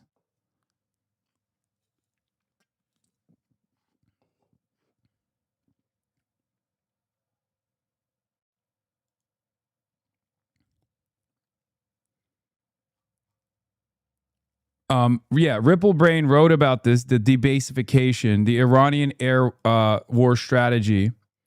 And this is a decent summary of it. I read it earlier.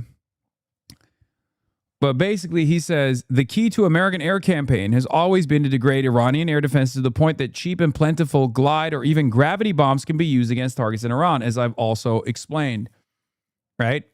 We have a shit ton of gravity munitions, guided, unguided, but we can't deploy them unless we destroy their anti-air capabilities. Okay? Because it's far more costly to lose a fighter jet with a pilot in it. It's a far bigger wound for American air superiority. But that's the cheap stuff. So the normal air military doctrine is, for the American side, the air military doctrine is to conduct suppression, destruction of enemy air defenses in their operations, which require long loiter times with aircraft remaining in the air to respond to ISR and emissions from air defense radars. So the way to do this is with the MQ-9 Reaper drone. That's the most, that's the cheapest, most cost-effective way to do it, which is still $32 million a pop. So what these drones do, as I've explained to you over and over again, is they loiter on Iranian airspace and wait for heat patterns. Okay? They wait and wait and wait until there is a strike. Okay? An Iranian strike.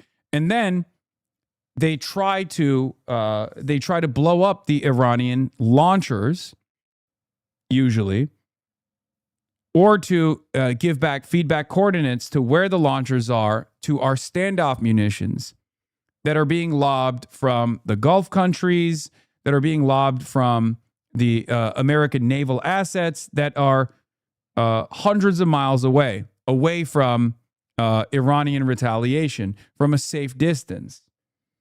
Okay? These missions are exceptionally dependent on tanker support, so any degradation of U.S. tanker operations in turn degrades American S/dead capabilities, the destruction of enemy air defenses operations.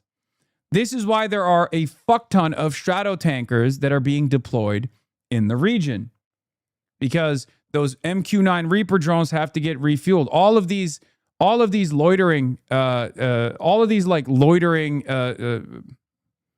aerial units, they have to go back every now and then after they've been deployed and get refueled by a strato tanker.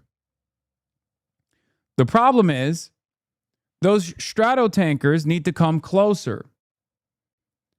And when they come close enough to Iranian anti-air defense capabilities or Iran's own drone striking capabilities, they get blown up. There's also, given how long the missions are, you sometimes run into additional problems where strato tankers like refueler jets can actually hit one another. They've lost a lot of refueler jets in the process. The American side has lost a lot of strato tankers in the process. Reapers can't refuel in the air, by the way.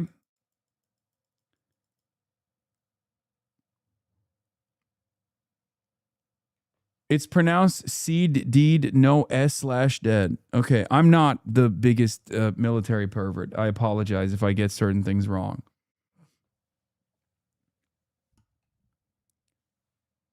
The refuelers are for the fighter jets, no?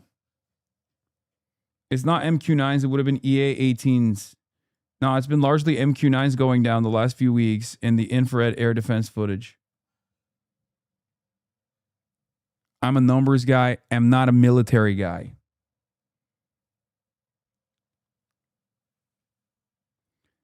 War Thunderheads can help me with this.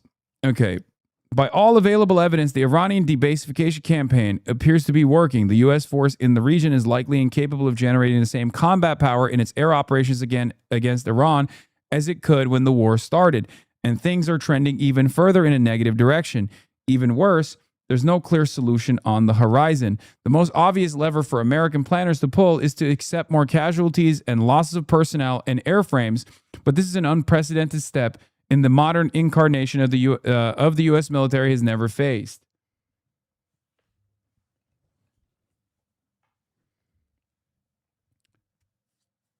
Not only does this have a significant cost, this is a significant financial penalty, there's also obviously issues on the manufacturing side. It takes a long time to make newer versions of these fucking strato tankers. We obviously have a deep bench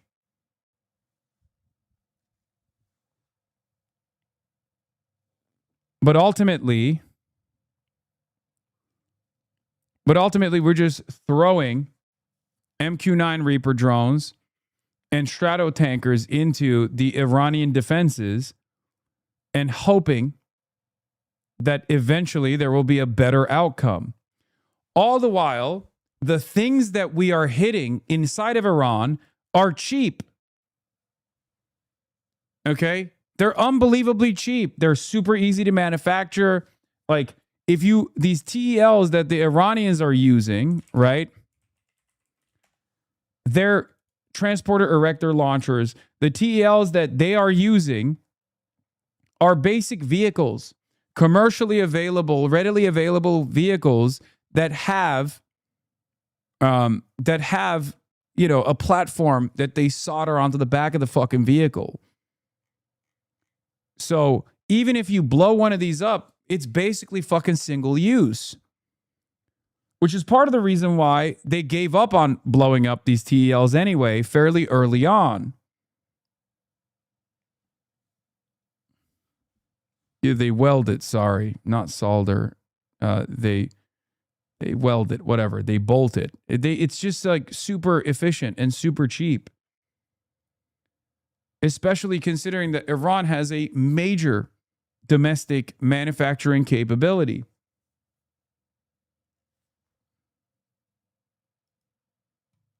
Here's my tip. Yeah, Fareed Zakaria is now posting about how China has won the Iran war. Did the U.S. not expect the tankers to be within the drone strike range? It's hard to believe that was a U.S. strat without protecting their tankers. I think it's coming from a place of... It's not coming from a place of like sound analysis. I think it's coming from a place of desperation. They have to do something. Iran is like a fucking pit bull. I don't think it's even hubris. I don't think it's arrogance. I think arrogance is what caused the initial strikes. Okay? But I don't think at this point it's arrogance that's pushing them to keep trying the same thing and expect different results. Okay? I think at this point, they're just desperate for any kind of attrition. So they're just throwing these unbelievably costly assets in the field of battle, in striking distance of Iranian drones, Iranian loitering munitions, Iranian anti-air defenses, hoping to generate a different result that they haven't seen thus far. Of course, there is an alternative here. There's an alternative solution to this madness, which requires the Americans to come back to the negotiations process. Here is the conversation that took place between the Iranian Foreign Minister Abbas Araghchi, who said wars end either through total victory or negotiations, which literally, by the way, verbatim. What do I always say? I mean, it's a very common fucking statement, but in my headcanon, he heard me say that, and he's quoting me.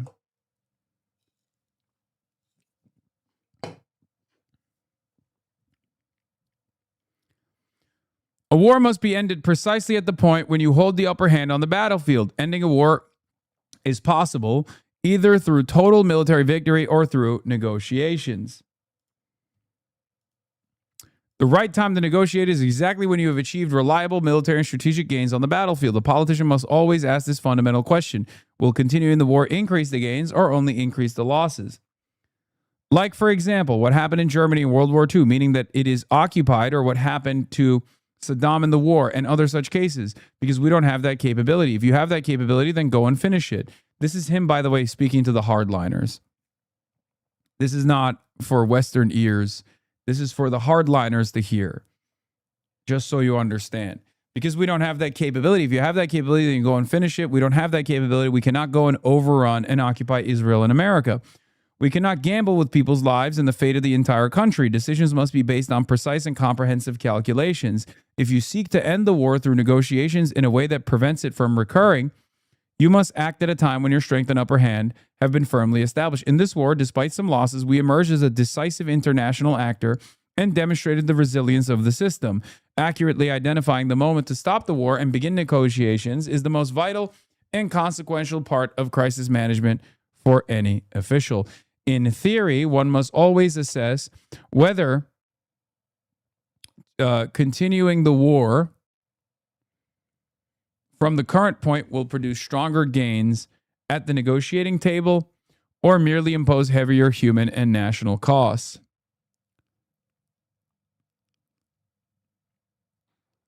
He also he also described that Iran believed that the war was coming before the negotiations ended.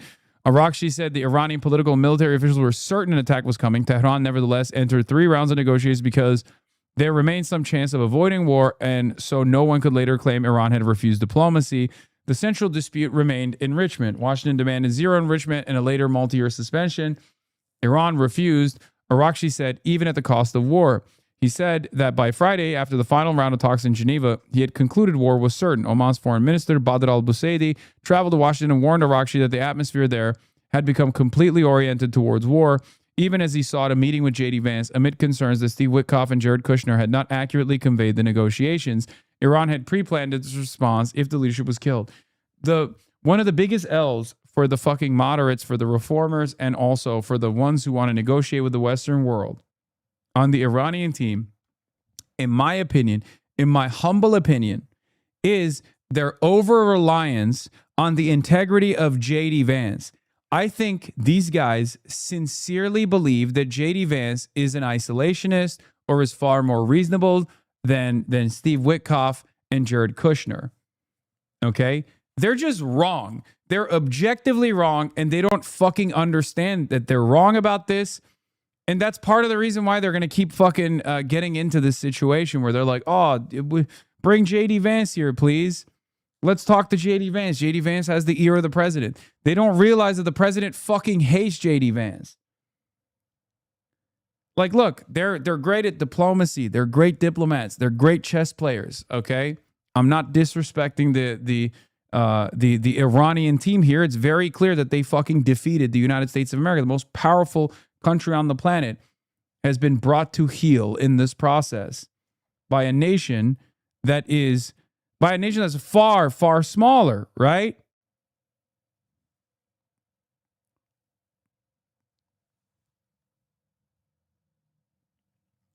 But I think this is a major mistake. Mersheimer also has this weird belief. I think it's fucking unfounded. They're not capable of reading the internal diplomacy that's taking place in the American in the White House within the highest office between Donald Trump and J.D. Vance. I don't think J.D. Vance is in any way, shape, or form sincerely invested in stopping this war. I think he's just positioning himself as an anti-war guy so that he has a better chance of winning once Trump is out of office. That's it.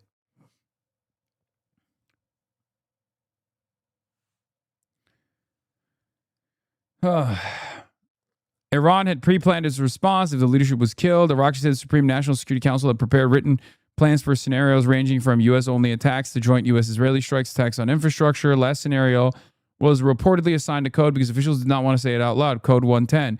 Arakshi said the plan included immediately closing the Strait of Hormuz if the leader was targeted and activating a broader regional military response.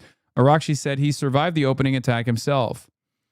He was inside of a leadership compound warning a senior official that an attack was imminent when multiple buildings were struck. He described 3 explosions, ceilings, walls collapsing, wounded people screaming at himself, and Mohammed Hijazi climbing through the steel beams and rubble to escape. A stranger eventually drove the dust-covered foreign minister back to the ministry. Arakshi said simultaneous attacks targeted meetings involving military commanders, intelligence officials, and senior leadership, exposing a major security breach. He suggested that the breach may extend beyond espionage to attempts to... What are you doing? That's so funny. She just cracks open the door and stares outside. Tehran immediately warned that the Gulf, that the U.S. bases would be hit. Within hours, Arakshi said he personally called Gulf foreign ministers and told them Iran would strike American forces stationed in the territory. This is before This is before the MOU, by the way. This is like how they the opening salvo worked. Anyway, months after that story took place, now Fareed Zakaria has a different calculation. Let's take a look. As the war with Iran blows up and cools down from week to week, one trend is clear. The biggest beneficiary of this conflict is China. Beijing did not have to fire a shot, spend vast sums, or use up political capital, but it has gained more from this crisis than any other in 3 decades. The war accelerated 3 of China's long-held goals: a Middle East less dependent on America, a world Xavier Zakaria more dependent on critical Chinese technology, and a reputation for Beijing as a serious and steady world power. Beijing has not tried to replace Washington as the Middle East's military guarantor. That would require expensive commitments. Its aim has been simpler and more subtle: get Gulf states to detach somewhat from the American orbit. Donald Trump is doing much of that work for Xi Jinping. America's Gulf allies have watched as Washington waged this war in chaotic fashion and with little regard for the damage inflicted on their cities, infrastructure, and economies. The Gulf is now dividing into 2 camps. The United Arab Emirates is drawing closer to Israel and Washington, but a larger group led by Saudi Arabia and including Qatar, Oman, and perhaps Iraq and even Turkey is likely to seek long-term security through a balance: continued ties with the United States, but also dialogue with Iran and better relations with China. That is precisely the regional order Beijing has favored. In 2023, China brokered the restoration of diplomatic relations between Saudi Arabia and Iran. Riyadh has since resisted joining certain American-led joint data center and computer chip projects. It has bought Chinese missiles and drones, held exercises with the Chinese Navy, and explored local production of Wing-Loon combat drones. Gulf countries accounted for more than 80% of Chinese defense exports to the Middle East from 2016 through 2025. No one is trying to replace America's security umbrella, but they want options, and options reduce American leverage. China's more impressive victory is geoeconomic. At first glance, a country that imports about 70% of its oil should be among the war's biggest losers. Yet China has weathered the shock better than most countries because it spent years preparing.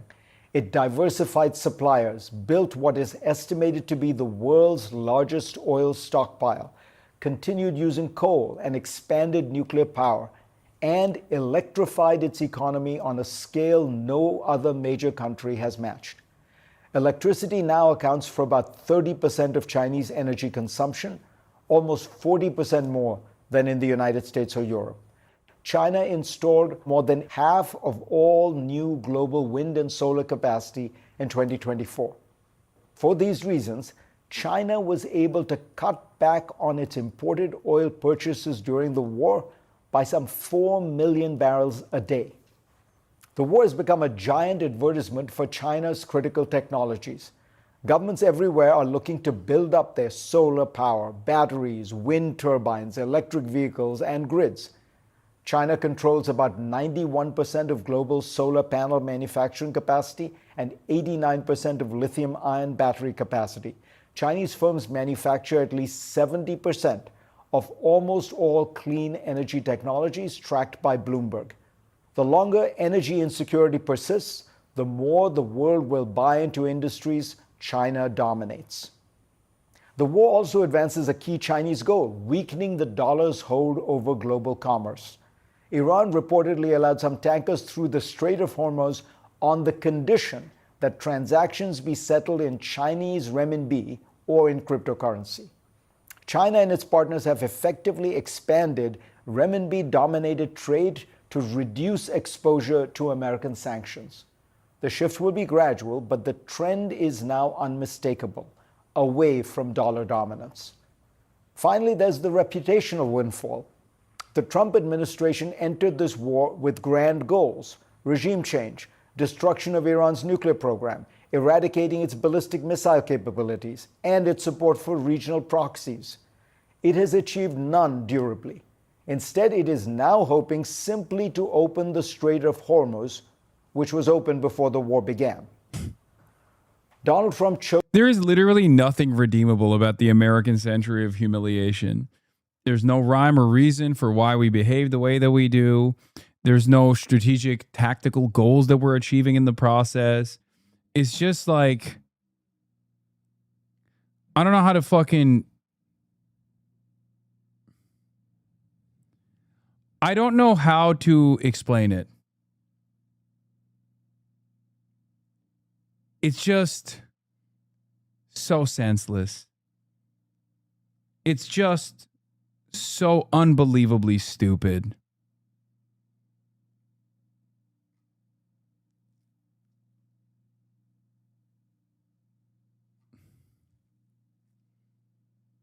That's why we call Donald J. Trump JD Pondom, baby. This war, and in doing so, that's why the Chinese netizens call him Donald Trump, the great nation builder for China. Blew through tens of billions of dollars, wasted America's munitions, diverted military assets from Asia, unsettled allies, and demonstrated that even with America's enormous power, a misguided strategy and constantly changing tactics will produce bad results. China did remarkably little. It kept buying Iranian oil, maintained relations with the Gulf states, avoided the costs of defending Iran or policing the Gulf. This is Beijing's preferred approach. No dramatic confrontations, but rather the steady accumulation of influence. Over the last 25 years, the United States has exhausted itself in 3 major military adventures in the greater Middle East, while China has accumulated manufacturing power, technological capacity. Dude, for the last decade or so, I have verbatim said this, and everyone told me to shut the fuck up, that I'm a campus, that I'm a tanky. Like, literally, I had a very simple premise, and many people on the left also had this very simple premise. What if, instead of constantly waging war at the behest of petro-capitalist pedophiles, we instead did what China does and just focus on building out a domestic manufacturing, a robust base for manufacturing here in the United States of America, focus on developing the country, focus on fixing our infrastructure. What if we spent the $7-8 trillion that we spent on murdering brown people overseas instead here on the home front? Okay? And every single time, from right-wingers who told me to get the fuck out of this country to liberals who also said the same, the answer was always, wow, you're a fucking campist. Wow, you're a fucking tanky. Wow, why don't you dick ride China further?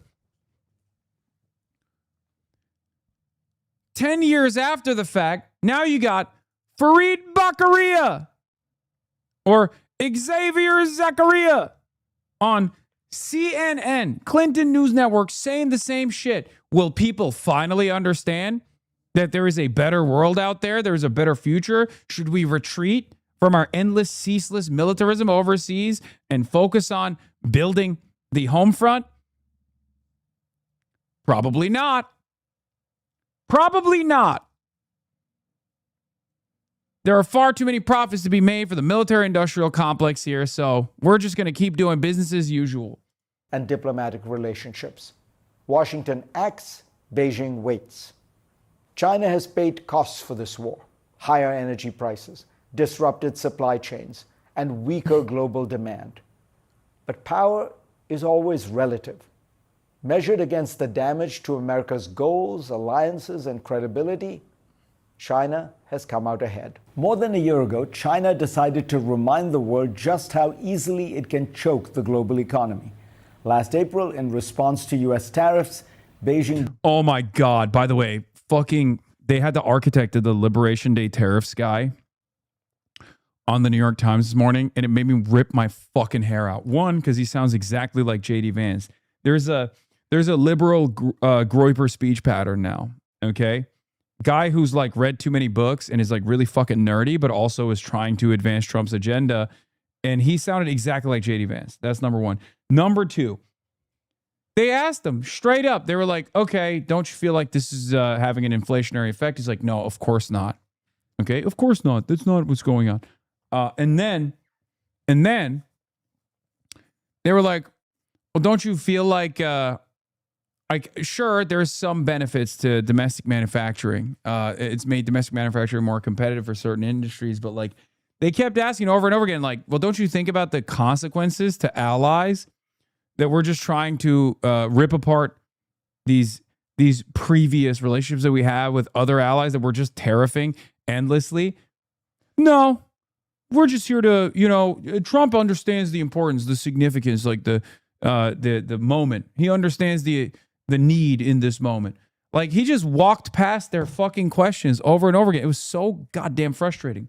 Not as frustrating as not receiving Level 10 Hype Train, which is incoming right now, of course.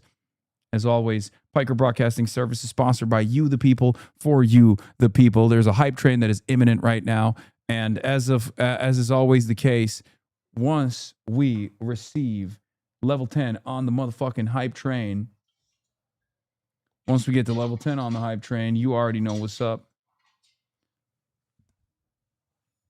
We will carry the motherfucking flame as always, as we do every damn day. On topic, Trump announces 50% tariffs. What?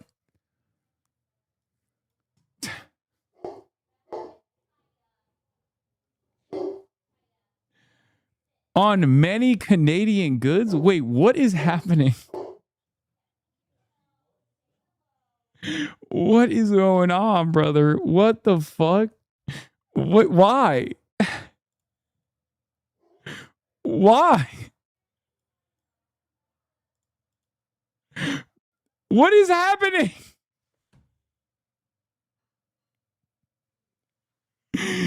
Oh my God. Oh my God. It's so stupid. Another one of the questions that was asked of the Trump tariff guy was, well, what is the sufficient, like, what's the real legal reason for, the Supreme Court obviously found them to be wrong and outside of the bounds of the executive. But like, what do you say to the question that like he implemented tariffs on Brazil for the Brazilian government prosecuting Bolsonaro? And he was just like, no, it's just because there's a real economic need. Really? There's a real economic need to tariff Brazil? News to me. Where's the fucking surplus? What's the real economic need to tariff Brazil? Why are we, if we're fixing the trade deficit, why are we tariffing countries with a surplus? What is the reason? It's so stupid. And it turns out, according to the BBC, Trump threatens new Canada tariffs over fire, sending filthy air to U.S. cities. What? Why?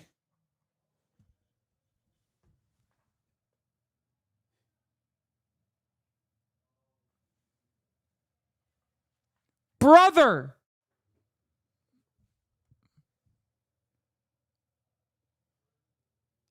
I don't know what to say to this, man. It's just like, I always try to find rhyme or reason for the administration. The administration is not one guy. There's no single decision-making capability here. It's not supposed to be. It's not supposed to be this way. This is money molestation. It doesn't make sense. It's the one thing that you're not supposed to do. You're not allowed to molest the bag. You're not allowed to molest the money. It doesn't make any fucking sense. Make of the breaking news here, 50% tariffs on Canada because of what the president says is reckless mismanagement of now 955 wildfires. Well, he's right. I mean, there is reckless mismanagement. Dude, what are you saying, dude? What are you saying? He's right? Really? He's right.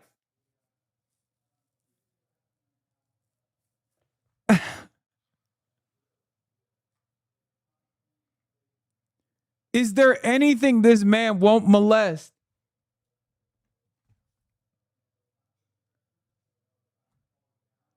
Incredible stuff, man. Yeah. Be on the lookout in the upcoming days for Donald Trump to come out and do the classic spiel.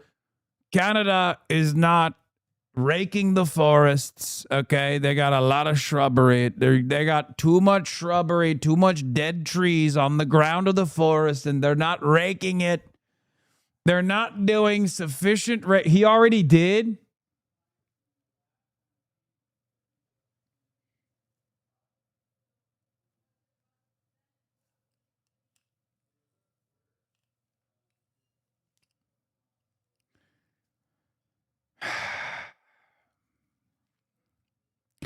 I mean, what? Even the Fox Business woman, the Fox Business host is like, really? Really? Like, she doesn't believe him. He doesn't believe himself. I told him, I mean, you got to stop these fires from coming in and, poisoning our air. Our air has been poisoned. I have a good relationship with Mark Carney, but, we got to stop the fires up there. If we can help them, we'll help them. But maybe they should pay us some damages or something, or we should do some tariffs. But it was terrible. I mean, you had businesses closing. In particular, Michigan. If you look at Detroit, Michigan area, they had to close everything. They had to close car plants and a lot of other things. So I've never remembered this happening. Over the last 4 or 5 years, you saw it starting to take place. I've never remembered it happening.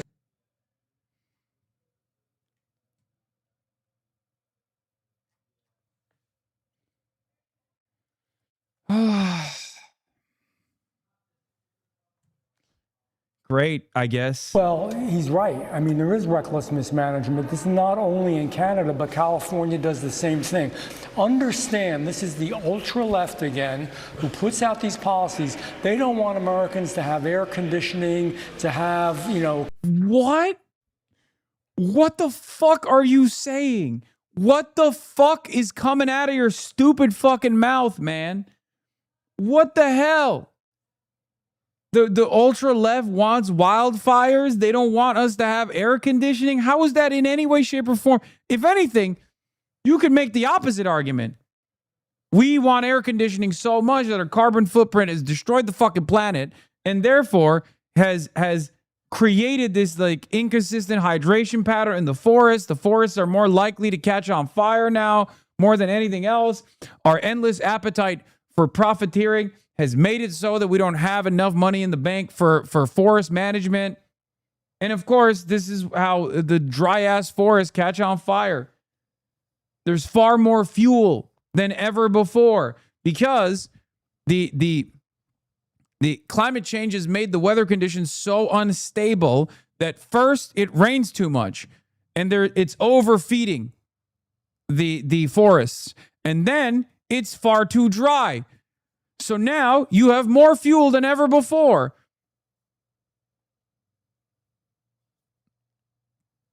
And they catch on fire. And then it's far too difficult to put out. Cars and a lot of the things that we have and the energy that we use, we've done more damage in a short period of time from Canada than any of that would ever do. It's horrible. It's bad for people and their health. It's bad for the tourism industry and all industries and all businesses. Certainly, Canada's got to straighten this out. It didn't have to be that way. It reminds me of the wind turbines that were supposed to be pro-environment. Bro used a clear-cut example of anthropogenic climate change devastating outcomes to present an argument against renewable energies that would actually soften the anthropogenic climate change and reverse some of our carbon footprint. I am losing my mind. We are led by fucking baboons. We are led by morons. We're so fucked, dude. We are so endlessly fucked.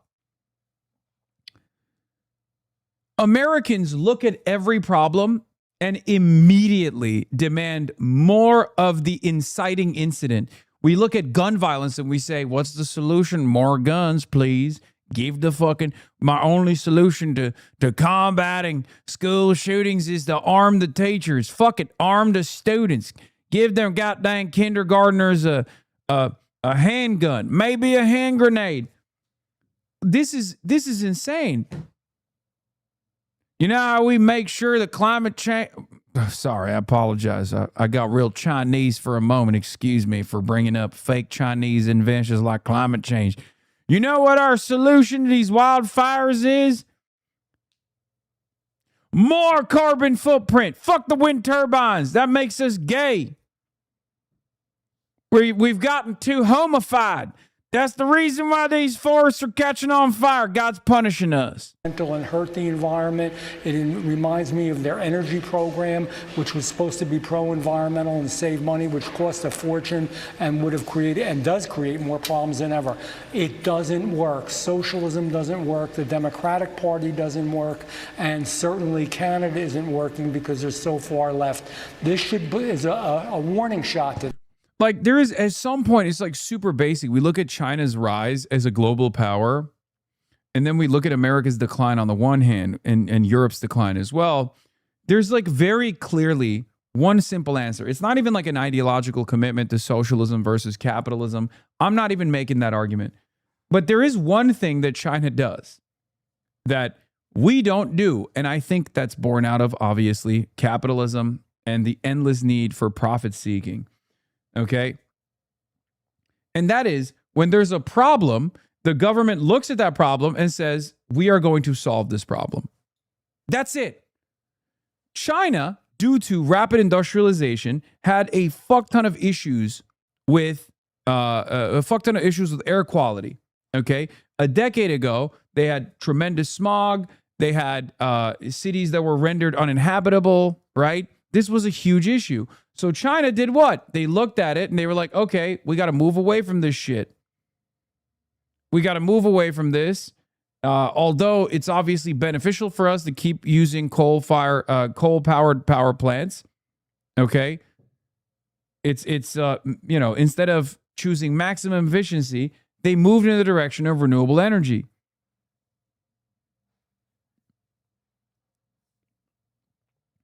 Obviously, there was a lot of corruption within the Chinese system as well. Xi Jinping's biggest thing was he is the great eradicator of corruption.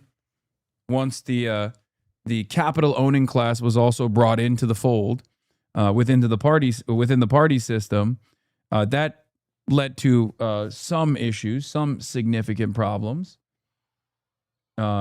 specifically corruption. But ultimately, it doesn't matter. Like. Here's the reality.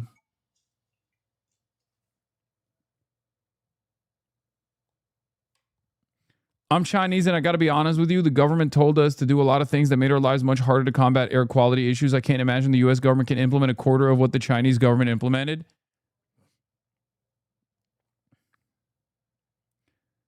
I mean, there is obviously a much higher degree of autonomy in the Western world too. There's a cultural difference, whatever. But my point is, they identified a problem and they solved it. America, when is the last time you saw the United States of America identify a problem and solve it? I think it was the ozone layer. That's it. That is the last time.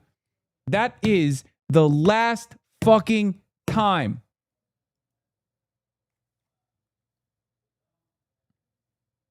The last time I saw the Western liberal world look at a fucking problem, recognize the existential crisis it was creating, and try to solve it. Yeah, CFC gases, the ozone, that created a massive hole in the ozone layer. That was it. I'm not even saying COVID, chat, because COVID doesn't... Did we deal with COVID? We tanked it here in America. We tanked COVID. To varying degrees, the Western world decided, some boomers are going to fucking die.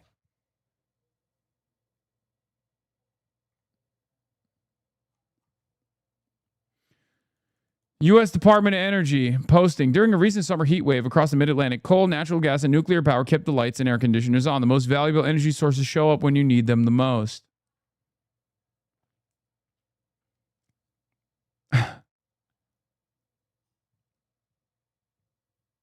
Wind and solar, 6%.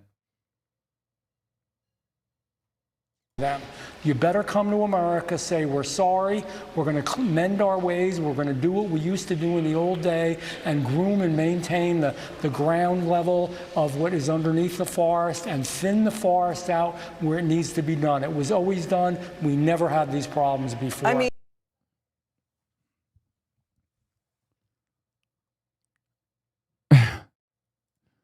It's all the ignorant Republicans and MAGA saying Canadian forest should be raked. This is the Canada's boreal forest. It is dense, uneven, rocky, and filled with lakes and islands. 910 million acres of it has no road access, in case you were wondering how preposterous rake it is. This is a CEO talking. Skimmed this post, waiting for the space lasers to appear, and was not disappointed. Why did POTUS suddenly pivot from unconditional surrender to a deal at any cost with Iran? It's the interceptor, stupid.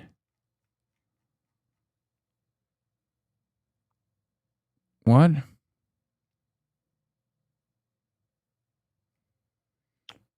Founder CEO of Boom Supersonic. Surfs is Canadian, by the way. Yeah, I know. The link you sent me is broken.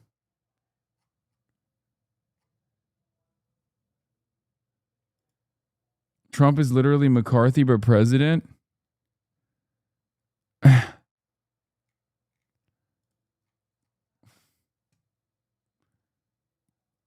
Anyway, let's get back to China winning, according to Fareed Zakaria. Briefly tightened exports of rare earth metals, which make up the tiny magnets inside everything from phones to cars to fighter jets. Edward Fishman of the Council on Foreign Relations labeled the move the most effective use of economic warfare we have seen in recent years. And the West has been scrambling ever since for a strategy to loosen China's grip. But it is easier said than done, as Japan learned the hard way. Despite the name, rare earths are not actually rare. There are 17 metallic elements scattered in the Earth's crust on every continent. What is rare, though, is the capacity to refine them. It is a filthy, expensive process that leaves behind toxic waste. Decades ago, China made a long-term bet on an industry that many other countries were happy to avoid.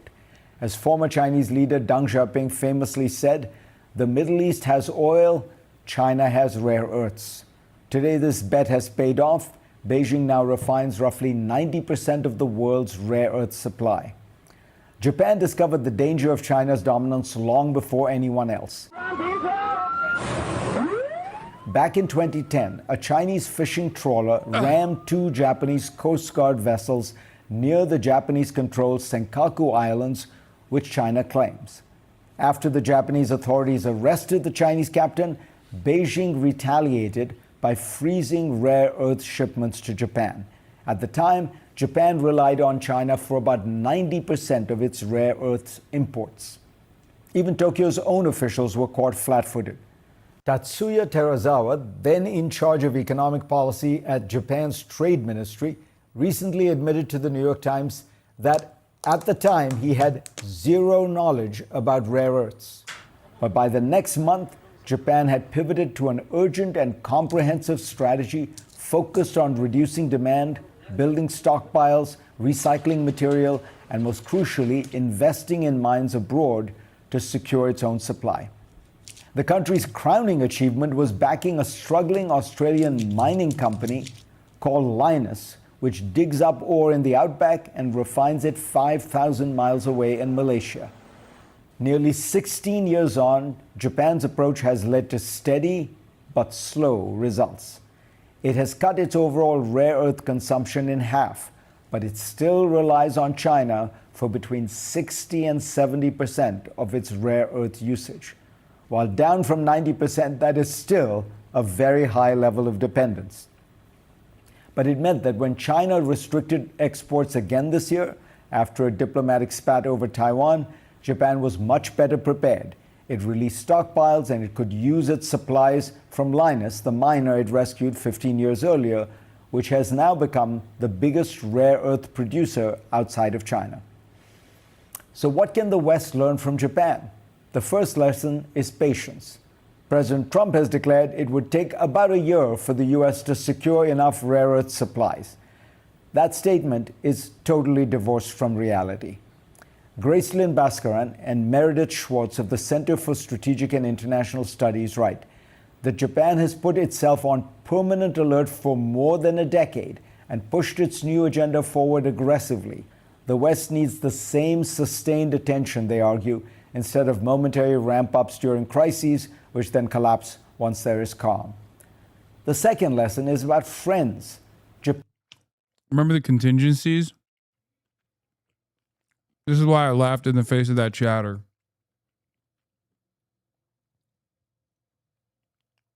When he was talking about American munitions, once they're depleted, it's going to be very, very difficult to do procurement. Especially if China decides to tighten its export controls.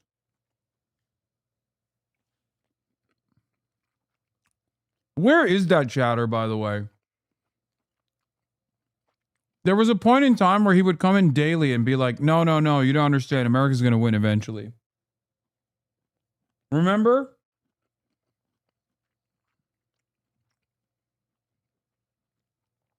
Every day he would come in here to be like, no, gangy, we got contingencies.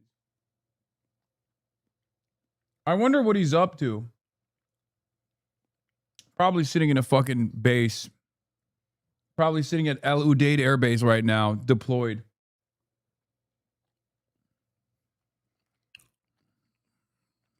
Hoping he doesn't become the contingency.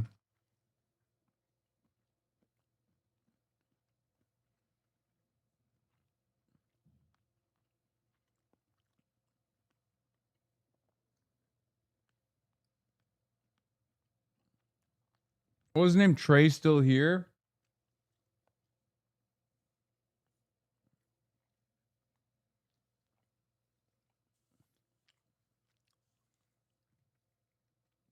Japan needed Australia's mines, Malaysia's refineries, France's recycling plants, and American capital and technology to reduce its reliance on Beijing. No country alone can break China's near monopoly on rare earths. The Trump administration, to its credit, appears to understand this. It has gathered 55 countries and signed agreements on nearly every continent regarding critical materials and rare earths. But that cooperation is America's financial dominance is also coming to a close with the payment processor system that China has implemented on the One Belt, One Road initiative, which is creating a real-time alternative that UAE and many other countries are getting on top of. So,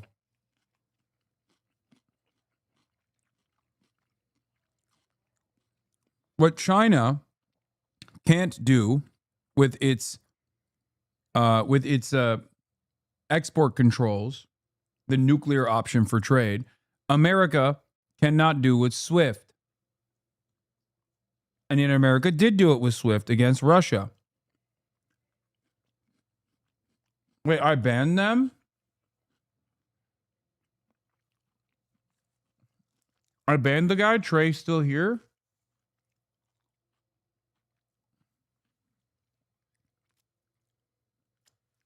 We got to unban his bitch ass.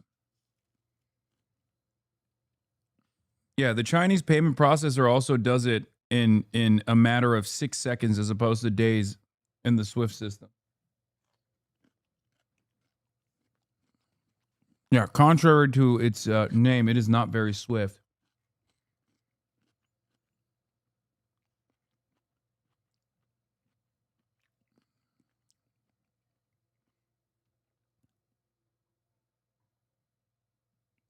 Trey's banned in a lot of channels I watch. He's obnoxious.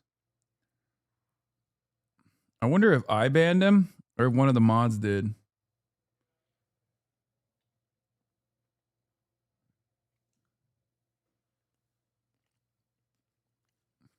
Oh, Lake McGroove did it. Why?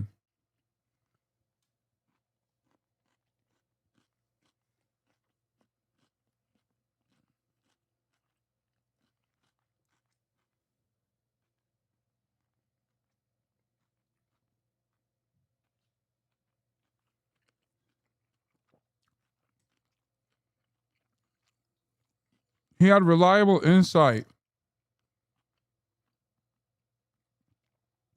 Unban him, please.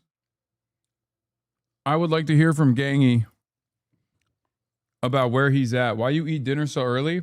Maybe I eat lunch so late. Have you thought about that?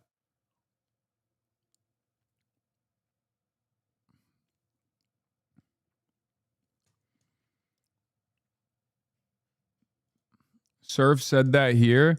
Saw the groveling and agreeing to his terms of destroying our social safety net to build a massive military and hiring 1,000 RCMP officers for his border while building pipelines while the country burns. All did nothing. And things are now worse than they've ever been. Yeah, you cannot. You have to fight back. That's why Felix has made a brilliant point that I repeat all the time. The most effective anti-Trump forces on this planet right now is the Communist Party of China and the IRGC. No one else has been able to combat Trumpism as effectively as these two forces, okay? The Communist Party of China and the IRGC.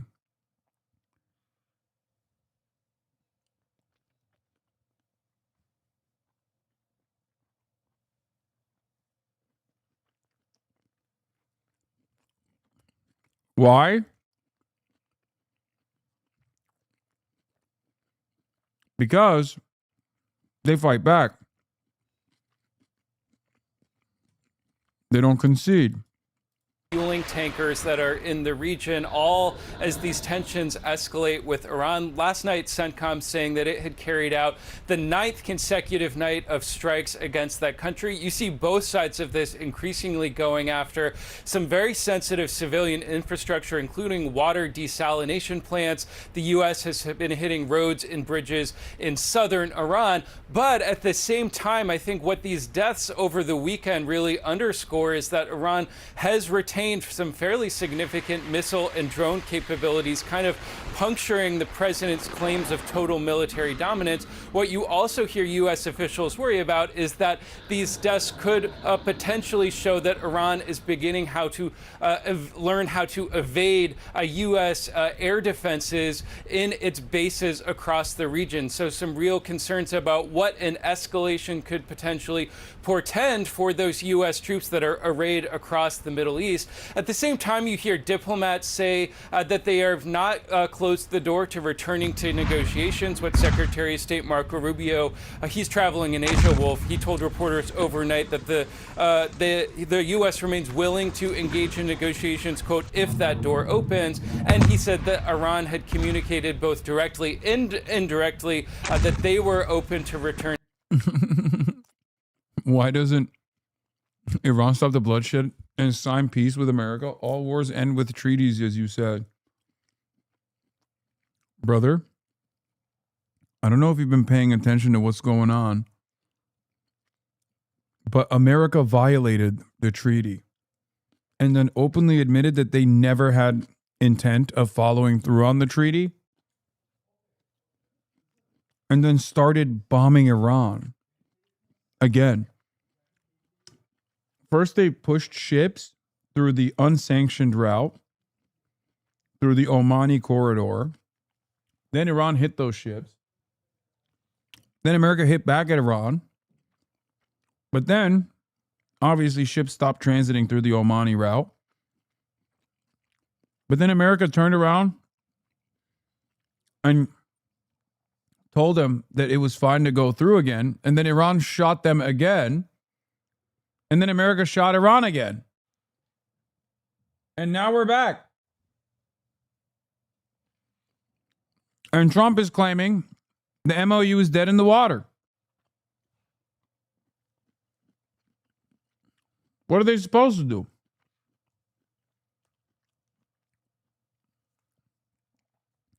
I mean, what do you do? Actually, What can one do here against us? We're irrational, we're erratic, we're belligerent, we're violent. How do you deal with us? You gotta get back to the drawing board and keep fighting, I guess. Right?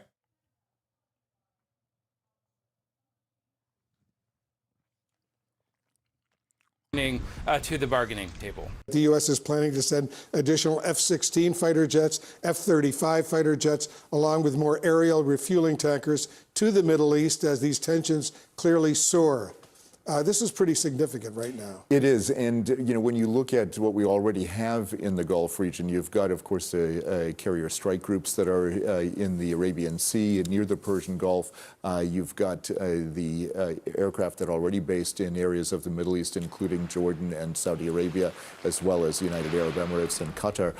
So those areas are going to get beefed up. Basically, the airplanes that you mentioned, the fighters, as well as the aerial refueling tankers, are also probably going to be augmented by other aircraft such as reconnaissance aircraft and other drones potentially as well. And if all of that moves forward, they'll be coming from Europe, and that will basically set the stage for even further military offensives and basically a military campaign against Iran, one that is even more extensive than what we've seen so far. Joining us now is Ambassador Dennis Ross. He was a special assistant to President Obama on the Middle East peace process and is a counselor over at the Washington Institute. Interesting. Interesting. Why are they flying in from Europe? Why aren't they just doing aerial missions from the Al Udeid Air Base? Why aren't they just doing aerial missions from Saudi Arabia and Kuwait and Qatar and all these other countries? I mean, these are vassals, right? Which they are. Is it because the vassals are saying, no, you can't do this? Or perhaps is it another secret third option, which is they simply can't? Because Iran keeps fucking blowing up their goddamn bases. For Near East policy.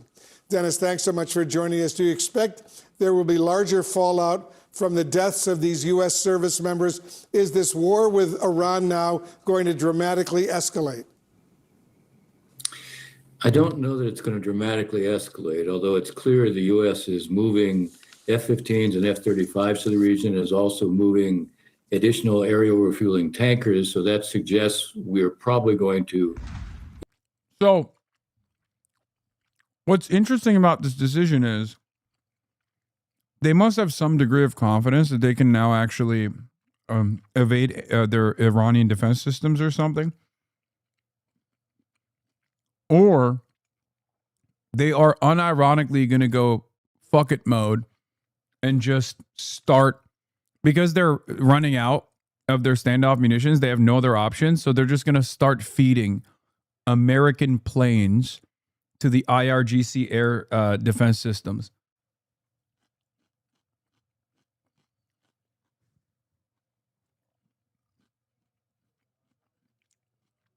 I assume that there is some calculation being made here that, they can withstand some losses. But ultimately, they've degraded the Iranian defenses far enough.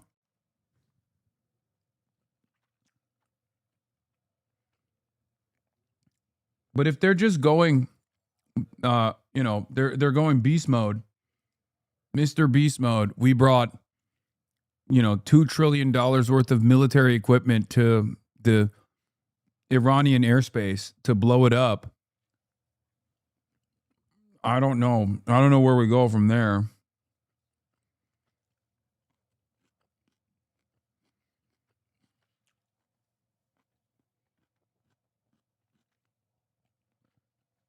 Increase the scope and intensity of the attacks we're going to carry out.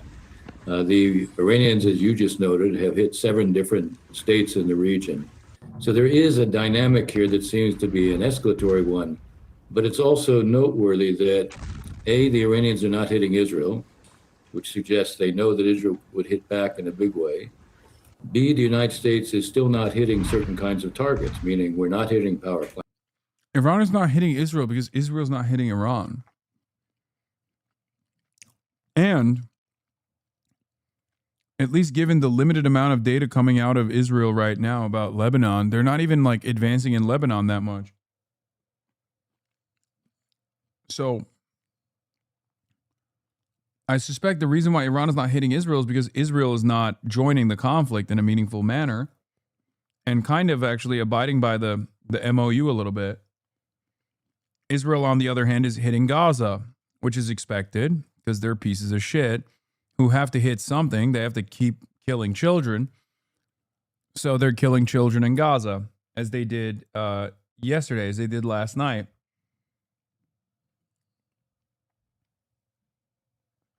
But Iran doesn't need to hit Israel. Iran is hitting Jordan, which is the first stage for hitting Israel. Israel understands this reality. This guy seemingly doesn't comprehend that.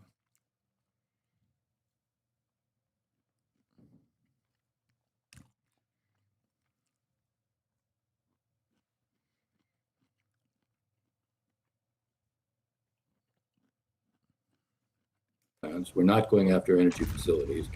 And I think the reason for that is we're seeing that the Iranians have the ability to hit similar kinds of targets in the Gulf states. I think when they hit Kuwait and they hit the desalination plant, an electricity related facility, an oil related facility, that was their way of signaling, if you hit these kinds of targets within Iran, we will hit those kinds of targets in Saudi Arabia, the UAE, and elsewhere, and the impact on oil prices will be dramatic. So I think there is still a conflict that is being fought within certain bounds. So Hassan, we're doing the stick it to him. I mean, we're doing the stick it to him. We're also doing this. Israel comes to me in my dreams. What gives? You know, so I guess it's both of those techniques. The basic problem is there's no way out of the current impasse because the Iranians are insisting they will control the straits, and we're saying they will not.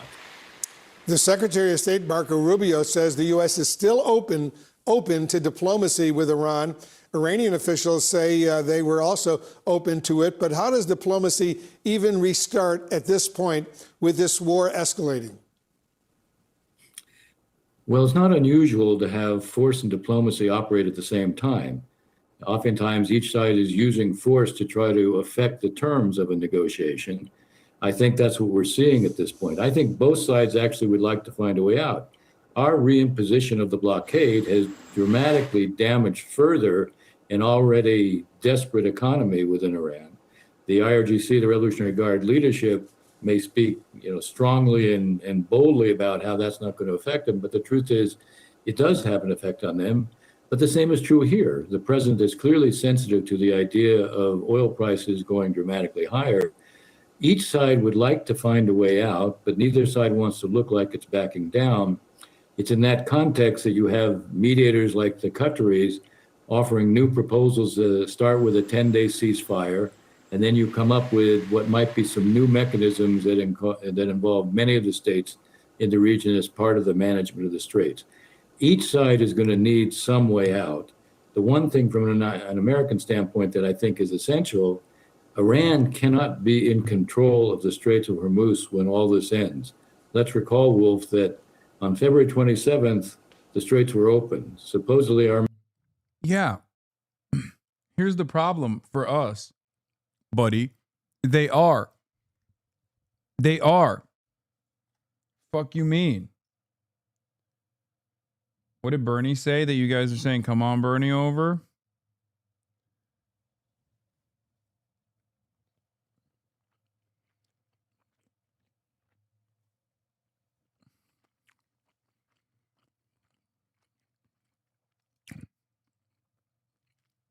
We must not give one nickel more.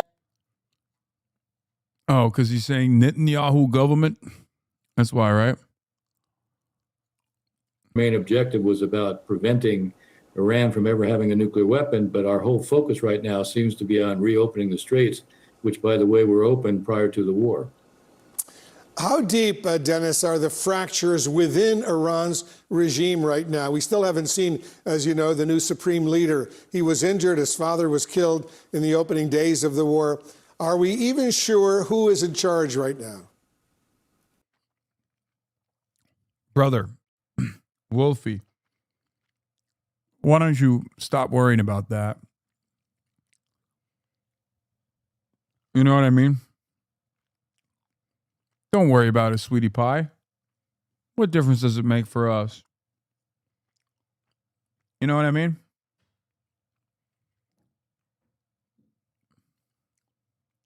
Like, who's in charge? Who cares?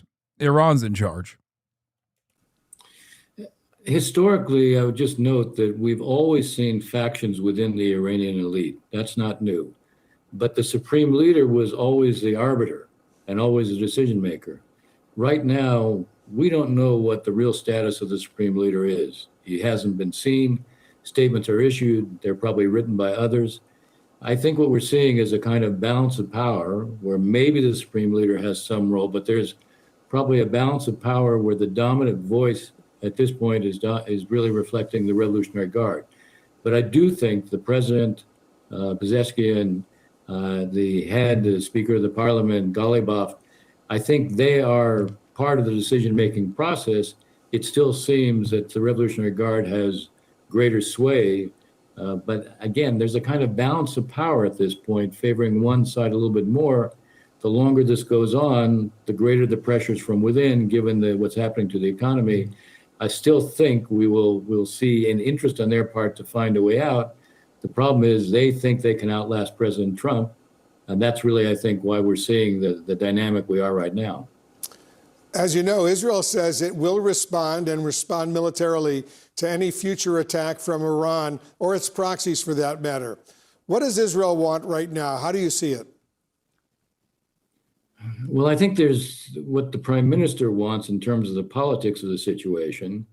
And I think he would still like to be able to inflict much more damage on the Iranian ballistic missile capability, its inventories, and the like. But he's not in a position to make decisions. It's the president of the United States who's making the decisions. And I think the president at this point doesn't seem to want the Israelis to be involved. It's ironic that the Iranians don't seem to want the Israelis to be involved. The only way the Israelis become involved is if the president changes his mind and or the Iranians hit Israel. At this point, they're avoiding that. So I still think, even though within Israel, I think there's a strong sense that something could happen this week where Israel is drawn in, my sense at this point is that basically neither the United States nor the Iranians seem to want the Israelis involved, because I still think there's a desire, at least on the part of the president, to keep this more limited. I think we're going to see him try to strike a balance where he's going to do much more this week in the hopes that by hitting the Iranians even harder with the blockade, they will come around and look for a way out. I want Israeli boots on the ground. Brother, that's never happening. Israel will not deploy boots on the ground unless it's an occupied territory and it's primarily children. That's just not going to work.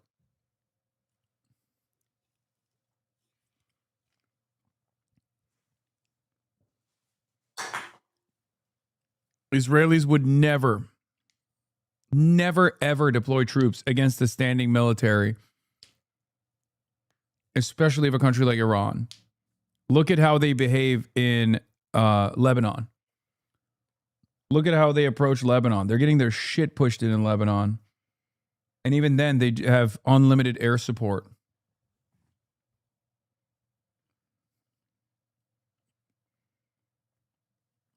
Not going to happen.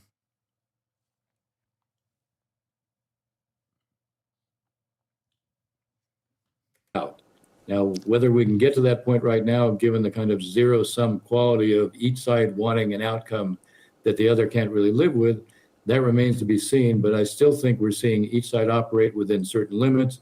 And the mediators may come up with something as things begin to look worse that allows each side to take a step back. That, I think, is the hope for the moment. Now, thousands of protesters are gathering in the Indian capital, demanding the resignation of Prime Minister Narendra Modi and his education minister. Hundreds of police have been deployed, with the crowd expected to march towards Parliament.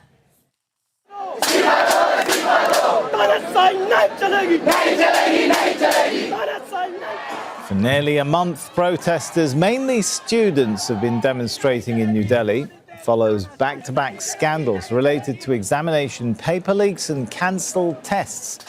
They're demanding sweeping education reforms. The government. Bro, in that side of the world, motherfuckers don't play around about the test, the integrity of the test. It's a real important part of getting a leg up. Like in South Korea, they've put chaebols in prison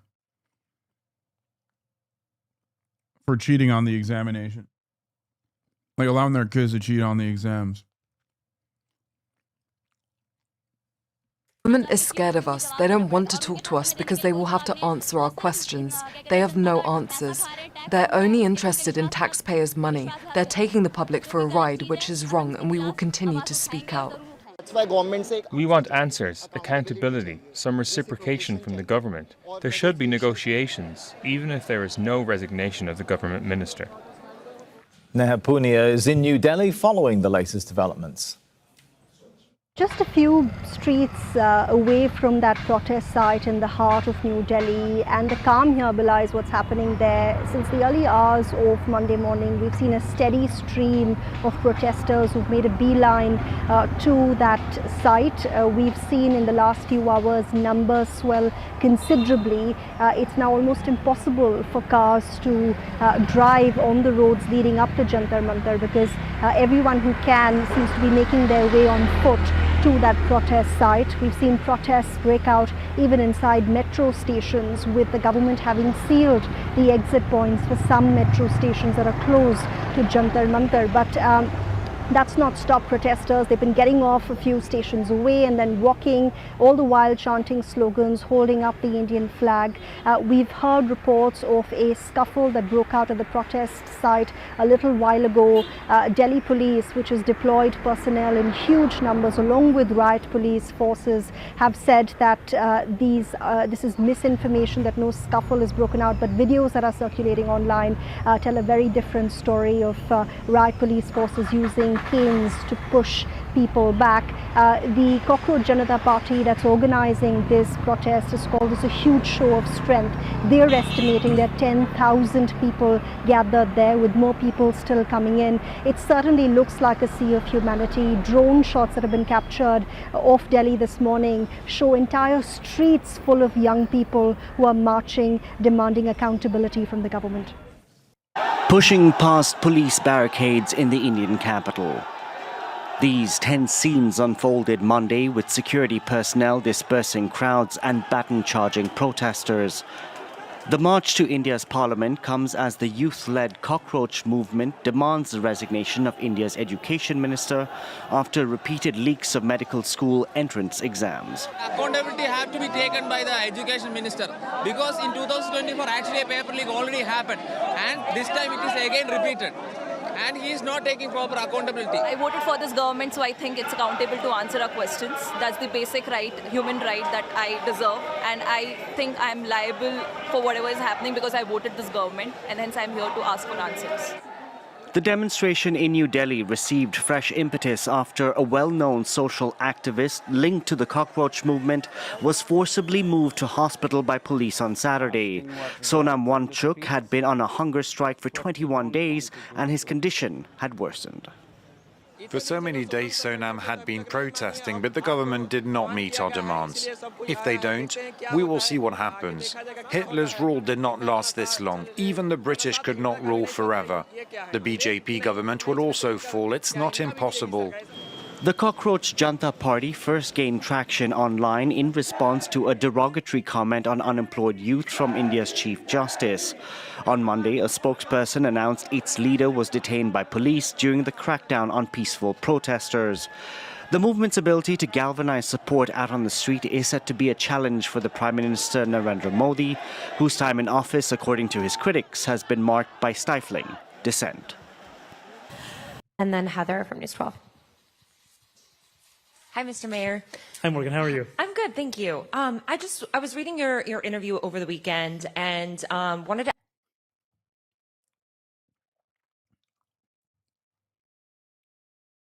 On topic.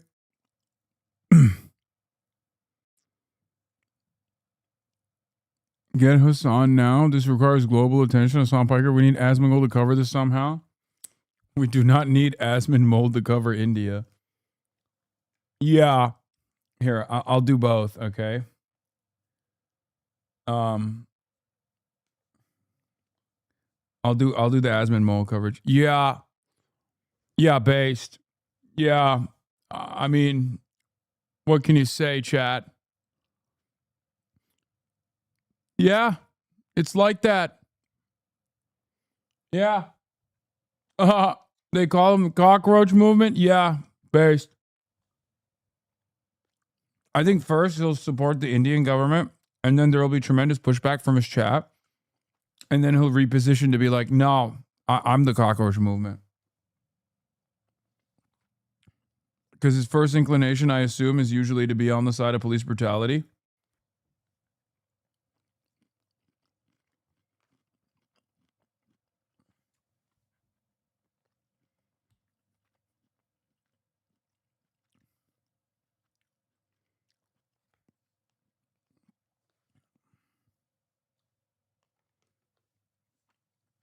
Once he learns Modi is anti-Muslim, it's over. No, I think he knows that already.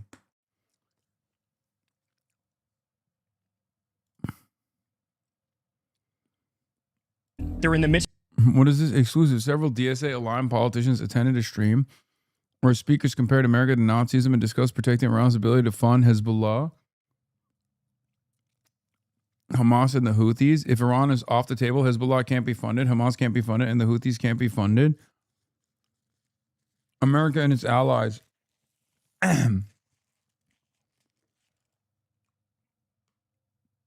were referred to as the axis of Epstein and the Fourth Reich. Beast mode. Beast mode. Beast mode, beast mode, beast mode. Dark woke commander, baby. Look at that canary mission. The U.S. government and the Israeli government, they're in the midst of creating the Fourth Reich. And it is absolutely accurate to compare these people to Mussolini, to Adolf Hitler.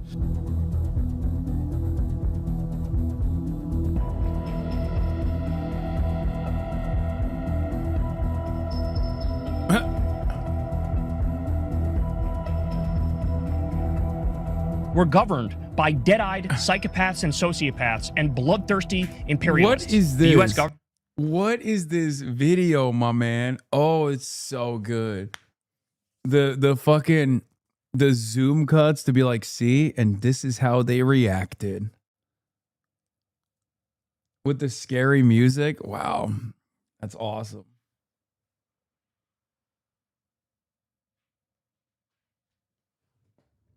Yeah, the whole thing, I think, the whole method is they already revealed it. They already revealed the meta. It's like trying to pinpoint weak and feeble and vulnerable politicians and to get them to disavow.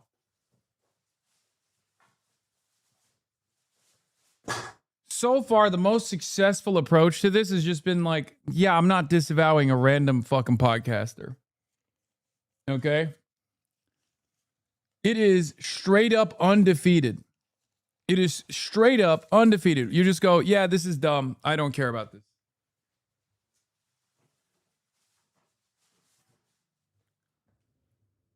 I don't agree with everything that this guy said. It doesn't matter. He has a big audience. You know, all that good stuff. It's OP.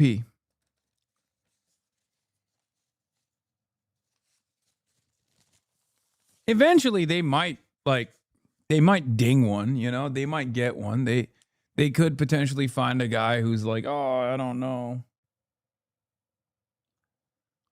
Maybe it's not great that he said this or whatever, but But yeah. Far left podcaster, radical leftist Kyle Kulinski, who I disavow, who I famously disavow. And the Israeli government, they are the terrorists. They are the terrorists. They are doing terrorism. If Iran's off the table as a regional power, that means Hezbollah can't be funded, Hamas can't be funded, the Houthis can't be funded, like the Shia Crescent falls, and then you have nothing but regional domination for Israel. There's a reason why I call Israel and the U.S. the axis of Epstein, okay? There's a reason why I've said repeatedly that they're in the midst of creating the Fourth Reich, because that sincerely is what they're doing. These are genuinely repulsive, disgusting, wretched, depraved human beings. And it is absolutely accurate to compare these people to the worst criminals in history, to Mussolini, to Adolf Hitler.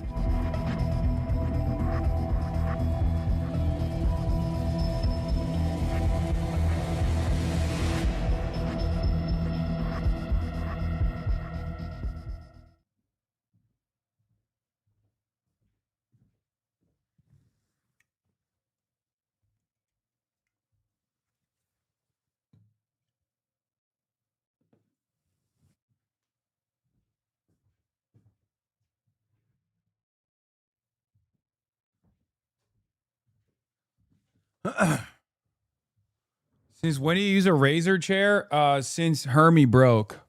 Since my fat ass broke Hermie into a million different pieces. I broke one of the my fat ass ended up hurting Hermie. One of the bolts. One of Hermie's bolts broke.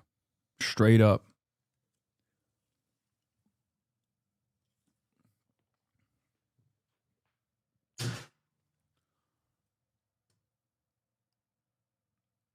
The arm on my Hermie broke and it was $60 for a replacement bolt. Yeah, that's what happened to me too.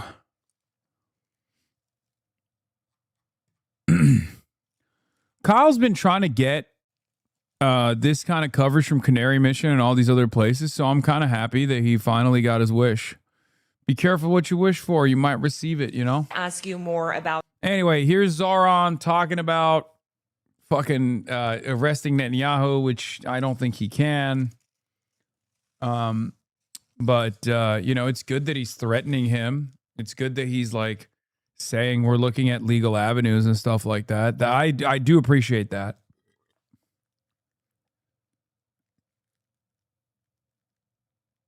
Sorry, off topic, but Hasan, you mad at Odyssey because it's about Turkey's L in Troy? Yo, chill. It's true though. But thank you.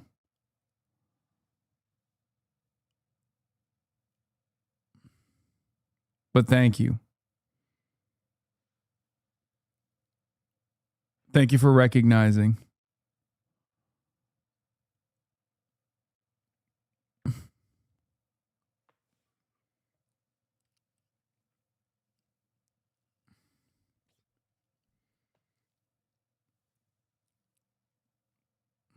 Oh my God.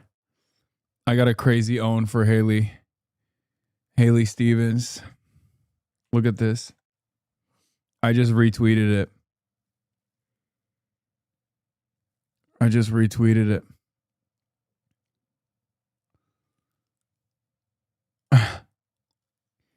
Michigan's auto industry put America on wheels, and I'm fighting to keep us in the driver's seat.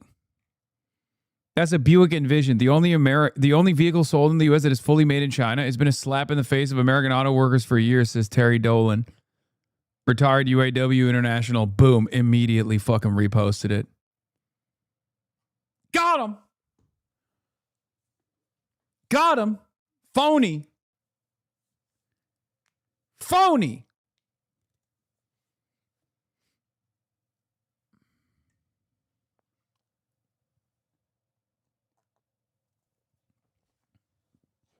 What gives?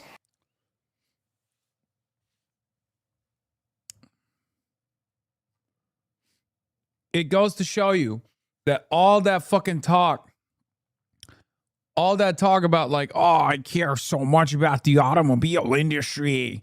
Oh, I did it. I rolled up my sleeves and I did the automobile industry. Yeah. Perhaps there's a reason why the UAW did not endorse you and endorse Zoran Mamdani or Zoran Mamdani, Abdul al-Sayed instead. Sorry, we were just talking about Zoran. About Benjamin Netanyahu. Anyway, getting back to Zoran.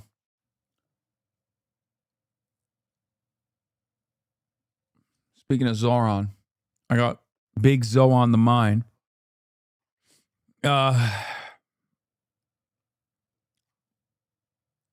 Talked about the new Hamas leader. Yeah, Zoran Mamdani.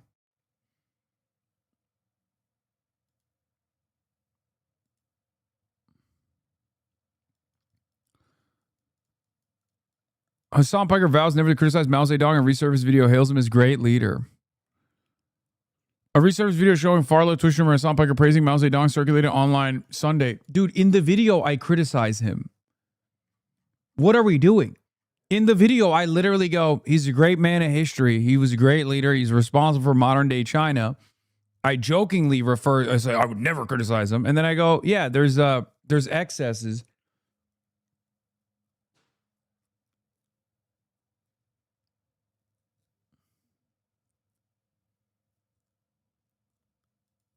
Yeah, Nathan Robinson. That is a misquotation. In the clip, he says he would never make fun of Mao Zedong. Not that he would never criticize him. He criticizes Mao within the clip.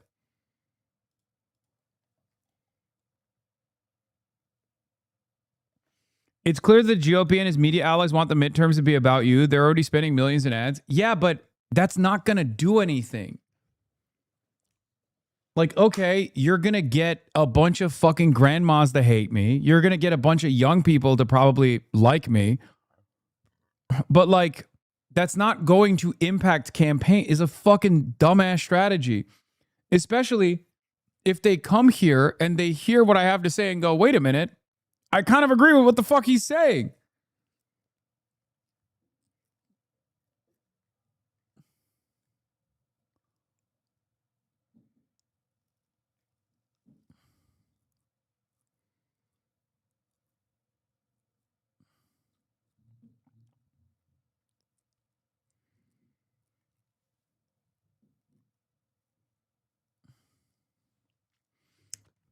I find it interesting that you're always joking in these situations.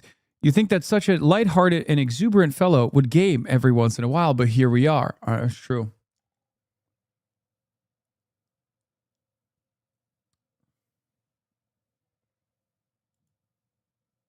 They literally all invent quotes now. Yeah, I know. One of the funniest parts about this is like there was a guy who literally went, even the Chinese government criticizes Mao Zedong and his like later years. And it's like, yeah, I know, you fucking idiot. Maybe you didn't get to hear that exact quote in the 36 seconds that you watched, but I actually literally immediately say that, like probably right after this clip is over. Why do you have a dedicated ChatGPT accent? Are you talking to me? I have a ChatGPT accent? Or are you talking about my haters?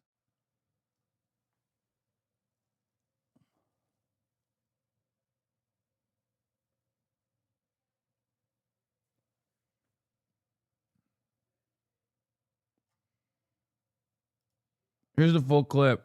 Full VOD. 429 timestamp. Like right in the beginning? No. You mean 4 hours and 29 minutes.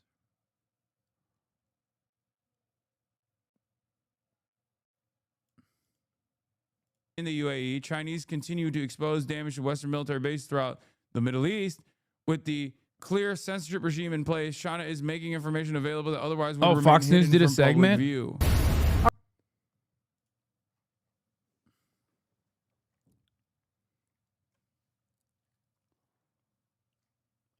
It's a snowy day in Beijing's Tiananmen Square. As U.S. strikes Iran, China has a message to send the world, a message it wants the world to hear. We're here early, and we're going to take you for a rare glimpse into the secretive world of Chinese political power.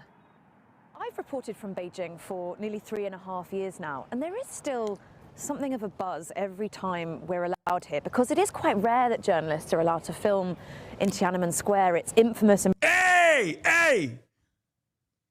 I know somebody that did that shit, though. They're not wrong. It is actually, come on, guys. Tiananmen Square is literally incredibly secure. Please, be for real. Like, I was there. You literally watched me go through the security checkpoints. I live streamed the entire process. I got stopped by a cop who thought I was like making fun of Mao Zedong, which I never would. Oh, dude, it's literally me criticizing chatters who are like, no, China has no security theater. And me being like, no, dude, I was there. Of course there's fucking security theater. And then I jokingly say, I never would and never will. Mao Zedong is a one of the great leaders of this world, okay? A man who changed the entire universe, the entire planet.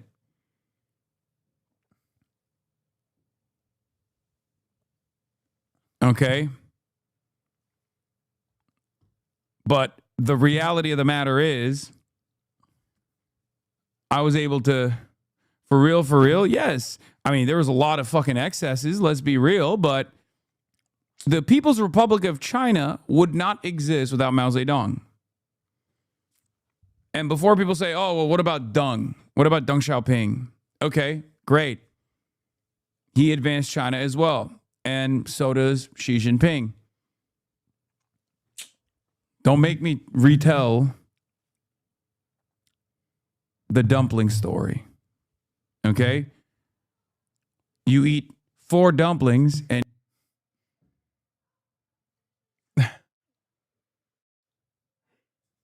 I'm so fucking stupid. I'm such a dog. I just say the same shit every day. It's so funny.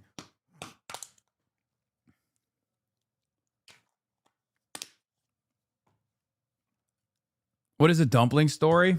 Okay, here. And you finally feel like you're full on the 5th one. You don't think to yourself, oh, I should have just eaten the 5th dumpling. It's not the 5th dumpling that filled your stomach. The first 4 dumplings were also important. Brutal history means we're only given access on pretty special occasions. And today is a special occasion of sorts. It's an event called Rothschild pussy got me acting strange. Someone asked me who controls the bank. I said the Cubans. Oh. Where's the commentary? This guy should sue you. I agree.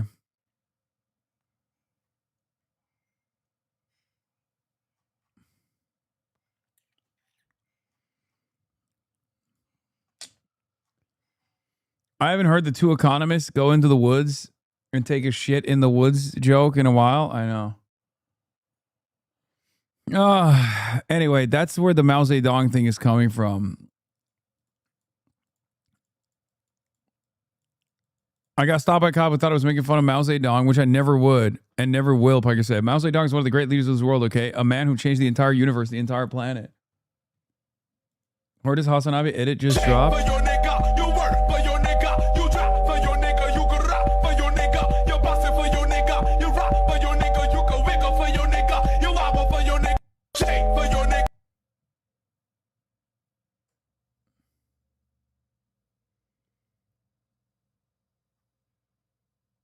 This has 76 hearts.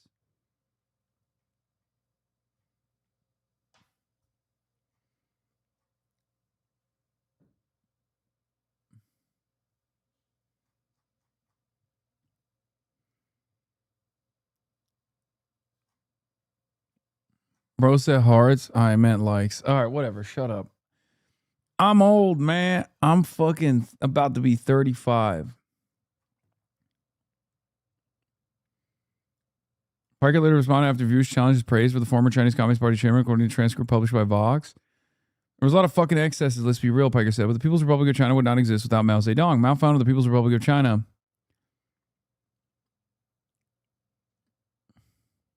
It's a great honor to be here in the heart of the American empire, the belly of the beast, Piker said. I'm speaking to the future activists of the Democratic Party. but is an outsider currently pushing for an insurgency. He urged the attendees to reject Democrats who compromise with the Republicans and support funding for U.S. immigration and customs enforcement and Israel. Moms Demand Action founder Shannon Watts criticized Piker's appearance and clothing on an X post. I am the first male victim of misogyny, like misogynistic attacks and objectification. Obviously, there are plenty of male victims of misogyny. All men are victimized by misogyny. However, I'm the first one who has been the recipient, like in the same way that women receive it. I'm a fucking trendsetter. It's crazy. The only people I see get this level of fucking feedback, this level of backlash, this level of aggressive posturing. No more. What are you wearing? What are you saying? What are you doing? Is just women. That's it. Women on the internet who still have it worse than me, who hold up half the sky, as someone said, I forget who, probably smart guy. Women hold up half the sky. I forget who said that, but it seems like he was woke.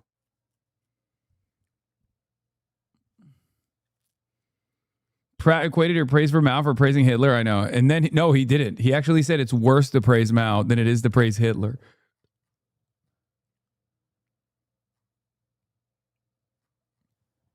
To that, I say it's time to evolve. Women hold up 75% of the sky. How about that? Zhongshan Sudasan transmits the socialist torch to the American Red Young Guards in the heart of empire. The critique of arms cannot replace the critique by arms.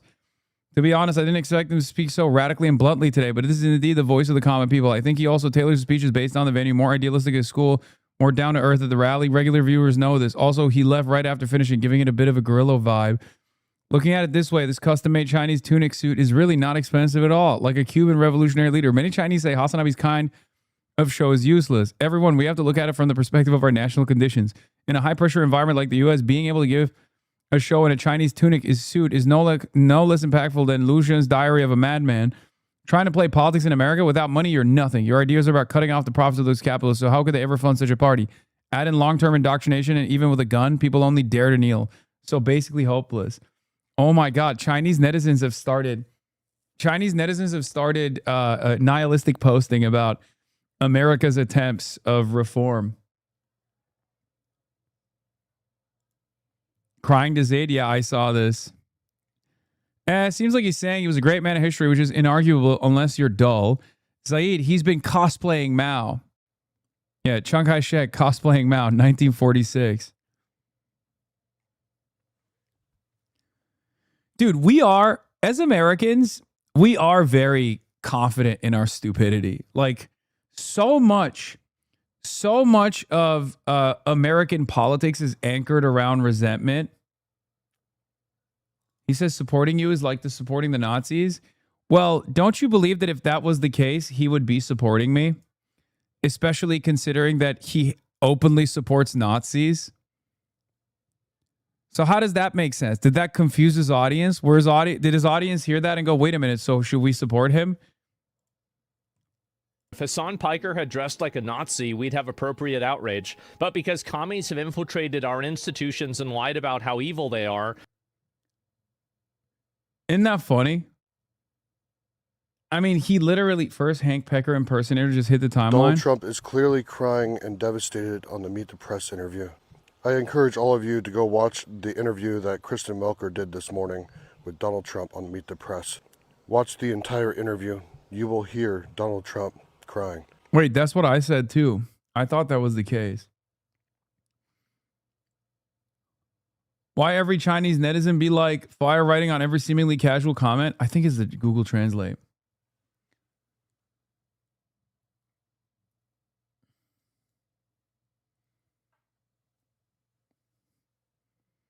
Well, wait, Hasanabi, Mao killed these Chinese netizens' grandparents, I thought. Why are they celebrating you wearing the Zhongshan suit? Yeah, that's what's so funny. There's a fucking billion for Chinese people out there. And they just, I guess Americans never entertained the thought that, like, this guy is supposed to be this fucking ruthless monster that murdered all of his fucking grandparents deliberately by design. And it's hilarious that they're all just brainwashed into loving him and showing great reverence and respect to him. 1.4 billion. Okay, you know what I mean. 1.4 billion.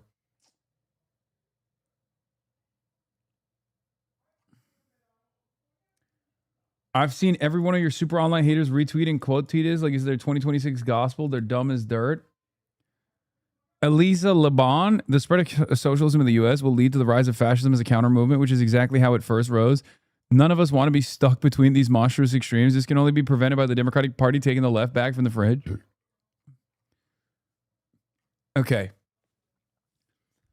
I never understand why liberals do this thing where they say this thing, because it's like, this is an admission that the last time liberals tried to appease the fascists, it failed.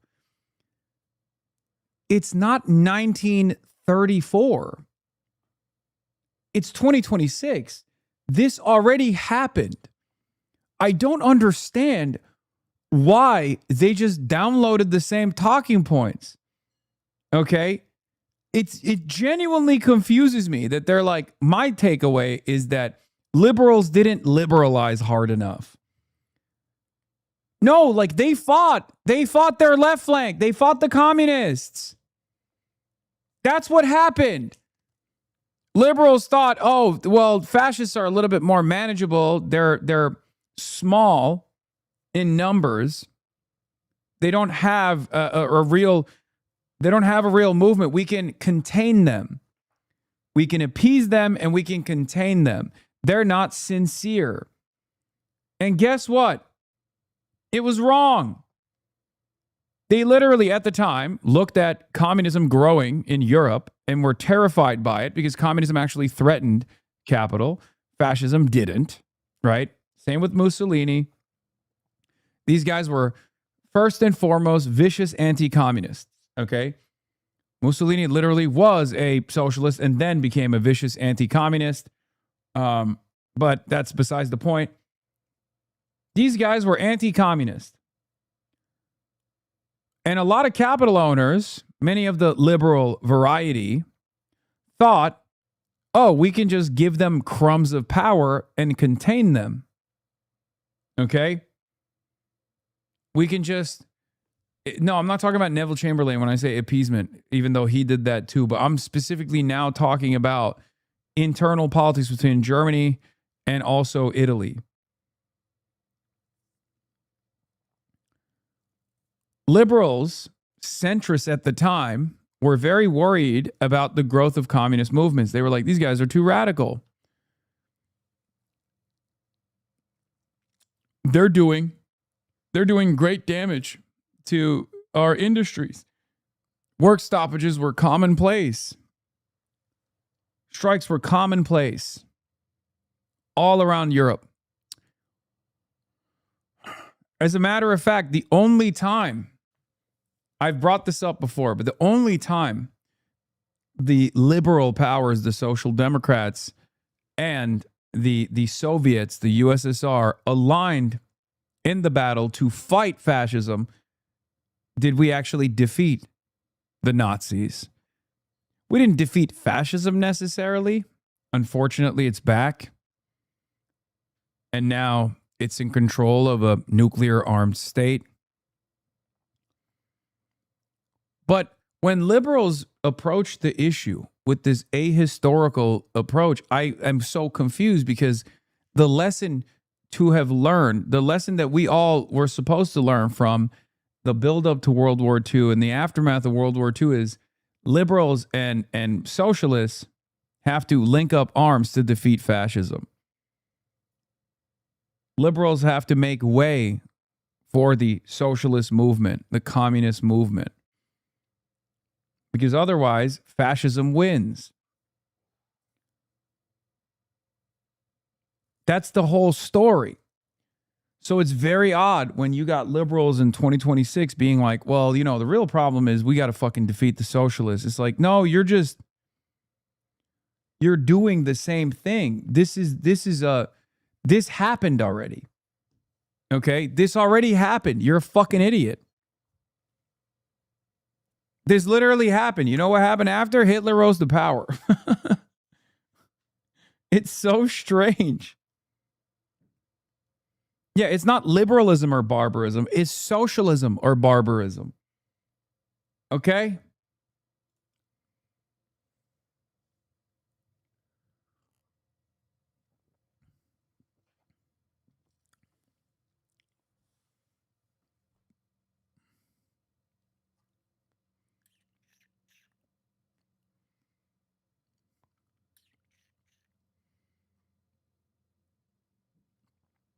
Anyway, speaking of fascists, very funny that this Adolf Hitler admirer is over here being like, supporting Hassan is just like supporting Nazis, except, you know, it's not based when he does it. It's based when Nick Fuentes does it, though, because he actually does support Nazis and Hassan doesn't. We don't get the national socialists were no worse than all other socialists. Damn. True. Wagging enough at your chat? Yeah, sure. And 70, 80 million people. And also, I don't really have, I don't know a lot about that guy. I don't know, what it was involved, how he was involved in China or something.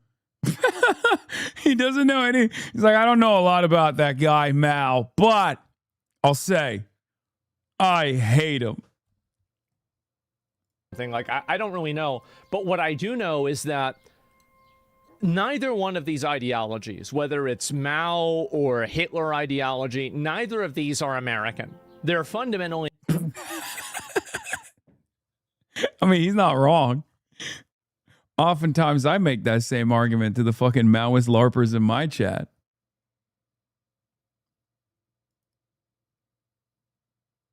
Fuente will not talk to Nick. I saw this. You know, talk to them. They're, as I always say, everybody's a monster till you talk to them. Yeah? Is there anybody you wouldn't talk to? Of course. That Fuentes prick. People like that. Like actual... Nick Fuentes, yeah. Yeah. Who's an activist or whatever. He's a Nazi. He's, you know, plain... I mean, look, nowadays, everybody's crazily... I get that Bill wants to say this, and I know Nick has said a lot of negative stuff, etc. But at the end of the day... Nick has never endorsed, as far as I know, the same terrorist groups that want to wipe out all of the Jews. What? What are you talking about? You heard him deny the Holocaust and you said he's based for it. What the fuck? He admires Adolf Hitler. What are you saying? You know he admires and praises Adolf Hitler because he's done it on the Piers Morgan show where you watched and you went, that's based.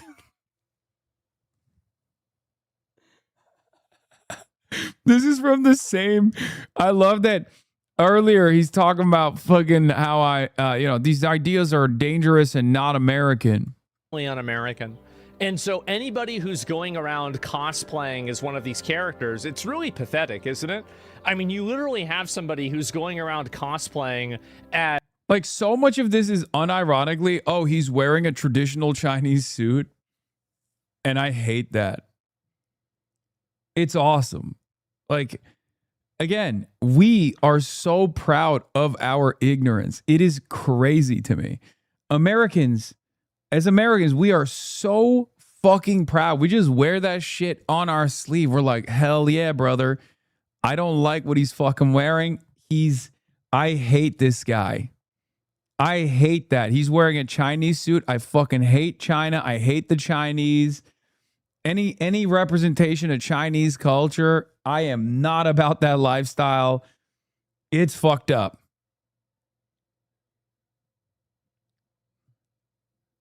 As basically like a dictator or fascist leader. And again, very popular garb in Asia, like across the board. Like other Chinese people wear it. There's 1.4 billion of them. People in Korea wear it. Like it's a very popular style.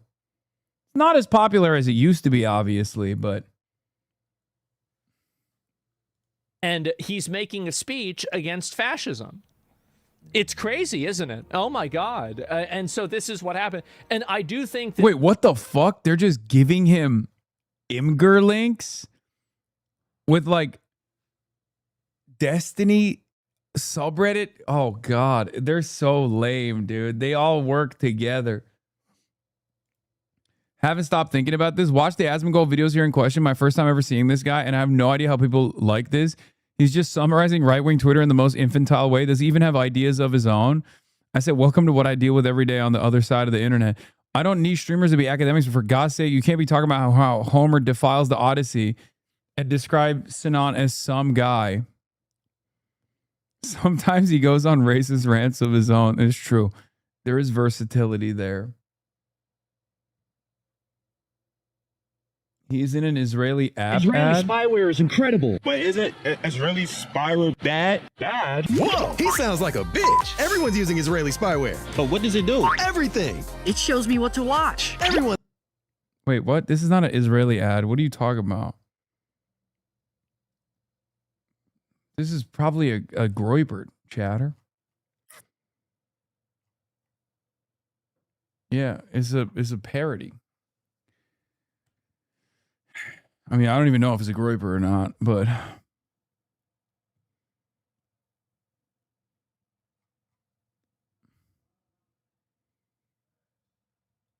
it's like saying you're dressed as Bill Clinton now because you're wearing a suit and tie. Yeah.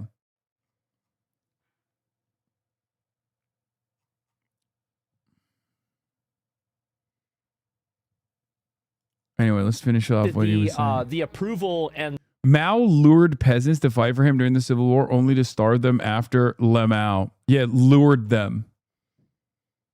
Yeah, he hypnotized the peasants. the positive language about this. It's kind of funny because, like, at least this guy knows a lot more. Like, wish you said this about Nazi cucks cosplaying. Who are these guys in his audience who are like the last bastion of liberalism, who are just watching Asmongold, but they're like, hey, I really don't like how much you actually glaze the Nazis.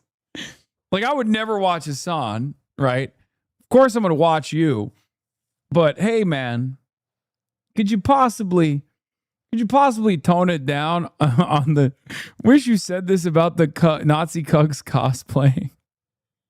This kind of stuff should be seen as just as bad, if not worse, than supporting Nazis. It should. And you can say we're obsessed with Israel. Truth is power. You care about Israel. This is another Israel comment. I don't care about your Israel derangement syndrome. Like, I hope that more people are starting to pick up on this and realize it, that a lot of these people that are trying to bring up Israel don't actually, they hate you, and they want you to think about Israel so you don't think about them. Wait, what? But you are thinking about Israel and defending Israel. Look at his face. He's so self-assured. He's like, yeah, based. Yeah, no, it has nothing to do with the unbelievable amount of foreign policy control Israel has over our government as we're currently waging a war in Iran. More troops are dying in the process. That's the reason He's why. got to be on the Israel. He's got to be on the Israel dime, right? Like the...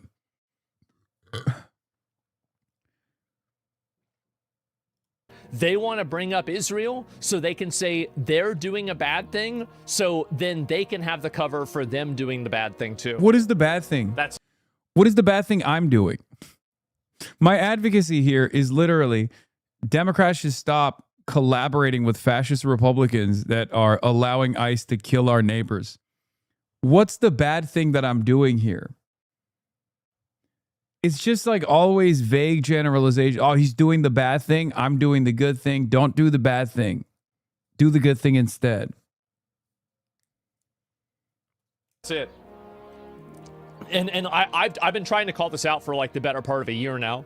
I think now a lot of other people are waking up and seeing that this is what's happening. Yeah, people are waking up to the reality that actually all of the people's enmity towards Israel was so that they can defend themselves. Sure. Did you see he will ban people who try to catch him on an inconsistency? Asmongold is confronted by Chatter for switching his position on the 2020 election fraud. He basically shows to everyone that he runs a cult, no dissent is allowed, exposing his hypocrisy and grifting is forbidden. He threatens to ban anyone that questions him. This is why he blocked me instead of farming me, because he's afraid. He knows someone like me can destroy him. Says based Mexican gamer against cultural Marxism and woke ideologies. Come on, bro. You said to us you didn't think 2020 was stolen. You're trying to catch me, or you're not. Wait a minute. You're not trying to catch me in an inconsistency, are you? You're not trying to do that, because that's a ban. That's a permanent ban if that's what you're trying to do. Wait, what? Oh my God! If I said that out loud. If I said that out loud, LSF would fucking nuke that shit into orbit. It would have like 700,000 upvotes on Reddit being like, Hasan is fucking, he's openly admitting he's bitch made. That's so funny. Asma would be like, yeah, this is how it is. These guys, he admits it. Yeah. He can't do it. He can't handle his words coming back to haunt him. You see, chat? Yeah, he is not a consistent person at all. Here he is 2 years ago saying, if you believe in election fraud, you're dumb. However, I also don't think you should be taken seriously either. Like, I think it's just stupid, right? I mean, my mom would like go on. Wait, where's the original video? I think. Wait, Is hold that on. treason? It's today. There's the original video right here. Election fraud video. Up your wife. That's about it, man. That's what's happened to so many of these people. That is. And Asman, you're not a demon. I think that I am a fallen angel. And the reality is that of all the people, this is what I really believe, is that I think that I am one of the only people that is truly virtuous. And a lot of other... What the fuck? I'm going to show you why I shouldn't trust, aside from the clip that I posted multiple times where it shows he's lying and cheating and deceiving people. He's an actual sociopath.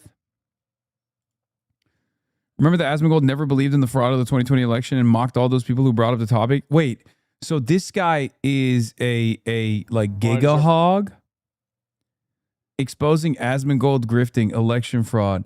So this guy's like a giga hog, huh? That's what this guy's doing, this Nezual Doomer guy. He went from...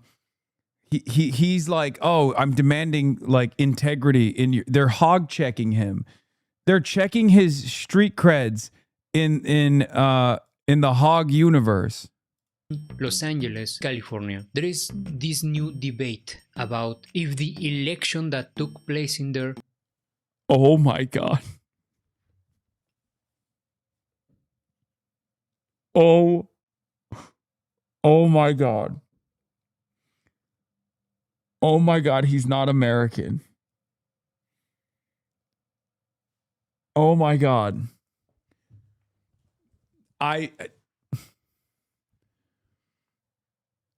Oh my God.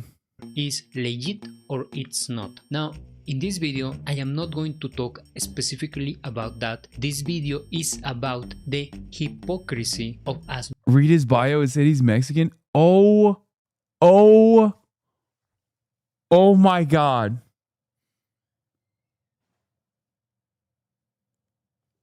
Oh my God. Bro, that's my primo. I'm sorry, I'll sort him out. So let's go and see what he believed and how he talked about voter fraud before. So to me about voter fraud. 2020 was indeed rigged. I don't want to talk about that. I literally don't even want to talk about it. I don't want to get into it. I don't want to argue it. I don't care. You think it's rigged? That's true. Go ahead. Canada's only hope for decent people in the country is to rise out of our millions. We can't wait for the future rigged elections. So now all of the elections are rigged. Everything is fake. Every election is stolen. Like, oh my God, guys. This is where we're at now. They're all fake. They're all stolen. That's it. Wow. I don't even know what to say. And stop the count. Yeah, I guess so, right? And wow. And the left turn right, I guess, yeah, I thought, well, this is what happened in 2016. They all said, oh, Russia. That's what I always thought was so ironic about the 2020 election, like, you know, Trump saying that it was stolen. And people be like, oh, you can't say that. People said that about Trump for 4 years. It was such a common thing. Making sure that they're winning elections, right? There's the people who in 2020, they thought the election was stolen in every state, basically. True. But they still showed up to vote next time. So something is happening there where they're really big on going out and winning elections. And I think to be fair, people said that the 2016 election was rigged by Russia, and they still came back and they voted in record numbers for Biden.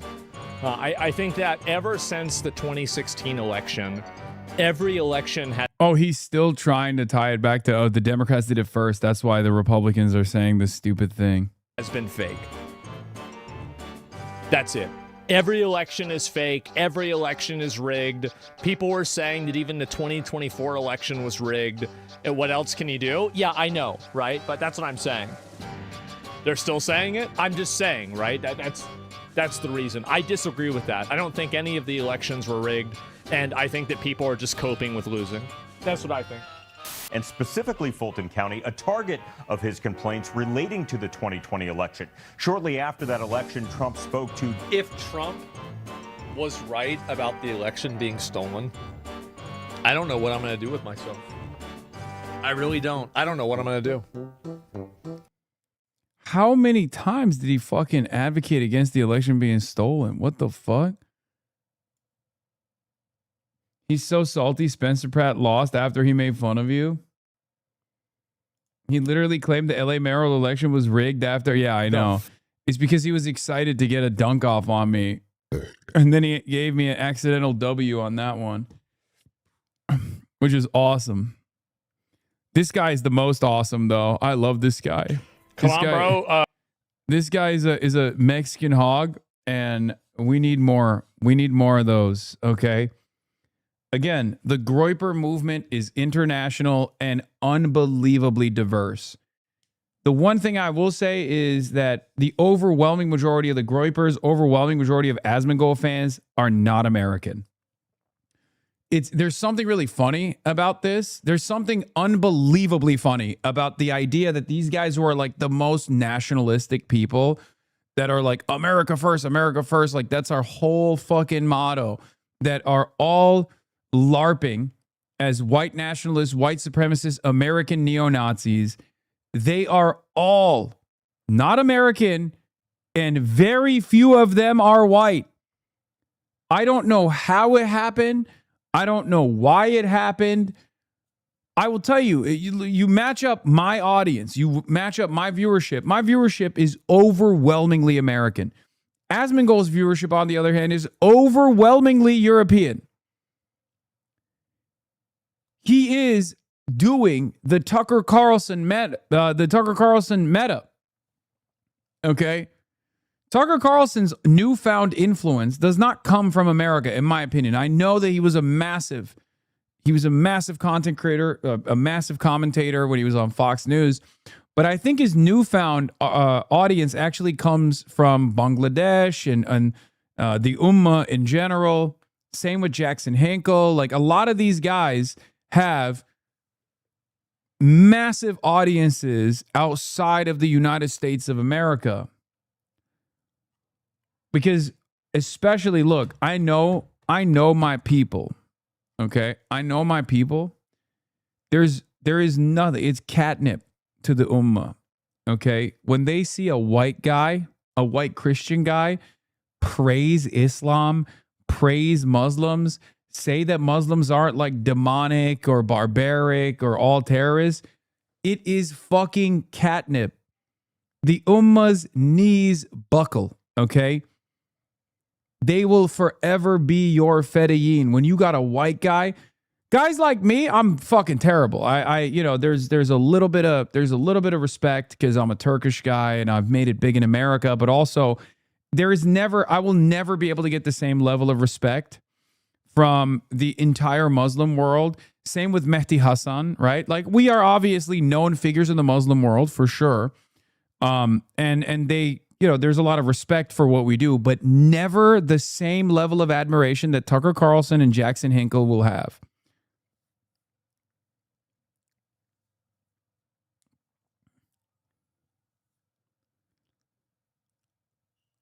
You are wrong. His audience literally hates Muslims. No, I'm not talking about Asmongold. I'm talking about Tucker Carlson and Jackson Hinkle. Tucker Carlson and Jackson Hinkle have viewership primarily outside of the United States of America, mostly in the Muslim world. Asmongold's viewership, again, primarily outside of the United States of America, mostly from Europe and other places. And what's interesting is both Tucker Carlson, Jackson Hinkle, and Asmongold talk about American politics from unique perspectives, as do I. My audience, unlike the four people that I just mentioned, and the four people that I mentioned, myself, Asmongold, Tucker Carlson, and Jackson Hinkle, my audience has the highest American density. Isn't that fucking insane? Meanwhile, if you were to ask Asmongold, he'd say, it's un-American. You're un-American. You hate America. You're fucking communist. You hate America.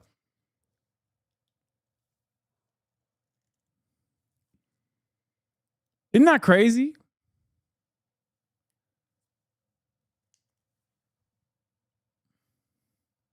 You being a Yank heaven isn't a good thing, man. Yes, it is. What are you talking about? Of course it is. An inconsistency, are you? You're not trying to do that. Because that's a ban. It's not treason, it's sedition. It's treason because they're siding with another country. Because they're doing this with the... No, I'm not, asshole. I'm just saying it was your opinion before. And do you have a problem with that?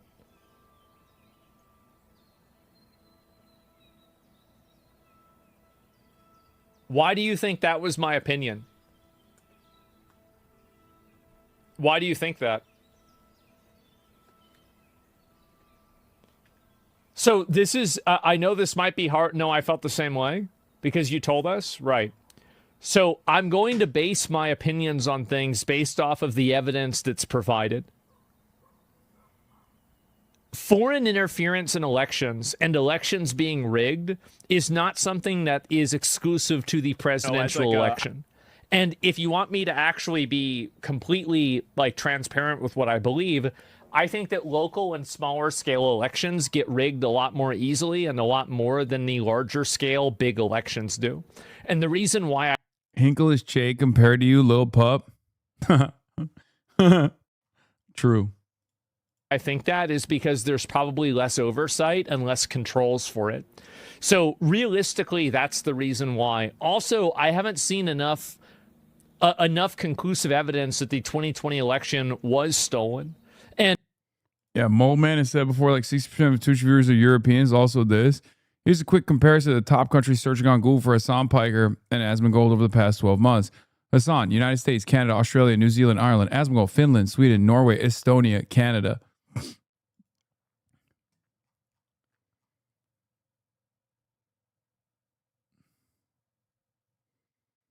Estonia mention. Wave the fucking flag, boys.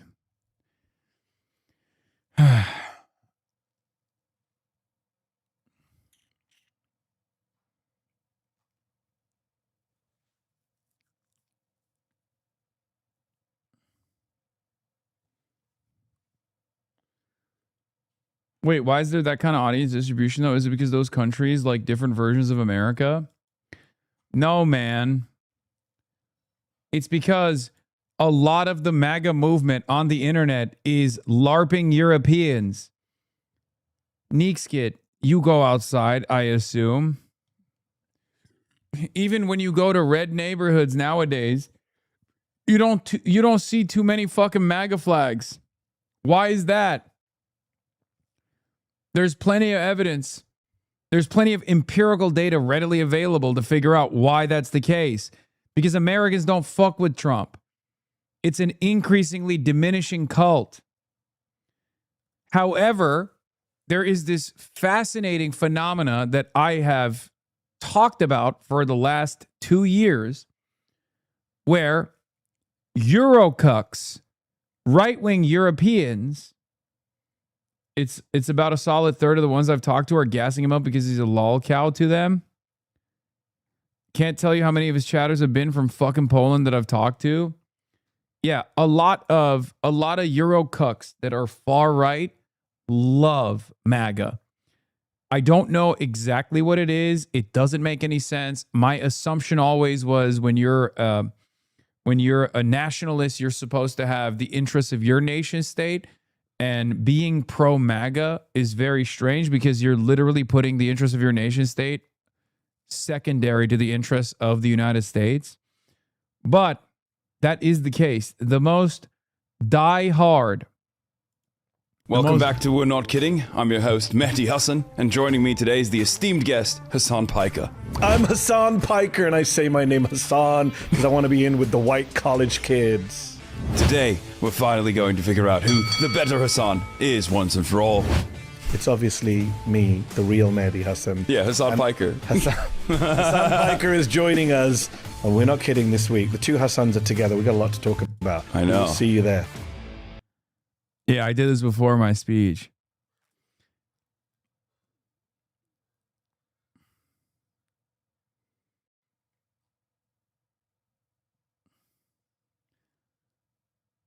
The ex-U.S. military dudes who consider Palestinians as people says Hamas are the greatest warriors, but also loves Hitler and denies the Holocaust is a common Nazi archetype that I've missed. Some on the Canary mission. Who is this guy? Oh, Ken O'Keefe. Yeah, he is. Yeah, this guy is crazy. Yeah, he's a famous, prominent neo-Nazi. Yeah.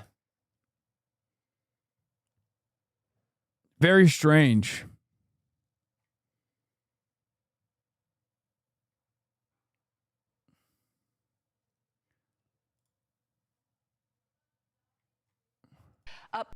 Duffy, I've spoken to some Jewish people who think that Netanyahu bears some responsibility for the rise of anti-Semitism, his maximalist policies in the war. There are some fair criticism. The highest number of child amputees of any modern. What the fuck? Part of what is so worth looking at when you talk about anti-Semitism in the New York City and what people are so concerned about. Yeah, it's an important backdrop. And I understand what you're saying, Rachel, that the problem with him not speaking up are all the Jews in the city that are in danger. I have also spoken to a lot of Jewish people who think that Benjamin Netanyahu bears some responsibility for the rise of anti-Semitism, that some of his maximalist policies in terms of the war and how it's been executed, I think there's some fair criticism in that. It's the highest number of child amputees of any modern conflict is in Gaza. That doesn't minimize the horrors of October 7th, but I think it's fair to have that conversation. It's just not a conversation that Mondani should weigh in on because it has nothing to do with his city, and he said he was going to run on fixing the city, and the city's getting worse. But I think in specific to this context only, like if a mayor of a foreign country was talking about arresting you, you'd probably have an opinion on it. You know? But he could just let it go. He just gives Mondani power by even weighing in on it. Just let it go. I don't think it's not going to happen. Anybody needs to give Mondani power. He's running the biggest city in the world. But he doesn't have any power over this issue. All right, U.S. forces are... That's 10 bodies. Alert Jonathan Greenblatt. Alert Jonathan Greenblatt. That's 10 anti-Semitisms right there. Shifting the blame over to Benjamin Netanyahu, the greatest patriot of all time. Excuse me. Someone must alert Jonathan Greenblatt right now. Jonathan, do you see what's going on, Jonathan? Fox is Hamas.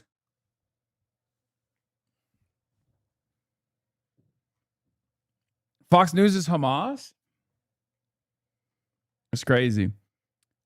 Speaking of which, this was the Asmongold denying electoral theft all the way back 2 years ago. It's like I don't think you should get banned for questioning the election. However, I also don't think that you should be taken seriously either.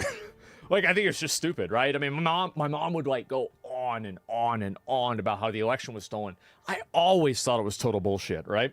I'm going to be honest. I did. I thought it was total bullshit. All the evidence I've ever seen, complete bullshit. And to be fair, the only evidence that I've really seen of anybody trying to rig things is fucking Trump last time, right? Saying, find me votes. Where the fuck are you going to find them?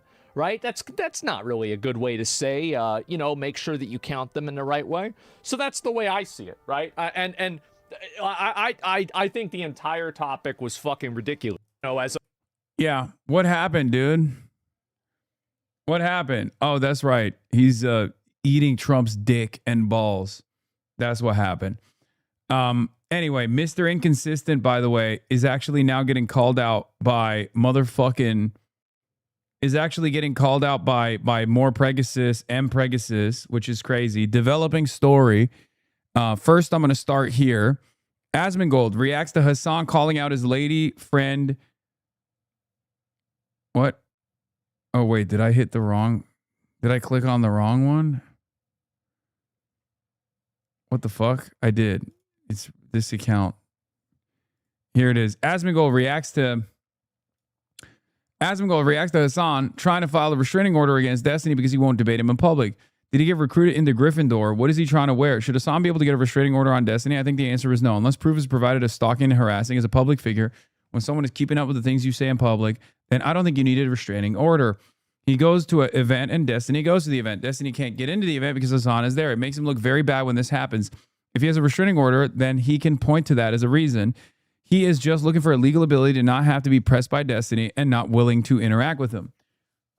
So yeah, no, he is actually legally stalking and harassing me. It has definitely gotten to that point. And not only that, but he's also openly admitted it on numerous occasions.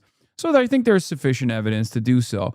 I mean, if I had literally done a fraction of what Destiny has been saying about me, trying to identify where I'm at in real time, saying someone's got to do it, someone should kill this guy. Hasan has said enough that is like it's worthy of killing him, and also openly admitting to harassment of this sort. Right, this incel freak who's admitted to being a part of the DGG and being excited to meet Hasan was actually one that was harassed. It would be hilarious if he was like, DGGs were harassing me at the event, and thus I was unable to show up for fear of my life or something like that. Can you imagine? That would be fucking hysterical. So it's really funny. Are you really afraid of a gnome, though? No, of course not, dude. I'm just fucking grossed out by him. And on top of that, it's been 7 years, and he's not let up. And his freak-ass audience are constantly trying to, intercept me in the real world at the direction of Destiny. It is stalking. It is organized harassment. It is organized stalking and organized harassment. No other content creator has done anything of the sort to another content creator. If I behaved like this to Asmongold, you guys would fucking call me out. 100%. Like, can you imagine if I was like, someone needs to keep track of Asmongold at all times and put it on a website? Or if I had said something like, oh, Asmongold deserves to be, X'd, I'm not going to say it. I don't even want the fucking clip to be out there. That's what Destiny has said about me. And this is over the course of like the last 7 years, right? Over the course of the last 7 years. Yes, you heard that correctly. For the last 7 years. So like Nick Fuentes has not gone to this level with Ben Shapiro. Nick Fuentes has done something similar to Ben Shapiro. He's done something similar to Charlie Kirk. But even he has not gone as hard, as obsessive about stalking and constantly harassing, cyber harassing, smearing everyone and anyone that they're associated with. Like one of his loyal soldiers over here talking about how he wants to move to LA to become closer to me. Compares Hasan's hotel situation to Mao and Kim Jong-un, talks about attending protests. Like Kim Jong-un, you don't really see that with anybody else unless it's a really private event. This is College Democrats of America, which is for college Democrats to voice their opinions to influencers. I think I need to move to LA. Hasan loves to go to protests in LA. If he decides to involve himself in protests, I can be there. This guy already has a restraining order from his... This guy already has a restraining order from his ex-girlfriend. Like literally. So, yeah, summary of his post calling on violence. Yeah, you have a moral obligation to bully the fuck out of this guy if you ever see him at one of your protests. Don't let CCP agitators, paid agitators, infiltrate liberal crowds of protests. Make his presence as uncomfortable as possible until he's forced to pack up and fuck off back to his WeHo mansion. His location should be publicly available at all times while he's live streaming. If Dan wants to do something useful and still be a Hasan hater, he should create a Track Hasan X account that posts his current location when he's out of protest. I honestly think you could perfectly justify attacking killing Hasan IRL for statements like this. Just a heads up, I'm gonna be doing some mass harassment campaigns on every single journalist who gives this guy free interviews from now on. He's talking about me. Someone is gonna die soon in this space. I'm pretty sure there's literally nowhere else to go at this point. I'm not sure who, but I think it will happen. It will happen soon. Like, that's sufficient. You show these logs.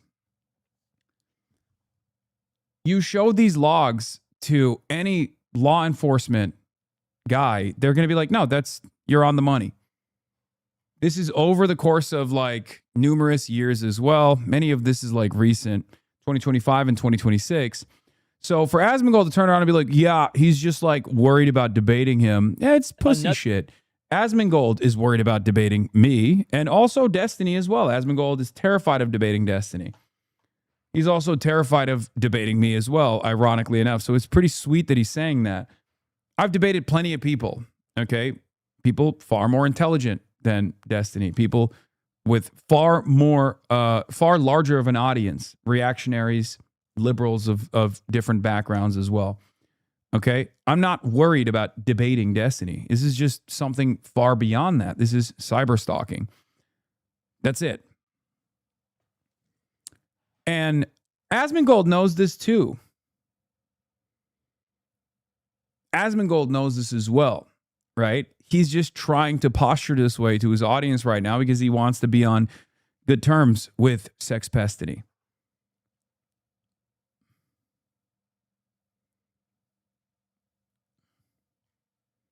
Straight up.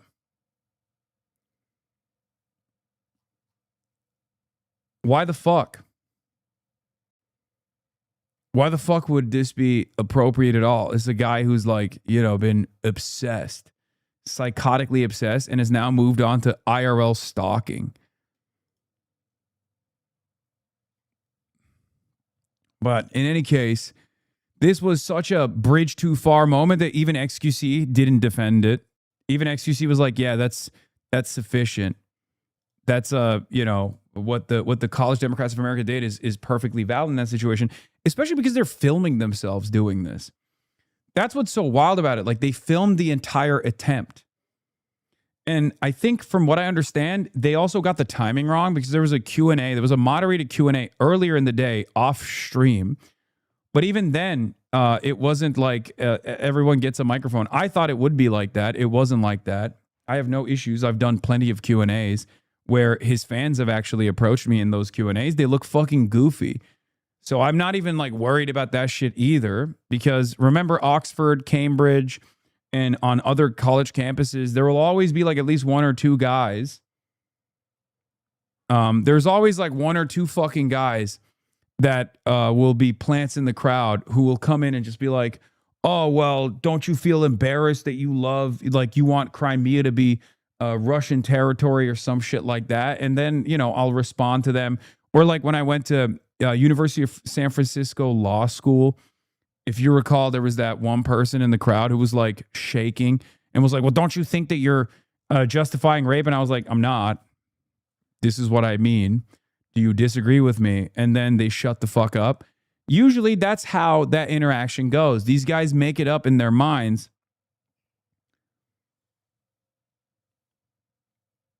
XG actually changed his take on this after he saw how Pestany and Asmon's fans attacked him for it. Yeah. Anyway, Pegasus, more Pegasus.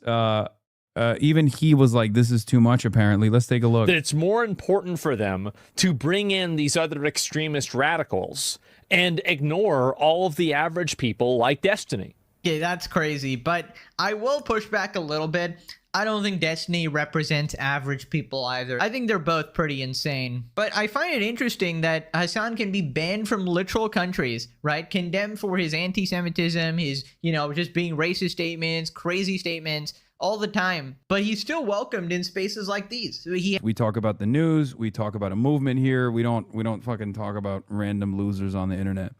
Of course. Well, you certainly do talk about me a lot, so I don't know. I guess I am a random loser on the internet, right? But listen, I don't even necessarily disagree. He loves that I noticed him, I think. Am I crazy? Or is he beginning to warm up to me? Or is it the fear that the beautiful nation state of Singapore is probably going to come down hard on him for all of his criminal slander? He was bricked while recording this? Yeah. Why does he always do this one angle? I don't understand. Agree with him, right? I do think Destiny's unhinged, but I just wish he would learn the lesson himself. It's very hard to feel bad for such a massive hypocrite. Same things he does with like Bad Empanada. He calls these people psychos, cyber stalkers, harassers, doxers, and then he platforms somebody like that. It's like, it's very hypocritical, everything he does, right? If anything is in line with his agenda, he will just excuse it. But yeah, I'm very consistent on this. Nobody deserves, any kind of IRL harassment. That's neck pain angle. More Pegaslot was baiting you to bring him attention so he can pivot to his true self. Pega woke. Respect, respect, respect. Yeah, M. Pegasus. Congrats, M. Pegasus. Denim gives as many thanks to M. Pegasus, formerly known as More Pegasus, for going out of his way in his latest video to amplify the M. Pegasus name she gave him and congratulates him on his pregnancy. Did you guys know you can milk yourself? You gotta wear that jacket again. Shit's fire. Which one? The Mao one? Of course. Or this one. The Zhongshan? I will be wearing the Zhongshan suit.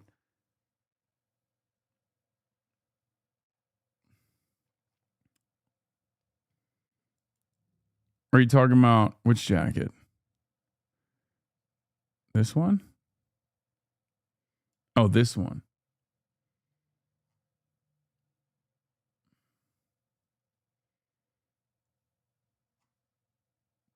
Anyway, he didn't even defend me, bro. He's fence sitting. DG narrative ain't working when even M. Pegasus acknowledges Destiny was trying to harass us on IRL. Yeah. Online harassment, though, totally fine to him, I guess.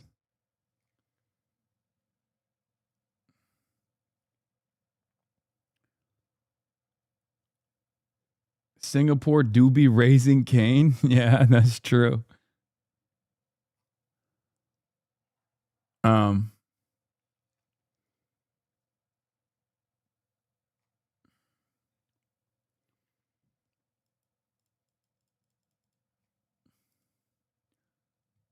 Dude, even Vox gave a history Mao of the Zedong Chinese wore some suit variation before. of this same suit for most of his life. It became so closely associated with Chinese communism and with Mao himself that it's often referred to as a Mao suit in the West. But its origins predate Mao's rise. In China, it's called a Zhongshan suit, after the leader who actually introduced it, Chinese revolutionary Sun Yat-sen, who also went by Sun Zhongshan. Sun Yat-sen was a key figure in the 1911 overthrow of China's last imperial dynasty, the Qing dynasty, and served as the Republic of China's first president. Sun sought to introduce a practical form of national dress that reflected a modernizing world, but remained distinctly Chinese. His new suit incorporated the high, unfolded collar seen on traditional tunic jackets worn during the Qing dynasty, but worn over pants rather than over a robe per Qing-era tradition. As for Mao, the modified Zhongshan suit he wore included a turn-down collar, plus 4 military-style front pockets and exactly 5 buttons down the center. Yeah. This is the suit that he turned into. By the way, we went into great detail. There's also a little pocket up here inside, behind the pocket for a pen, and that the 4 different pockets all have a relationship. It's like it's symbolic.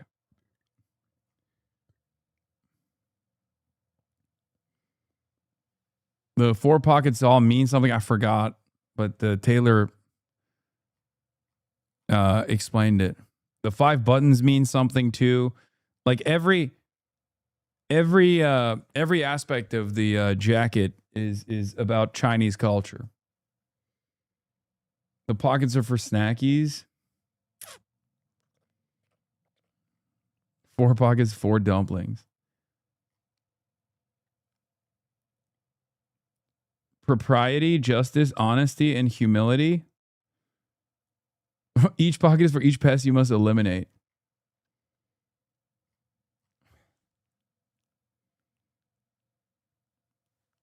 I forget what the 5 buttons are for.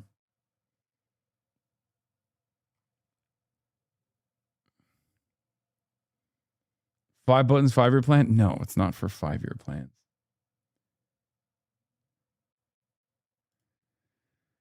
Front groups and fellow travelers. State Department attacks U.S. leftover Cuba. New report denounces Havana and claims campaign of subversion has infiltrated highest levels of U.S. government. New York Mayor Zohran Mamdani, U.S. Congressman Ilhan Omar, and streamer and pundit Hasan Piker. Mamdani and Piker were mentioned in the report, as was Ilhan Omar's daughter, Isra Hirsi.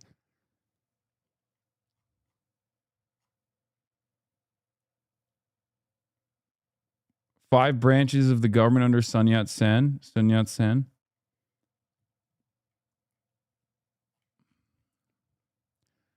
Wearing another fucking Mao-style suit. You see this fucking guy? All the way at the Vanity Fair Oscars party? What's up with this guy?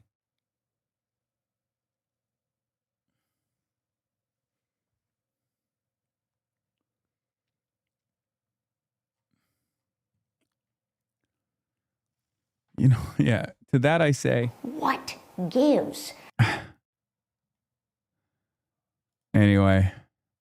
All right, let's see what Fox News is saying. All right, about welcome it. back. Breaking today, a stunning new report out from the State Department. It details a decades-long Cuban influence campaign right here in the U.S., targeting U.S. politics. The report says Havana has been using ideological networks and organizations there to advance its agenda 90 miles away off the coast of Florida and undermine Western ideals. Secretary of State Marco Rubio calls Cuba, quote, the leading sponsor of radical leftism and third worldism in the U.S. So let's bring in Tommy Pigott. He's spokesperson for the Department of State. Tommy, this caught our eye from this report here at Fox News. Take a look. These are just some of the organizations implicated in this Cuban influence campaign, all of them American groups. Code Pink, ICAP, the People's Forum, Democratic Socialists of America, National Lawyers Guild, National Network on Cuba.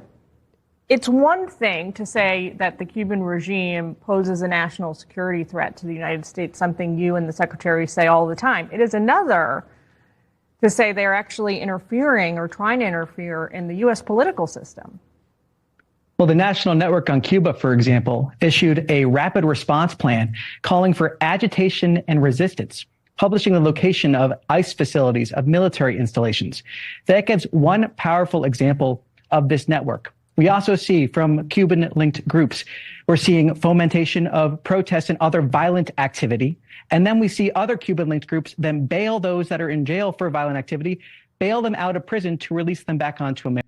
Adam Johnson talked to Mark Ames about the thought-terminating claptrap, State Department claptrap used to attack you. This word terrorism just is the load-bearing word of the last 25 years. You can't, and you see this recently with Ro Khanna's statements about violence and nonviolence. He keeps saying, well, Hamas is a terrorist organization. And it's like, yeah, but that's just a tautology. You're just saying they're bad guys because they're bad guys. You're not explaining how that's different from, say, the IDF, which you yourself accuse of committing genocide. Clearly, genocide's worse than some nebulous concept of terrorism, right? Like, and it's such a load-bearing word because it just shuts your brain off. You don't have to think. It's the definition of a thought-terminating cliche. You just say, well, they're terrorists. And you Yep. Got a lot of experience in that field. Hearing that a lot. That's the number one. That's the number one thought-terminating cliche that gets repeated. Whenever people go, I can't address anything that Hasan is saying about like why militant resistance forms or anything like that. So I'm just going to go terrorist, terrorist, terrorist, terrorist. That's it. That's all it is. Just spam terrorism. You see this when Dana Bash does this hand-wringing after Hasan Piker said that Hamas was more moral than the IDF or some iteration of that. And she says, well, may I remind you that, you know, Hamas is a terrorist organization according to the US, the EU, and then she always throws in New Zealand. She goes, Australia and New Zealand. It's like, oh, well, New Zealand. That seals it. Yeah, that's. And it's like, so that's another way of saying that 85% of the countries on Earth don't view Hamas as a terrorist organization or really view the concept of terrorism as a meaningful concept.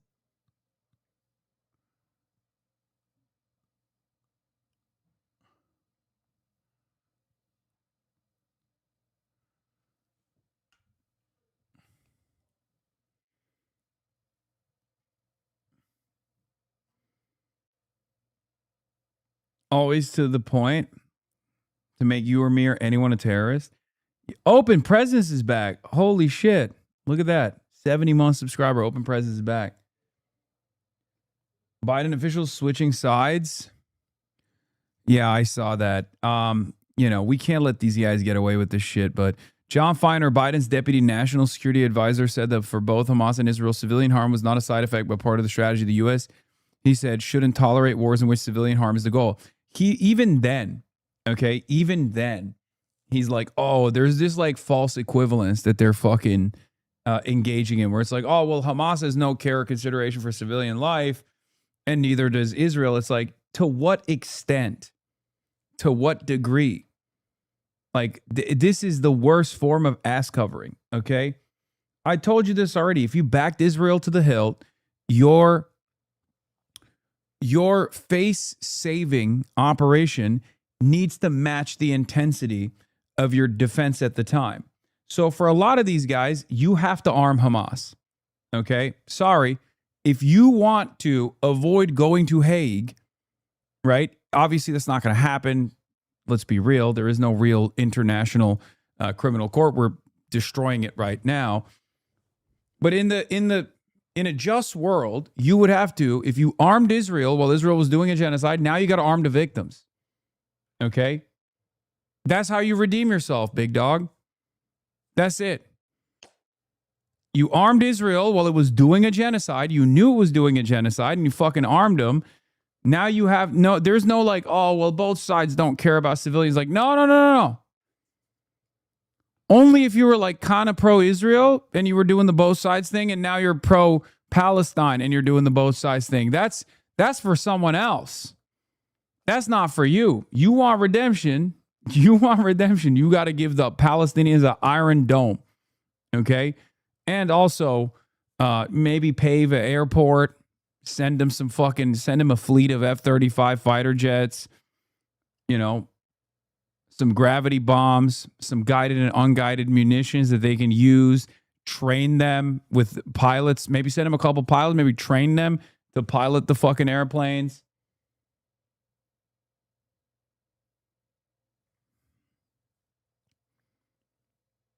That's it. Your level of enthusiasm for Israel during the genocide of Gaza, has to now match your level of enthusiasm and defense of the people of Gaza. That's it.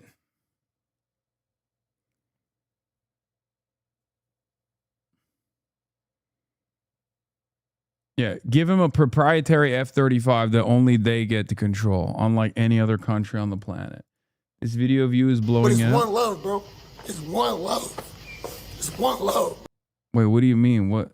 It's not blowing up. It's got 8,000 likes. Bro, it don't matter. Niggas gay, it don't matter. They straight. It don't matter, bro. Why don't we just love each other, bro? So, I don't care, bro. OJ, yo, bro, I'm like, damn, this nigga fly.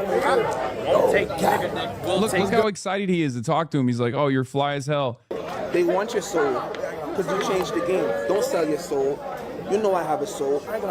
You need to sit down in the holy oil. You need to go get a church bath and cleanse your body. What I don't understand about this whole narrative shift is that if we all admit that Israel's doing a genocide, doesn't it also mean we have to admit that Hamas's response is warranted? No, you don't understand. That's why some people will literally fucking say Israel's doing a genocide, and then they continue defending Israel. They're like, oh, Israel's doing a genocide, but we still got to give them arms. We still got to give them weapons. What? I'm sorry. What? No, that's like the inherent contradiction between liberal Zionists, many of which don't even recognize that Israel's done a genocide anyway. Because if they do, they have to recognize that we have to hold Israel accountable.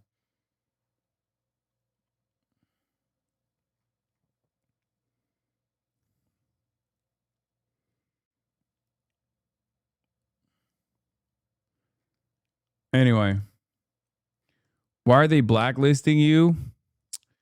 Because my fucking weed too loud.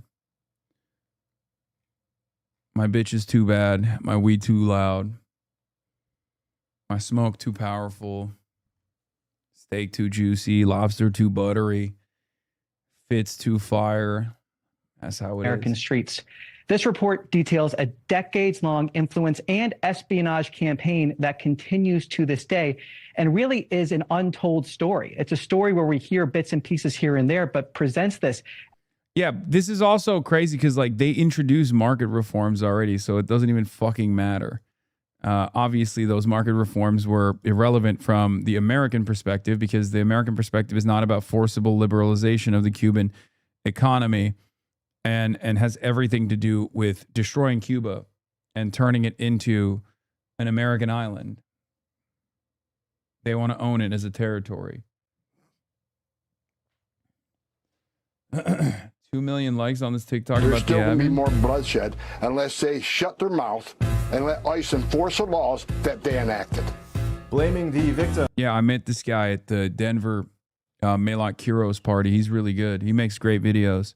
For the violence feels like an abusive relationship. Reveals the identity of the ICE agent responsible for the main murder this week. The agent's name is David Bruyette. Several relatives and hundreds of family court records obtained from the Augusta District Clerk's office detail years of unspeakable physical abuse to his daughters and ex-wives, and verbal abuse threatening that his ex and her girls in her bloodline should die. One such voicemail was a 3-minute diatribe where Bruyette ranted, quote, "All of you should have your fucking throats cut." Yet, in the court filings, Bruyette claimed he was being slandered. Nothing screams honesty and integrity quite like desperately begging his ex to lie about his character. I don't want you talking about any of the abuse in our relationship. While all of these volatile qualities were cause for rejection with military recruiters, apparently they weren't a deal breaker with ICE, as he began working as an agent late last year, in the midst of mass hiring and minimized training, which is strange because Homan specifically stated that The officers involved in these shootings are not a part of that new hire. Homan also bullshitted about why Bruyette had no body cam. That was delayed by the shutdown. Except that agents at the shooting were wearing body cameras. Motorola SVX video remote speaker microphones, which conveniently double as cameras. They just weren't turned on, as the video feed requires a subscription because of fucking course it does. So if you already have camera capability and, like Homan said, body cameras, I like to get them out as quick as possible. Why not spring for a subscription?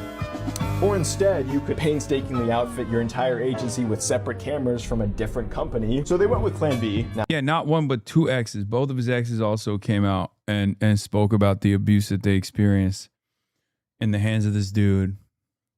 I mean, yeah, these are some of the most dog shit, pieces of shit monsters out there. Of course they're fucking joining ICE. It makes sense. naturally opting for cameras from a company called Axon, which Trump conveniently owns $5 million of shares in. 2 weeks after Trump's purchase, ICE sought out another $220 million contract with Axon.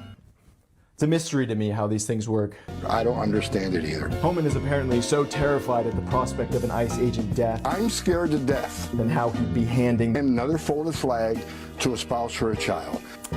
Gotta protect those children. In the same breath, justifying a 3-year-old witnessing her father shot in the head.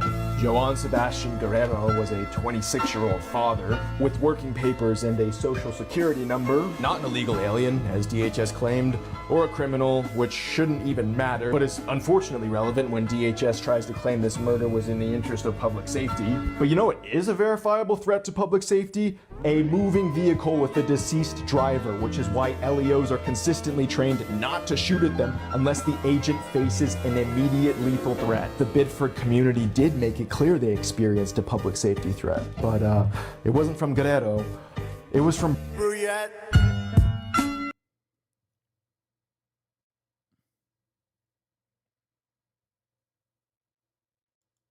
Yeah, do as you're told or we'll kill you. That's what he fucking said. Again. He repeated it again. Let's be clear, you can attack the men and women ICE all you want. It comes down to one simple fact. These people fail to comply with law enforcement. Like, this is not what happened in any of those cases anyway. Even some of the major chiefs in this country who don't necessarily agree with this administration says you always comply with law enforcement. But the hateful rhetoric that ICE isn't a real law enforcement agency. I see these signs, they were resist. ICE are let's abolish them, they're fascists. When you keep that hateful rhetoric up for a year and a half, there's going to be that percentage of that part, that left population that it's going to be emboldened to take action because they're not real law enforcement. Yeah, I mean, look, if we must restore some semblance of law and order and accountability, we have to fucking prosecute this guy. Straight up.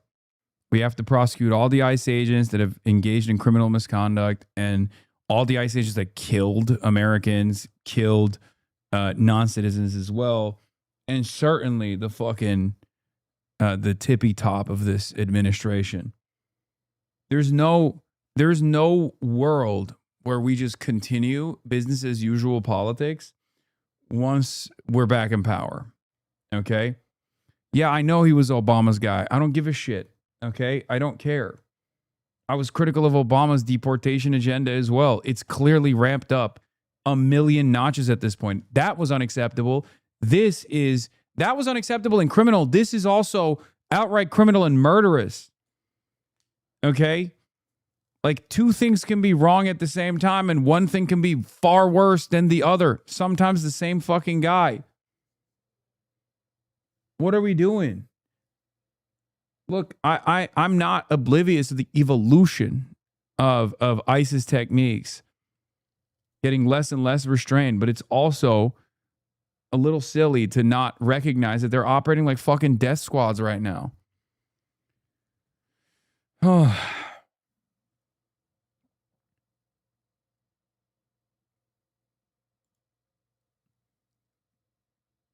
Yeah, think about this position. After ICE killed 2 Americans in the streets, I voted to give them more money for training, which apparently led them to kill two more people, and body cameras that weren't used when they killed those people.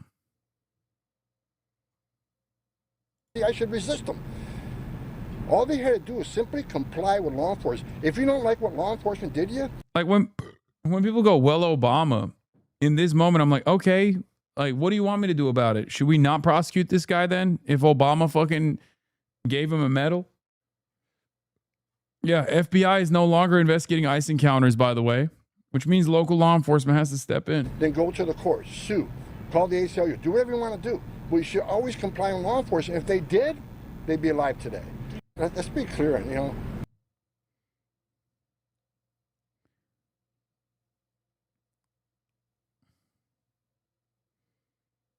Anyway.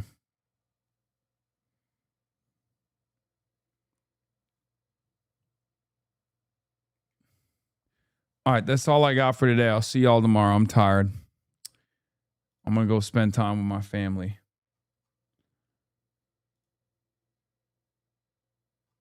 Okay. Love you guys. I will see you tomorrow. Okay, we are your family. Okay, well, I have a family too. Anyway, peace, everybody. See you tomorrow. Bye-bye.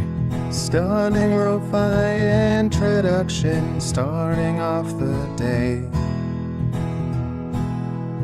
All the chatter's trickling in, hostile people hate. Sunny in Los Angeles, California, says Hasan. Stun luck to the stun luck to the topics just begun. 'Cause there he is again, Hasan is streaming. Hasan is streaming. There he is again, Hasan is streaming. Hasan is streaming. Reviewing a Chinese train, telling Kaya place. Sun and Asmin chatter loves, giving Greening's grace. Zoran winning NYC, woke two back with the force. The Rogan of the left, to me a dumb himbo still of course.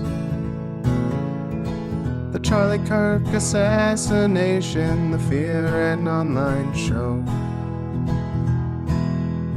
8 full fucking years of this, and plenty more to go. Doing fun stuff tomorrow, throw PBS up on the screen. A man-made horror reaction brought to you by this live stream. 'Cause there he is again, Hasan is streaming. Hasan is streaming. There he is again, Hasan is streaming. Hasan is streaming. Kicked out of the DNC, IRL we march the goat. Combating the propaganda that shoved down people's throats. CBS Israeli news, a coup, a regime falls. A full-blown fascist takeover, and still the duty calls. Total radicalization coming out to sea.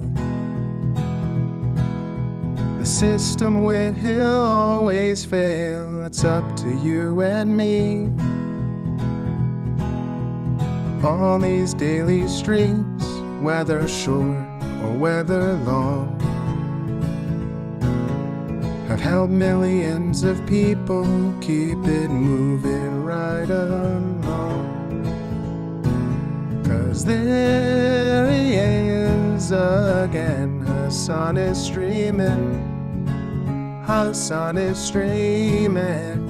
There he is again, Hasan is streaming. Hasan is streaming.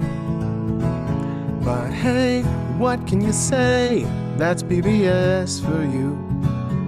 But he'll play games real soon. Just you wait. Say, hey, what can you say? That's PBS for you. But he'll move on real soon. Just you wait. Ba-da-da, ba-da-da, ba-da-da-da-da-da. Hey, what can you say? That's PBS for you.